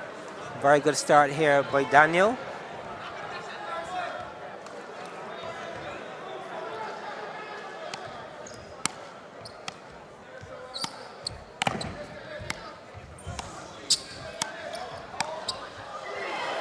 Oh, what a play by the young Nurse. Both players covering the court really well in game number 5. 2 serving 4. The energy levels still seem to be very much there. 2-4. 2 serving to 5. First matchup between these two athletes.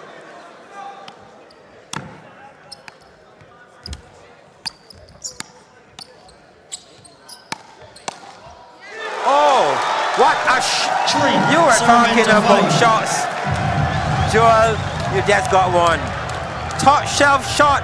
What a play by Nurse to stay close, stay within this game. Well played there. Excellent shot. One from the top draw there for Shaquem Nurse. That too goes into that bag. That bag of Valvoline play of the match.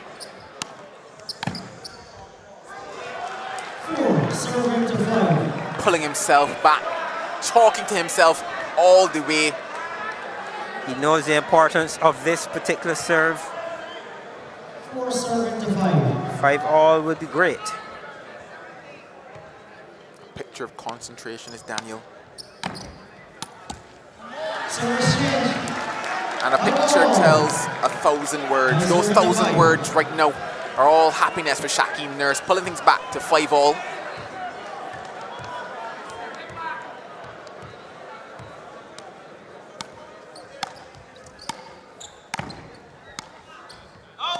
Then ball 5, serving to 6. Well done on that occasion by Nurse. Going wide, forces his opponent in Daniel. 5-6. So you're seeing Shaquem Nurse moving the ball a bit more. He seemed to put the drop shots and the soft touch behind the net on pause at this point in time, and is moving the ball a bit more and keeping Daniel on the move.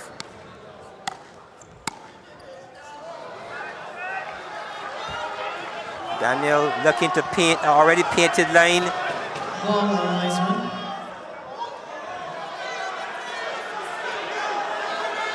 6.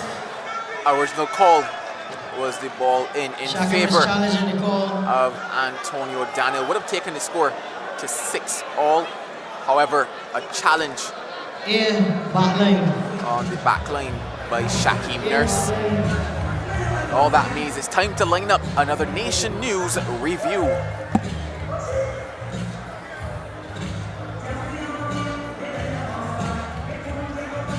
Certainly a lot more animated in this game. Number 5, Shaquem Nurse.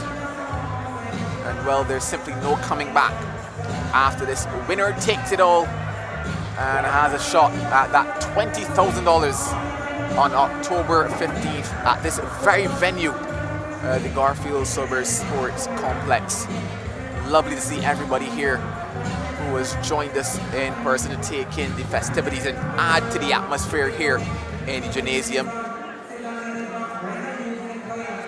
A very electrifying atmosphere indeed, as we are seeing some explosive shots by both players. If you're looking at the screen and saying to yourself that Daniel looks a little drier than he did across the first 4 games, it's because he's changed his shirt. The other one I do believe was just drenching a bit too much sweat for him to carry on. And it's been hard work out there for both players. Youth on one side, experience on the other. Who though will triumph here? I was going to say under the stars, but under the lights of the gymnasium. And a lovely crowd, Joel. Indeed, indeed. It's been fantastic to watch them across what have been the rounds within the community, and then seeing everybody trickle in here to the gymnasium. And I'm pretty sure that they all appreciate being here in the gymnasium as well, just in terms of the ability to still capture the action. Because when we're out in the community, you always know it's a first come, first serve in terms of positioning and trying to get the best vantage points on offer. But here in gymnasium, you know, you can sit down pretty much anywhere and decide what angle you want to take in the tennis from, and also in a very cool environment, might I add that. And I am grateful for the cool environment that we have here, because things were a little hot and steamy. Yes, steamy on the outside. Well, we're still waiting for that Nation News review to get loaded here to decide whether or not that point stays in favor of the little man, or whether or not things will go in favor of Shaquem Nurse. In the meanwhile, we see the chair umpire getting some further word from maybe the match referee. In the chair we have Tito Ellis.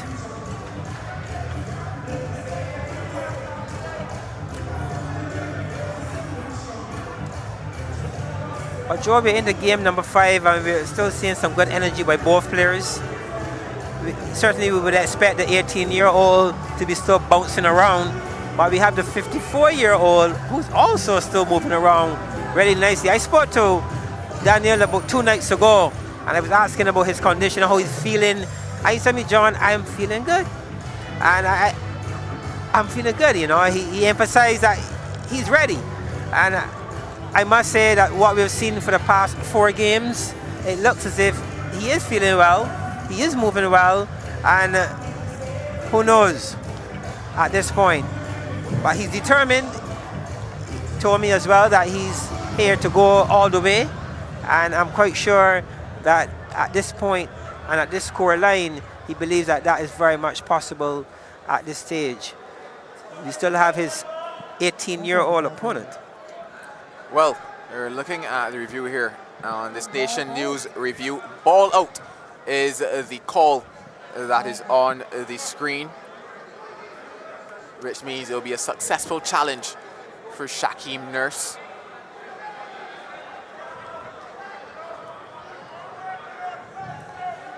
All right, the ball is out. The third umpire said the ball is out. The review up.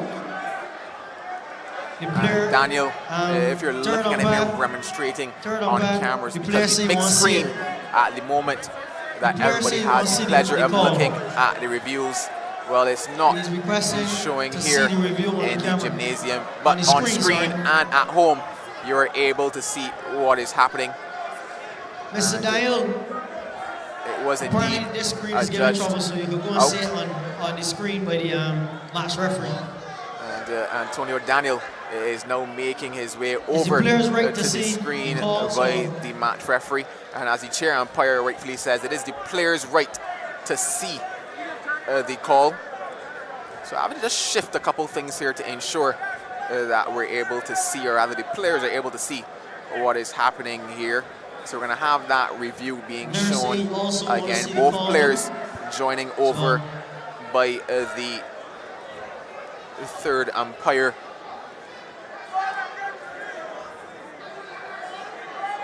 And just looking to get that review. Again, a matter of millimeters, you would have to say. And the official call is that the ball is out.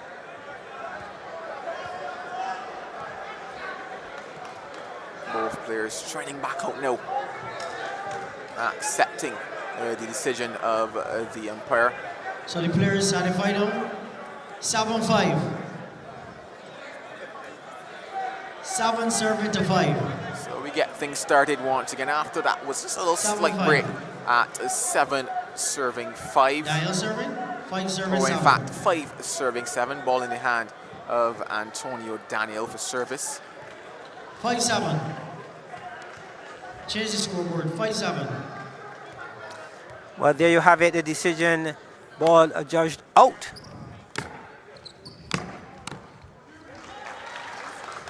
Five 8. 3 consecutive points here for Nurse. It's looking good. The thing about Joel is the shots, when they're on, they're on. But when they're out, those same shots, being your strength, could also be Achilles' heel. 6 serving to 8. A chance for 7-8 here for Daniel.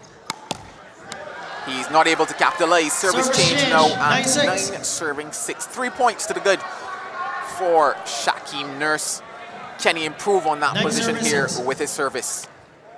He appears to be growing in confidence, young Nurse, minute by minute in this 5th game. 9-7. Well, this is where champions dig deep. And Antonio Daniel is just that.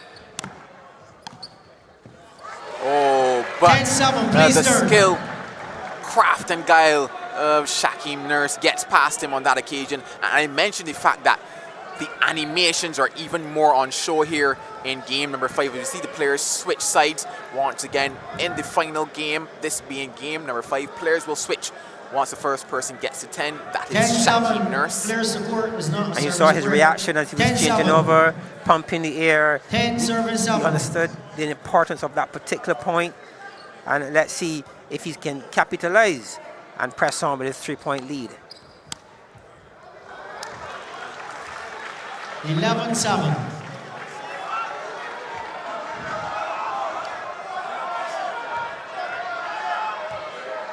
Well, coach is looking towards Daniel and saying, please question that. He raises his hand in the affirmative and opts to use a challenge.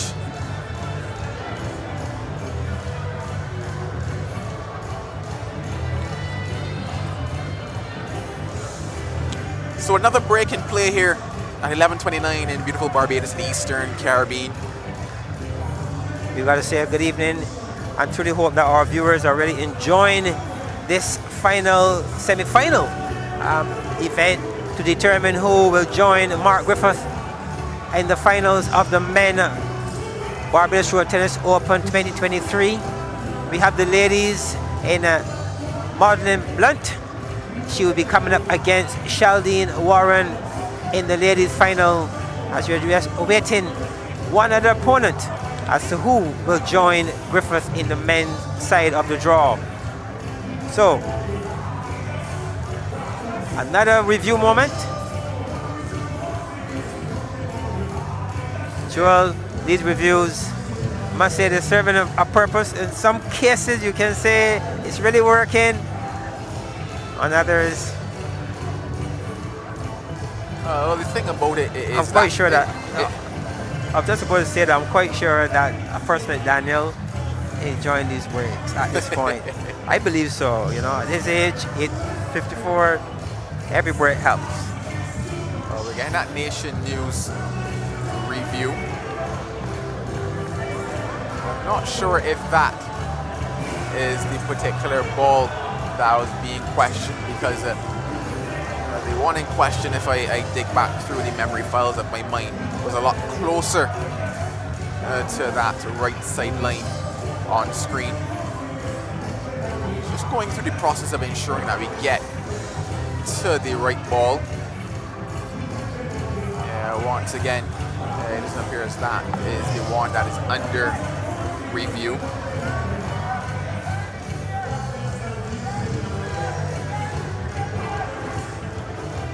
Spectators getting involved as well, hinting that is not the play.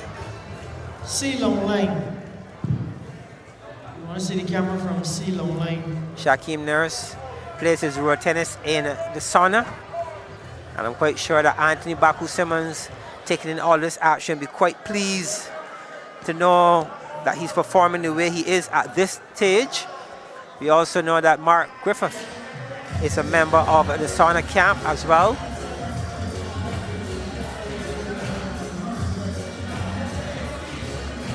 So another break in play here in this all-decisive, all-important game number 5 semi-final match of the Barbados Road Tennis Open 2023. With young Nurse still having a slight lead. Can he hold on to this lead? Well, we have a moment. I can tell you that the 2023 Nation Finathlon, well, that's coming up in November. And talking about the Nation and the Finathlon, well, it's not necessarily been all fun out there. It's been grueling hard work for both of these players. And, well, we have the Nation News review. And it's going to be interesting here because, once again, this angle is telling us that maybe that ball could be out, but if we look at it from another side, we might tell ourselves that is in. But hey, Nation News review time. What will the end decision be? We're standing at 10 serving 7 at the moment. But that Finathlon happens on November the 19th, 2023. The event starts at 6 a.m. And yeah, you can participate in this year's Nation Finathlon. And you can also participate in telling us whether this ball is in or out.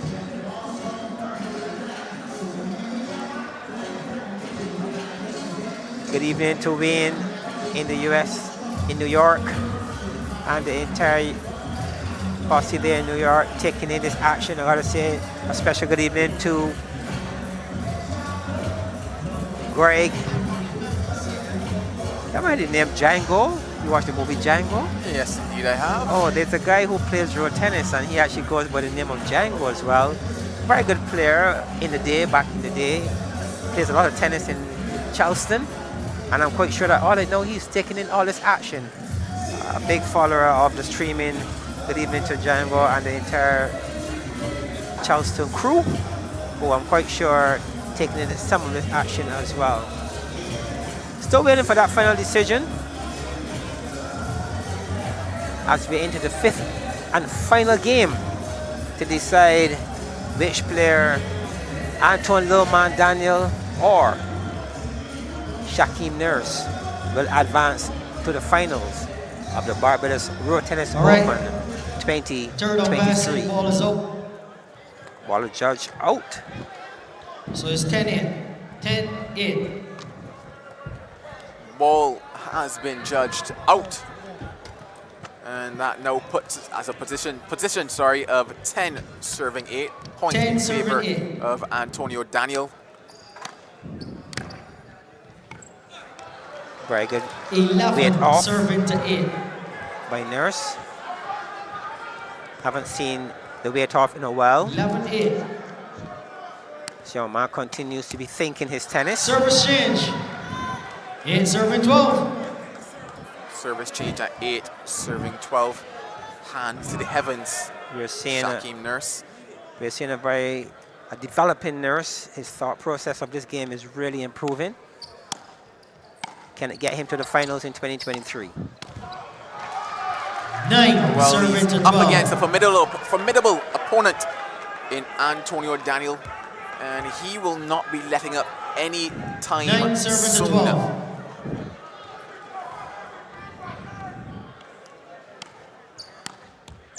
Daniel, 10 serving to 12. very, very clever player in Daniel. Moves the serve back to the forearm of Nurse and got his just reward. Any officials seeing that one? Nurse. Shaquem Nurse is questioning whether or not that was a net ball. 10 serving 12. So Daniel looking to close this gap as quickly as he can, and he's off to a very good start. 2 out of 2. Call that 3. 11 serving to 12. Out of 2. Well done here so far by Daniel. He is here to stay and he is here to play. Antonio Daniel. 11 As we 12. were asking questions about him, he is here delivering the answers. 12 all. Tied up here now 12 serving at 12. 12 all. Do not move, ladies and gentlemen. We could be going down to the wire. Quite sure that we are. This is good. Again, we're seeing Daniel second half, starting this second half with his 4 serves, winning all 4. serving to 12. So now he's at 100% already in the second half of this 5th game. Oh, what a play by Nurse. Good 13 serve anticipation. to 12. Good anticipation. He read that one and he had the answer. He was just waiting and he delivered to take a 1-point lead, as he will now serve at 13, serving to 12. Well done by Daniel. Serving to He 12. won 4 out of 5 and he's very much back in this game.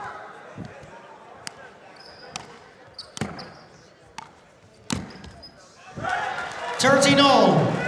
13 serving 13. Game number 5, and Daniel strolls around, looks very much ready to compete and fight all the way to the end. Serving 13. 14-13. I'm sure 14 serving 13.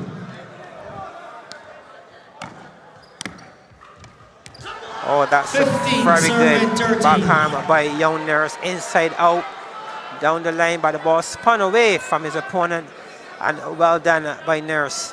15-13.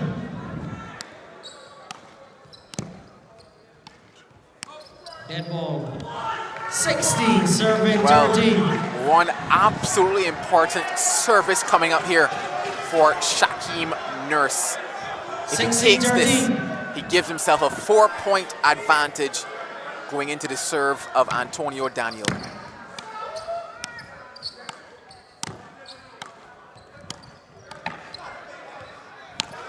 Oh, we talked about this young man. We talked about Nurse's ability to defend his backhand. On that occasion, he defended well, and he was able to create an opportunity, and in a dismissive style, he's now leading 17-13. Well played by Nurse on that occasion. Taking some instructions now from his coach in Dwayne Lynch. A tower break. In road tennis, you have a service tower break of 15 seconds. as we get ready now for the serve 13 serving to of 17. Antoine Daniel, 13-17.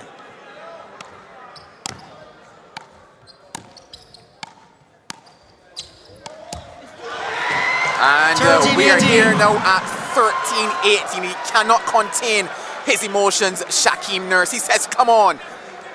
He knows he has it. Can he get himself over the line? It will take 3 points. 3 moments of magic or 3 moments of simplicity. Does he have it in him?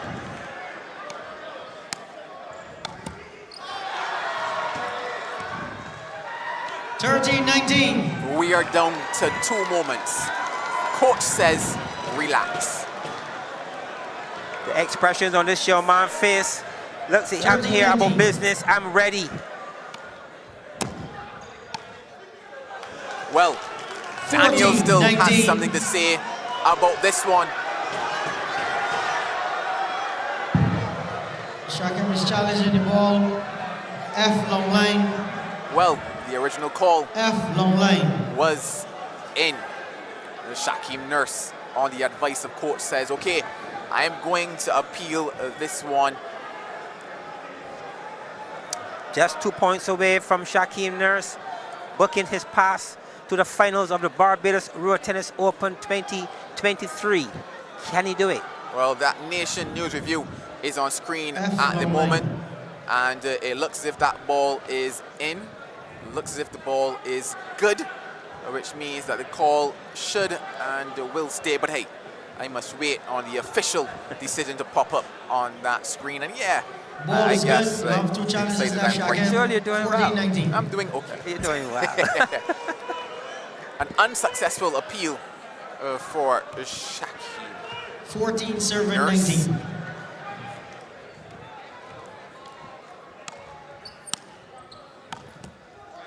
And well, we are on the doorstep Game set. of something that this young man has dreamt of. 14, it is 20. the final. 1 point away. He can smell it. It's in his hand. 14-20. Can he hold on to it?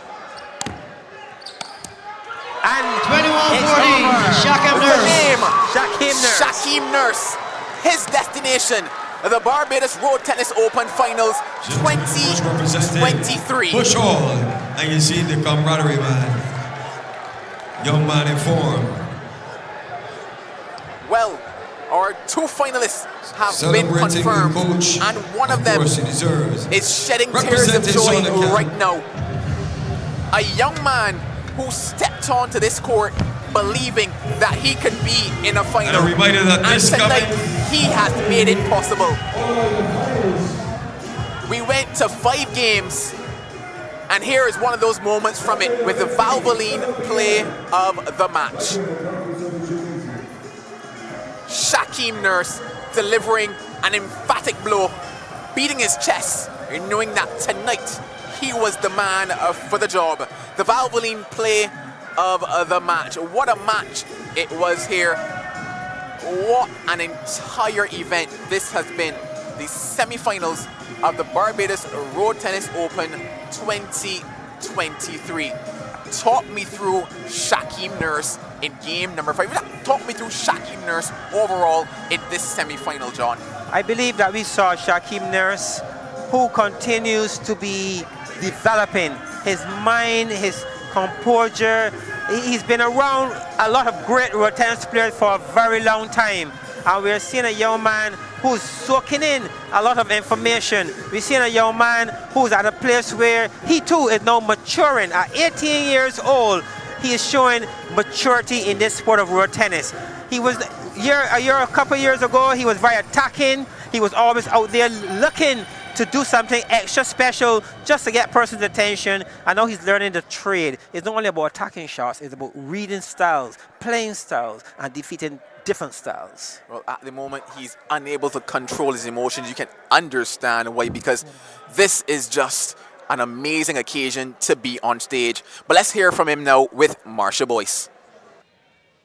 Well, it was that proverbial battle. Youth versus experience for the second men's semi-final of Barbados Road Tennis Open. And in this case, it was the young gun, Shaquem Nurse, coming out on top this time around. Shaquem, you were the number 2 seed, last year's runners-up, but you're on to the final. An emotional reaction there from you at the end. Tell us how you are feeling at this point. I feel really good because I get finals, and it was a hard fight call. And I tell you, excellent player given that, and youth versus experience. I believe that I know I could have won at the fight, but he gave me a long run for my money, and I feel good about winning.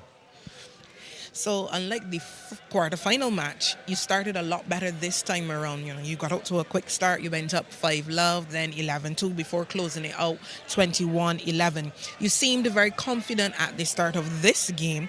Was that your mentality going in? Yes, because I know once I get the first game, that will create pressure, so he would have to work hard enough to catch me back. And I know that was a longer fight, and I believe if I had carried for the long run, I believe I could have won, and I could succeed.